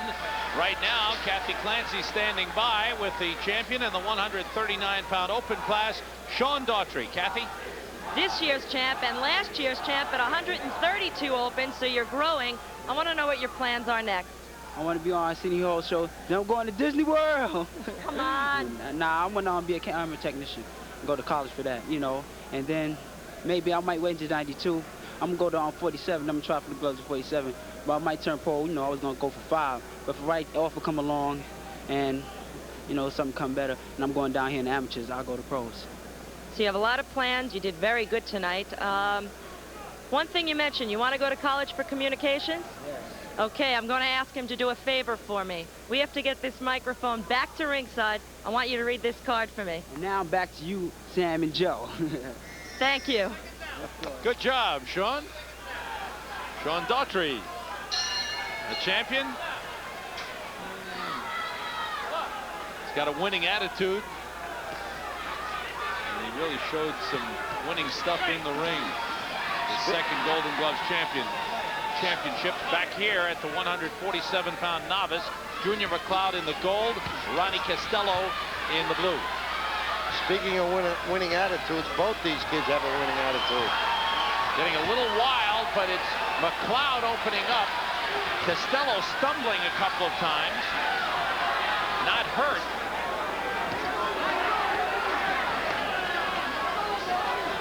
Very, very busy guy, as I mentioned before, McLeod. Keeps on throwing a lot of punches when he gets inside.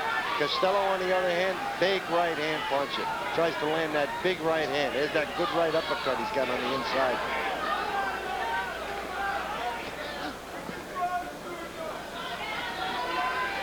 Good jab by Costello. Costello needs to get that right hand going. Needs to slow down McLeod. Needs to shake him up a little bit. Well, I don't think he's going to slow him down. I think McLeod is just going to fight this way the whole way. In all his other amateur fights in this tournament, he's constantly keeping busy. He throws punches all the time. Kind of old for novice fighters. McLeod is 25, and Costello also. Yeah, Costello's no spring chicken either.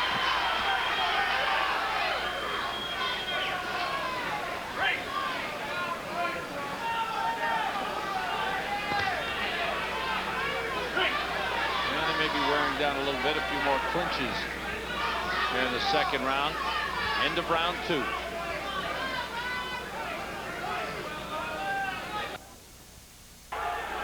Final round.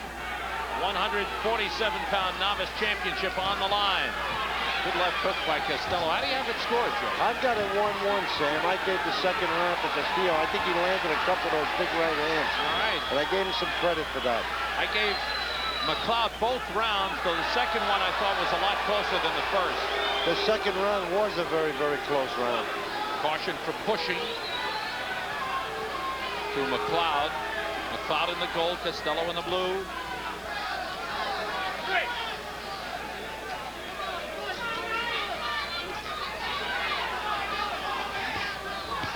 Well, I'll tell you one thing. That Costello kid is a very strong kid. He loses his balance sometimes, and he stumbles around the ring. But when he gets himself planted on the inside, he's a pretty strong kid. Caution for holding from McLeod. I think the only reason I'm leaning toward McLeod, Joe, is that he's been a little bit busier than Costello. I agree with you. I agree with you 100%. He is busier. But in the second round, I thought that Costello landed a couple of real solid right hands, and that's why I gave him the round. Nice right hand by McLeod. Costello trying to come back. Now he's got to work him over, but nothing happening. No, he started to grab in there, Costello.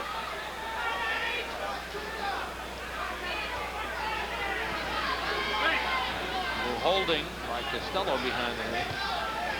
This is a tough fight to score, Sam, because it's just a close fight.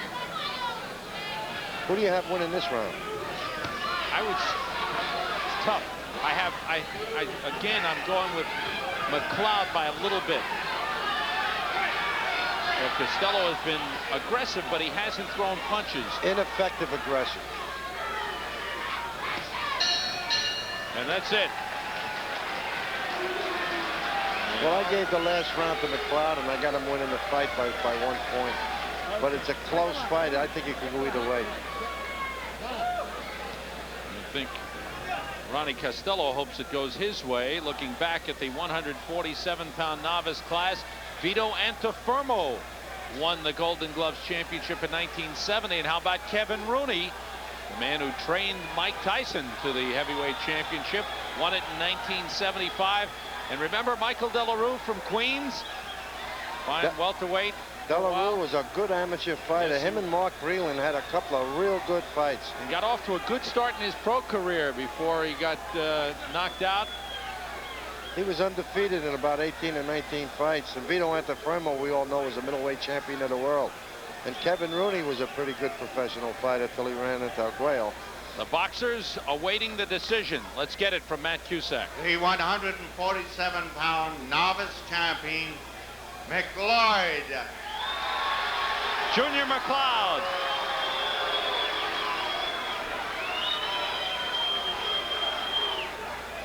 Congratulations from his opponent. Gleason's has its 4th champion of the tournament. Junior McLeod wins a split decision.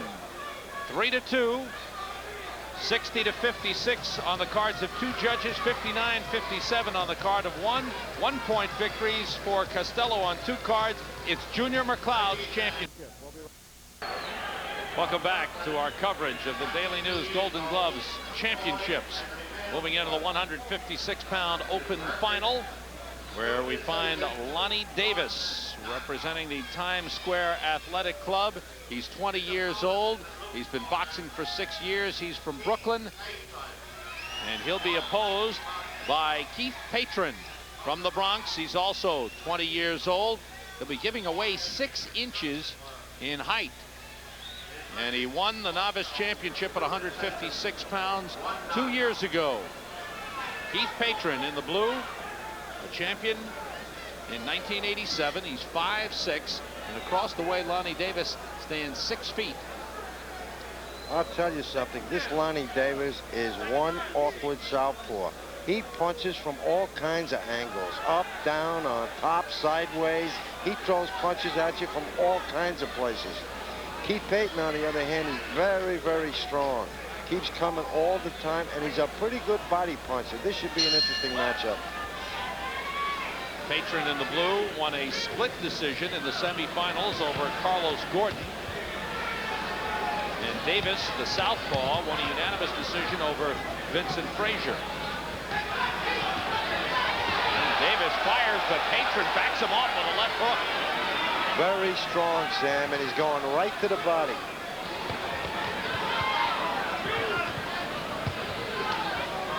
Thus far, Davis is doing an awful lot of slapping. He's throwing 4, 5, 6, 7, 8 punches, but they're all slaps. Patron, on the other hand, is trying to break one of his Davis's ribs. I mean, he's digging some good shots into the body. Davis in the gold won the Eastern Regionals in the Olympic trials last year. And he also competed against the French team over in Paris, France in February. He's had some international experience. Patron has done a little stepping on the right foot, the lead foot of Davis. Well, that'll happen sometimes when you got an orthodox fighter against a southpaw. They're not used to fighting southpaws, and they get their feet tangled up sometimes. Davis has a height, he has a reach, and he has a speed advantage over Patron. I like the reason Keith Patron is given for getting into boxing. He said he was a fat kid and wanted to start working out. You know, Joe Frazier gave that same explanation once. Keith Patron's not a fat kid anymore. No, he's a strong kid that can bang. Good left hand by Davis. Davis got in a right hand. Patron comes back inside. Davis has worked his hands very well. He's kept up good hand speed. Yes, he's taken advantage of the fact that he's got those fast hands and he throws punches in bunches. He is trying to load up with that left hand. But Davis is awkward. I mean, he bends left, he bends right, he twists, he turns, he gives you all kinds of angles. That time he didn't punch his way in. No, he just moved in, right.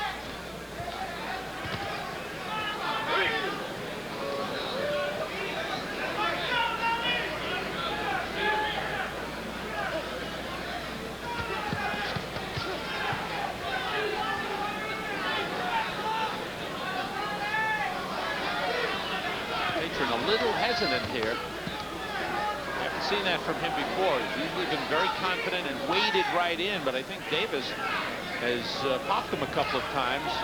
I think it's the southpaw. I think he's having problems dealing with a southpaw. And if he was smart, he would just jump on him, get inside on him, because when you get inside on a southpaw, they're not a southpaw anymore. End of round one. Lonnie Davis in the goal. Keith Patron, one of 3 finalists this year out of the Fort Apache Boxing Club in the Bronx. George Hankins, the man who runs it there, does such a great job. Fort Apache was almost closed down.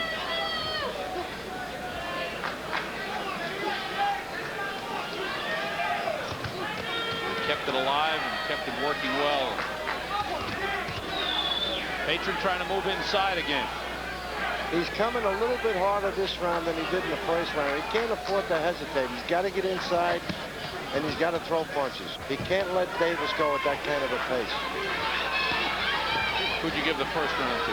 I gave the first round to Davis. I just thought his superior hand speed overwhelmed Patron a little bit. Good right hand by Patron. He's starting to throw that right hand. That's what they told him. In his corner, George Hankins said, use that right hand to the body. He also told him to get down low and come up punching. Good advice. Making Davis miss a little bit more here. And when he gets inside, he's got to throw punches. He's much busier this round than he was in the first round. But he's got to keep it up. He's got to keep the pressure on Davis. No punches there. Now, Patron threw a couple.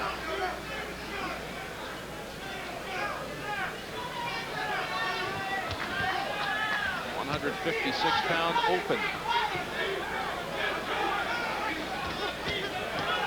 Davis got in a good left hook.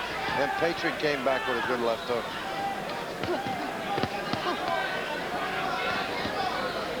Right above us, and Lonnie Davis is breathing heavily. Mouth is wide open. He's trying to pump his arms, but he doesn't have much left there. Both guys are moving their arms. Stop. You know, there's no real good explanation on why Davis should be slowing down, but he did get hit some good body shots, so maybe that has something to do with it. I don't know. Let's see what happens in the third round. Good left hook by Patron. Nice move. He ducked under that wild left of Davis. Better round here in the second by Patron, and Davis, part of that is because it seems like Davis is wearing down. You know, this is a reversal. What happened in the first round, Davis was very, very busy with his hand speed. This round, it's been the other way around. Patron has been much more busy in this round. And his body attack is, oh, there's a good right hand to the body by Patron. And again. And a good right uppercut. Loading up that time was Keith Patron. He had him off balance. Good uppercut. Davis backs off. Patron coming on. Now Davis gets back into it and closes ground. But he was rocked by an uppercut. Good round for Keith Patron. Maybe you could consider a 2-point round. Sam, I was just going to say that. You got to consider this a 2-point round because he dominated Davis almost the whole round. Give him a chance to take it. Let's go to work. Let's go to work, all right? Look, don't load up with that right hand. Throw it straight to the body. No, not yet. Let me finish telling you what I got to tell you. Then you stand up. You're not jabbing. I don't want you waiting. Whenever he gets close, take the half step back, bend your knees, and turn the uppercut like we work on, all right? All right? All right, baby. All right, let's get out there. You throw the right hand, you hook behind it with your left hand. You understand that now? Okay. Our last round. Go to work. Willie Dunn in the corner of Lonnie Davis with his instructions. Keith Patron with George Hankins in his corner. And here they go for the third and final round. 156-pound Open Championship. I've got it even, Joe. Well, I tell you, I've got Patron up by a point because I did give him a 2-point round in that second round. Right hand scored by Davis. He's setting himself and trying to throw some big punches. Patron trying to duck underneath and get inside. He's doing a good job at that. He's doing a real good job getting underneath Davis's shots. Lou Fugazi stepped in and almost got nailed.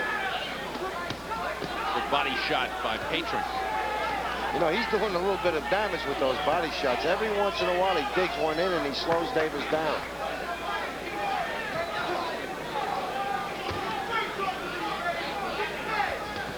I said at the top of this fight that Davis was an extremely awkward southpaw. But I'll tell you this, Patron is no bargain either. He's a real awkward guy. He's hard to fight. He comes at you out of that bend and he'll throw punches from angles.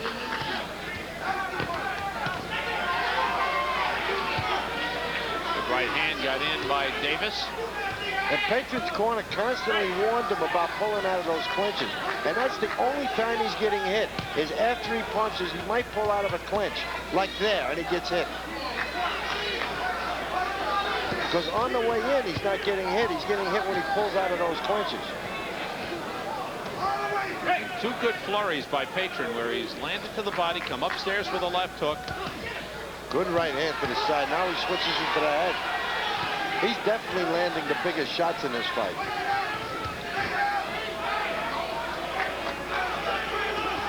Loading up again for that right hand, but missing. Patron getting a little arm weary. Davis breathing heavily, backing off. Good flurry by Davis. Those type of punches, those what they call shoe shine punches, they score points, but you know, I just, in my own mind, I just can't see giving points to somebody that just slaps like that and 4 or 5 punches. You know, you're right. Theoretically, you're right. But the judges score them. If they go by the book, they score. That's what happens. Patron got in a right hand. And again, but took one. Patron has tried to load up on that right hand and land big with it. Davis flurrying with him. Very close round. Really close. Really close round, Sam. You're 100% right.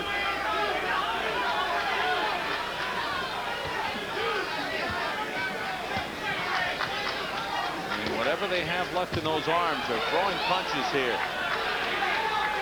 Final seconds. One more right hand by Patron. Was that it? Was that the difference? We'll find out.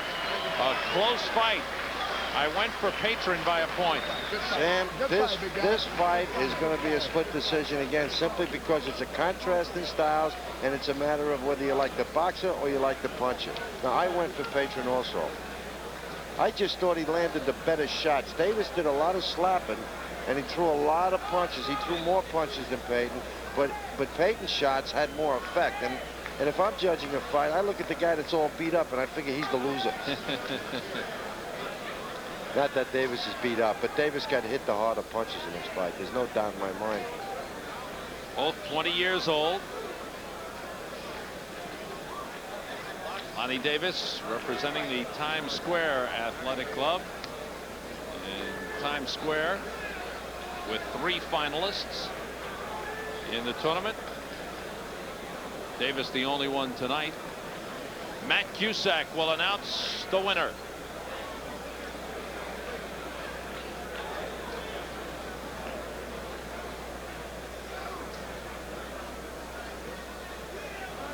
The 156-pound open champion, Davis. Lonnie Davis. Lonnie Davis takes it in a 4-1 decision. So congratulations to the big left-hander. And the hand speed pulled him through. He won the first and third rounds on one judge's card, all 3 rounds on the cards of 2 of the judges, and the second and third on 1. Patron disappointed, Davis elated. Lonnie Davis, Golden Gloves champion, 156-pound open. We'll be right back. I like quiet little towns like Crested Butte. Catching a live one out of the chute. Fireside chats, mountain air, hot dogs, cold Coors beer. It takes a part of this country as cold and clean as the Rockies to brew a beer as pure and natural as Coors. Brewery fresh, just like you like it. Tap an ice cold Coors with a friend of yours. A Rocky Mountain legend, an American original. Eagle. It's your ticket to power and prestige. Because now, when you test drive a luxurious Eagle Premier or a front-wheel drive Eagle Summit, you'll get 2 free tickets to the Eagle Tournament of Champions at Forest Hills. See your Tri-State Jeep Eagle dealer today for your free tickets, or purchase tickets at any Ticketron outlet. Eagle, it's your ticket to the best. See your Tri-State Jeep Eagle dealer now, where you can always expect the best.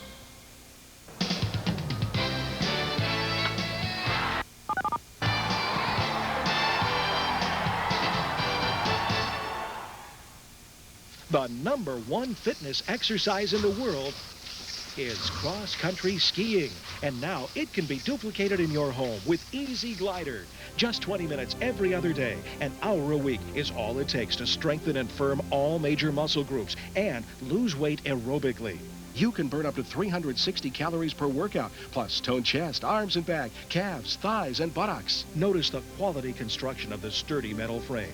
This handsome unit folds down quickly for easy storage. Other ski simulators cost as much as $500, but Easy Glider is now just $49.95, and your satisfaction is absolutely guaranteed. Grab the bargain. Call toll-free now. Was $59.95, now only $49.95. Call 1-800-648-3400. Use your credit card to avoid COD charges or send check or money order for $49.95 plus $9 shipping and handling to Easy Glider, Department 95, Canton, Ohio. Or call 1-800-648-3400. Ladies and gentlemen, introducing from Kip Parker Films, weighing in at 60 minutes of non-stop video cassette action, Wrestling Gold! They're all here. Randy, Macho Man Savage, Jerry Lawler, the Rock and Roll Express, Nick Bockwinkel, the Road Warriors, the Von Erichs, Hulk Hogan, and much more. Order now and also receive a second action-packed volume. See Tully Blanchard, Rick Rude, Ernie Ladd, Dick the Bruiser, Bobby Heenan, Ted DiBiase, Bruno Sammartino, and many more. You get 2 action videos for only $29.95 complete. Not sold in stores. Call our 24-hour hotline now. To order your 2-volume set by credit card, call 1-800-932-4000 or send $29.95 plus $4.50 shipping and handling to Wrestling Gold, 1245 G 10th Street, Monterey, California 93940. That's Wrestling Gold, 1245 G 10th Street, Monterey, California 93940. Be sure to specify a VHS or beta. We step up into what we think will be a real good matchup in the 178-pound Open Championship. Ernest Abdul Mateen, 22 years old, from Brooklyn, a senior at John Jay College, representing Gleason's Gym. He's won 2 decisions this year. And Jade Scott from Brooklyn, his 3rd year as a finalist. He has 1 decision victory and 1 knockout. This is a classic matchup, Sam. Mateen is strong. He's a real good puncher, but he's not the quickest guy in the world. Jade Scott, on the other hand, moves very, very well, has a lot of speed. The only problem with Jade is he keeps his head up in the air and he pulls away from punches. And he better not do that with Mateen. Ernest Mateen, a champion last year. This is Jade Scott in the blue. His third year as a finalist.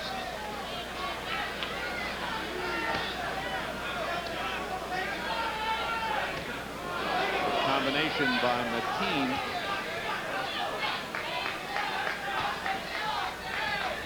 Jade Scott has good boxing skills, Sam. He moves good. He's got a real good jab. And he's going to need those boxing skills to outmaneuver Mateen.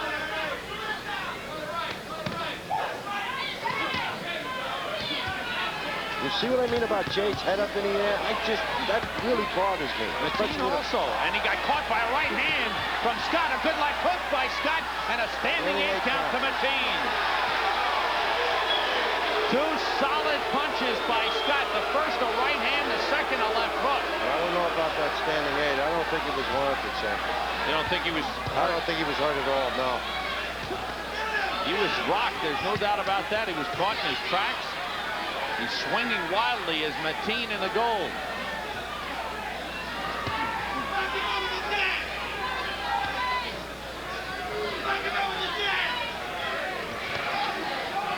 Scott watching his way in nicely. Mateen kind of holding back, reaching with his punches. Scott stepping in with his punches. Scott is going right after him. He's not slapping with arm punches the way he usually does. He's moving in on Mateen, trying to force him back, and he's stepping in with his punches. Throwing a harder job than Mateen. Left hook scores by Scott. Good jab that time by Mateen. That time he stepped in with that jab. Yeah. Didn't reach with that right arm. He really didn't step in. That time he did. That left hook right hand that Mateen is throwing is a real good combination. Scott wins the battle when they slug it out. He scores a left hook again. Mateen backs off. Good right hand by Scott.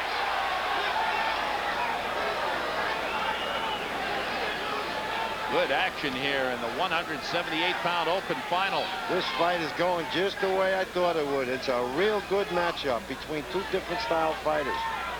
But I'll tell you something, Scott is out punching him in the exchanges, which is something I didn't expect. I knew that he had faster hands, but I didn't think he would be able to out-punch Mateen in the exchanges. He's done that in the first round. And he does it again there with a combination. Mateen very wide with his punches, and it's costing him. When he throws the straight punches, like that jab, he's effective. The difference is hand speed. Jade Scott's hand speed is much quicker than Mateen's. Mateen's going wide with that body punch. Now it's Scott reaching in. Good combination by Scott again.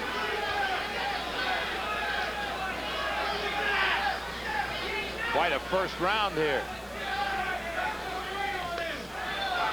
Here's the bell ending round one.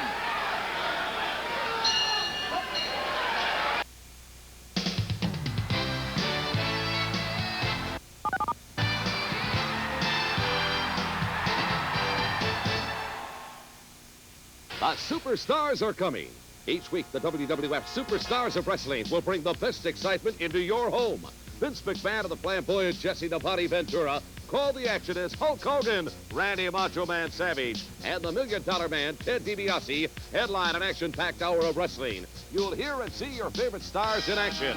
That's the WWF Superstars of Wrestling each week. Wednesday at 11:05 here on Madison Square Garden Network. Action, more sports action. New York's greatest lineup keeps getting greater. Knicks, Rangers, Virginia Slims tennis, boxing, and now MSG Network brings you Yankee baseball. The thrills, the excitement of the Yankees, together with the Knicks and Rangers, all on New York's greatest sports network, MSG. All season, all year long, MSG. Look to us for greatness.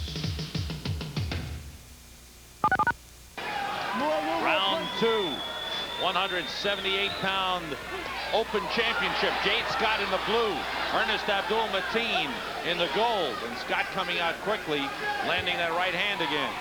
And Scott is backing Mateen up, and he's stepping in with his punches. And that's why he's so effective tonight. In the past, he's been an arm puncher, but not tonight. Tonight, he's stepping in with his shots. And he's much more effective, and he's very, very determined.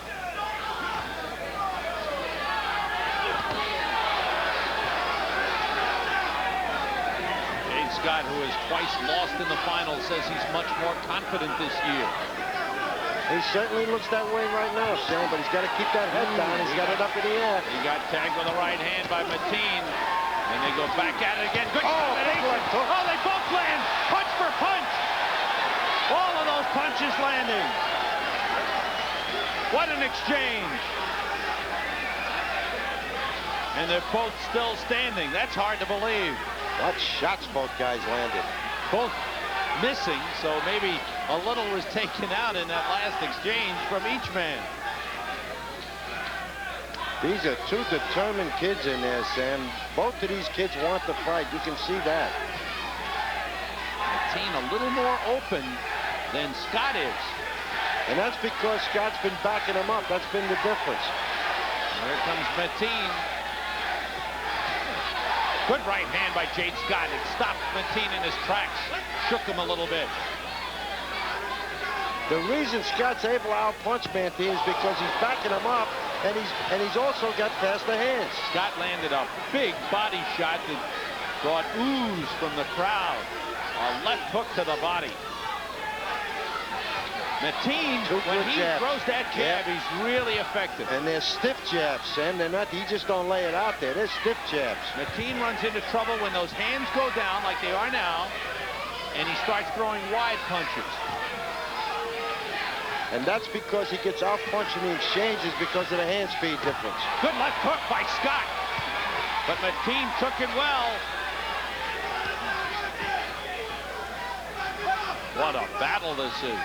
Good fight, real good fight. 178, you'd think these were heavyweights in there the way they've been banging.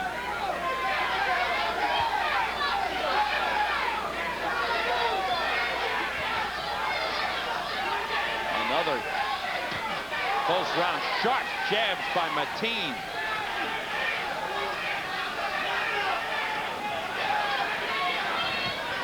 Mateen gets in a right hand. Scott scores as they head for the bell, ending round 2. Mateen with a right hand. Key Ford in White Plains presents Key Moments in History. It's another Key Ford sales event. That means people come from miles around any way possible to take advantage of Key Ford's tremendous selection of Fords at great prices. And with a generous trade-in policy, Key Ford will accept anything. Well, almost anything. Key Ford dealer. The only Ford dealer on Westchester Avenue. Key Ford, White Plains. These are the Yankee pinstripe heroes. When I signed my contract with Detroit, reporters from Detroit came out to Ann Arbor, and they were asking me how I felt about signing with the Tigers and what I thought of the Detroit Tigers. And in my usual frankness, told them, well, I don't know that much about the Tigers because I'm a Yankee fan.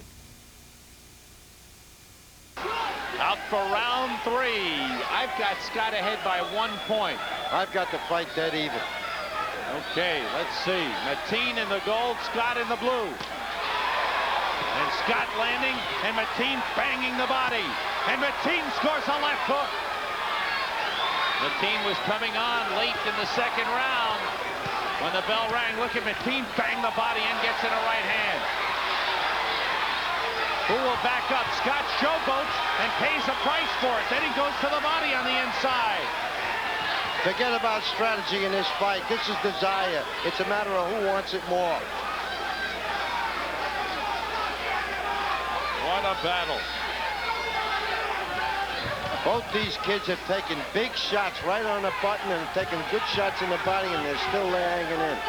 Not only hanging in, they're both fighting back, and anybody can win this fight. Ernest Mateen, the defending champion at 178-pound open. Jade Scott lost in the final at 165 last year. Stepping up, right hand, a looping one, but it's scored by Mateen. A good straight right hand scores, and he bangs another one. Mateen coming on with his big punches. Scott comes back with a combination. Scott with a right hand buckled the legs of Mateen. The crowd on its feet here. What a war this has been. And rightfully so, Sam. Both these kids are giving it all they got. Throw everything out the window. It's a matter of who wants it. And they both want it.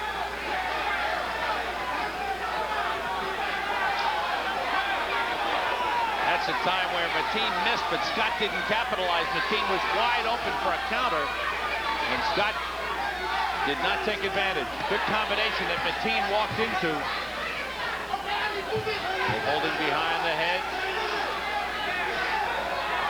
This fight is still up for grabs as far as I'm concerned. This 1 minute could determine the championship. Good left hook by Mateen and rocks Scott, and he scores with a combination, and a standing eight coming for Jade Scott.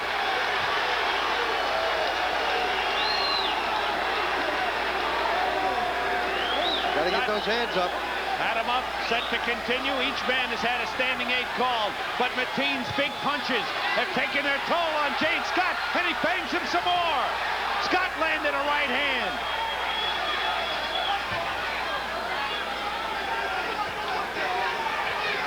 Unbelievable rise and fall of the tide in this fight. Up and down.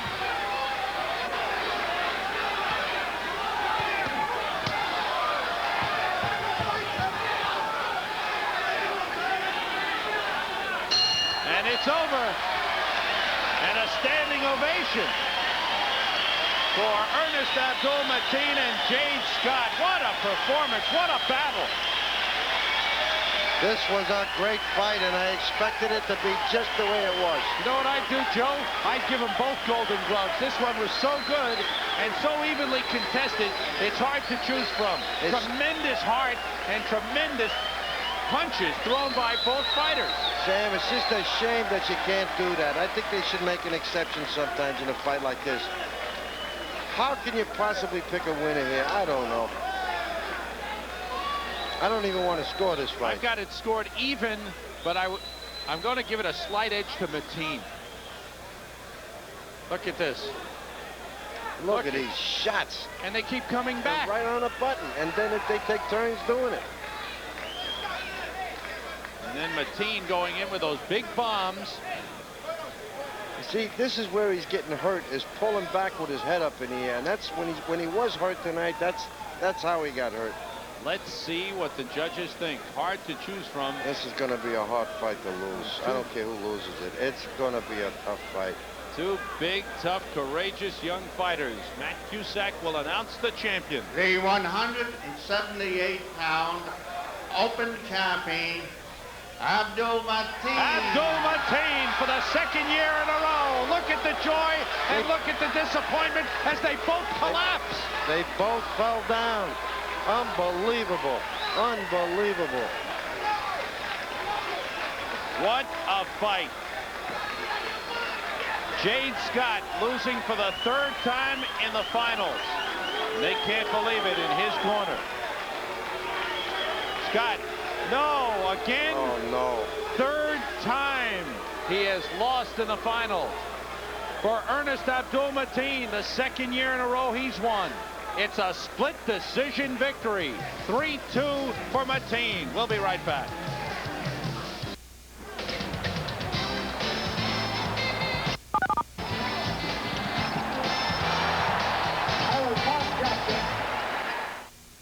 I'm Robert Stack. I'm proud to know Ronald Reagan as a friend and as a great president. I would like you to join me in commemorating 8 years of the Ronald Reagan presidency. Now, you can have this commemorative medallion, a permanent tribute to the Ronald Reagan era of American history, at the official issue price of $10. His genuine affection for our country and her people has made Ronald Reagan one of the most popular and best-loved presidents. This medallion has been engraved in exacting detail, is precision minted in solid pewter. It's the size of a silver dollar and is layered in 24-karat gold and offered for a limited time. It's a lasting tribute to this great leader and a way to preserve this period of American history for yourself and your children. Order your Ronald Reagan commemorative medallions today for yourself or as a gift. This valuable collector's issue is sure to be treasured for years to come. Pay the $10 issue price plus $2 each for delivery. There is a limit of 3 medallions per order. Call this toll-free number now. And now we go to the heavyweights, and these men have been banging away throughout this tournament. George Tingle, representing the PAL, is 22 years old, from Queens. He has 3 decisions and 1 knockout. That was in his last fight. George Walsh, 21 years old, from Brooklyn, out of the Empire Sporting Club. He has 1 decision, 2 knockouts, 1 bye. They'll fight for the heavyweight novice championship. There's George Walsh. And don't anybody leave their chair right now. You better hang around and watch this one. Oh, they are looking, anticipating a lot of excitement here. That last fight is almost impossible to follow. But if any fight could follow it, it's this one. Walsh attacks everything that moves. He is all offense. And George Tingle is an awkward, strong guy that can punch with a good chin. Tingle was trailing Chris Conlon in the semifinals and landed a big, big punch, an overhand right, and he knocked out Conlon. And they're not wasting any time. Here they go. The palms are flying. Walsh stopped Nick Agiris in the 2nd round in their semifinal. And Walsh has got big right hands, but right here he got tagged by a right from Tingle. Somebody's going in this one, Sam. Tingle weighs 194, Walsh 192. Walsh landed the left hook, gets in a right, he's banged and hurt with a right hand by Tingle. Another right, sends it through the ropes. Tingle dancing around as Shomo gives the standing 8 count to George Walsh. Here comes a locomotive. Walsh, he's ready to spring out of that corner, Tingle. Walsh knows only one thing, and that is to keep banging away. He was down and took a standing 8 count as well in the 1st round against Nick Argyris and came back to win it, and he bangs away with a right hand on Tingle. Bombs away. These guys not fooling around. No jabs here. This is all big there's punches. Nothing here but bombs. Everything has bad intentions. Tingle in the gold, Walsh in the blue. Walsh hit with a right hand, lands a left hook. Tingle lands a sharp jab. Well, he does have a jab. That was an accident, Sam. He didn't mean to do that. It's a sledgehammer. There it is. Zips. But you know what that jab will do? It'll set up that big right hand. Nah, you won't see it again, Sam. That was the only one he had. End of round 1. George Walsh, 21 years old, from Brooklyn. He's been boxing for a couple of years. All right? Jab, you're not tired. You understand? All right? Take it out. Enough. All right. You got this guy here now. I want you to jab and right hand. Jab and right hand. I'm moving. Keep punching. No. Keep that left high. Keep this high. You understand? All right? All right. Hey, Tingle's going to land a real big right hand, and there it is, and Walsh's knees buckle, and that's what's going to cause this knockdown. Another right hand on the side of the head. Almost went out of the ring. Shomo did a good job grabbing him before he fell through the ropes. And there is George Tingle.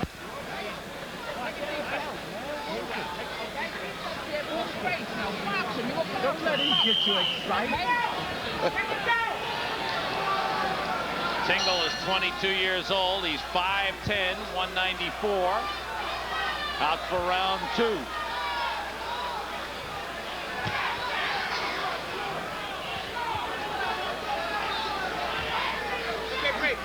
You know, Sam, I think when Walsh makes Tingle miss, I think it's an accident. I don't think he can do it on purpose. Bombs. A little wrestling from the big guys. Condition is going to be an important factor in this fight. Walsh, good jab and a good combination by Walsh. This guy Tingle, though, he's got a good chin. I saw him get hit 4 or 5 good shots in the semifinals. Oh, big right hand. Tingle is buckled, and Tingle will take a standing 8 count.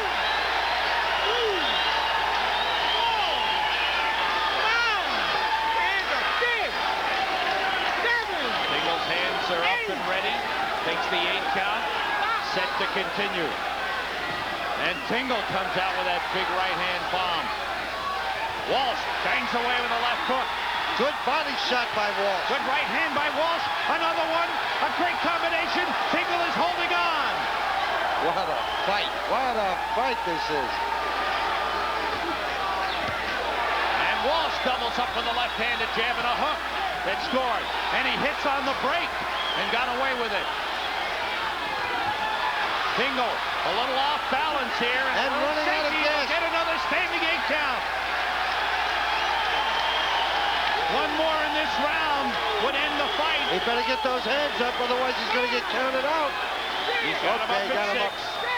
Took all the time to rest and relax. Smart move by Tingle. Can Walsh get in another big bomb? Can Tingle survive the round? I'll tell you something. He's running out of gas real fast, Tingle. And now a huge round for George Walsh has turned this fight in his favor as Tingle sits down. It's exactly what he did in the semifinals. Come on, George. What are you doing? Let's go. You're losing now. Spit it out. What are you doing? You're throwing your punches too wide. Shorten the punches like I was showing you. There's a big exchange, and George Walsh is going to nail him with a real good right hand. There it was, and he wobbled him, and that leads to the standing 8.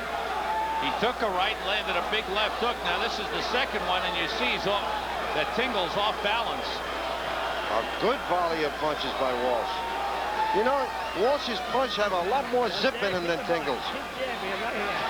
I'll go on this side. He got no more strength. All right?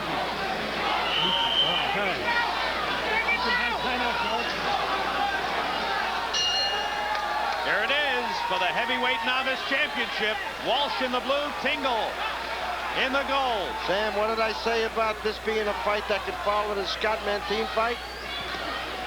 A big left hook rocks Tingle. Oh, a huge left hook from Walsh. That's the third standing 8 count that Tingle has taken. One more, and the fight will end.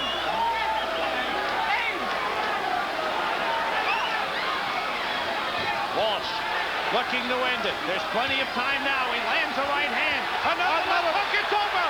George Walsh has won it. What a fight.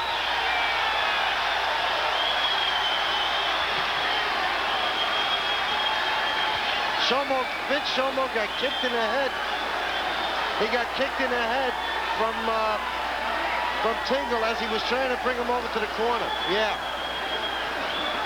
Vince Shomo, the referee, is down and in pain.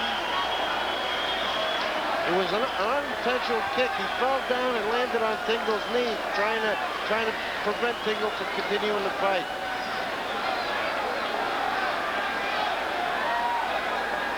Shomo, a 4-time Golden Gloves champion. Yeah, but that wasn't what caused him going down. He brings Tingle back to the corner now. Yeah, but he stopped the fight, and he's going to go down. I think he's going to get hit by Tingle's knee. I see. Yeah, he was still going down from the after effects of that. Shomo is up and he's okay. Well, he's a former boxer.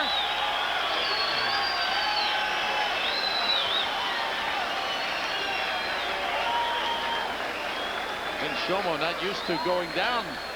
He's the man who scored all those knockouts in the gloves when he fought. He was one of the most feared lightweights in Golden Glove history. He was a great puncher. Now back to this one.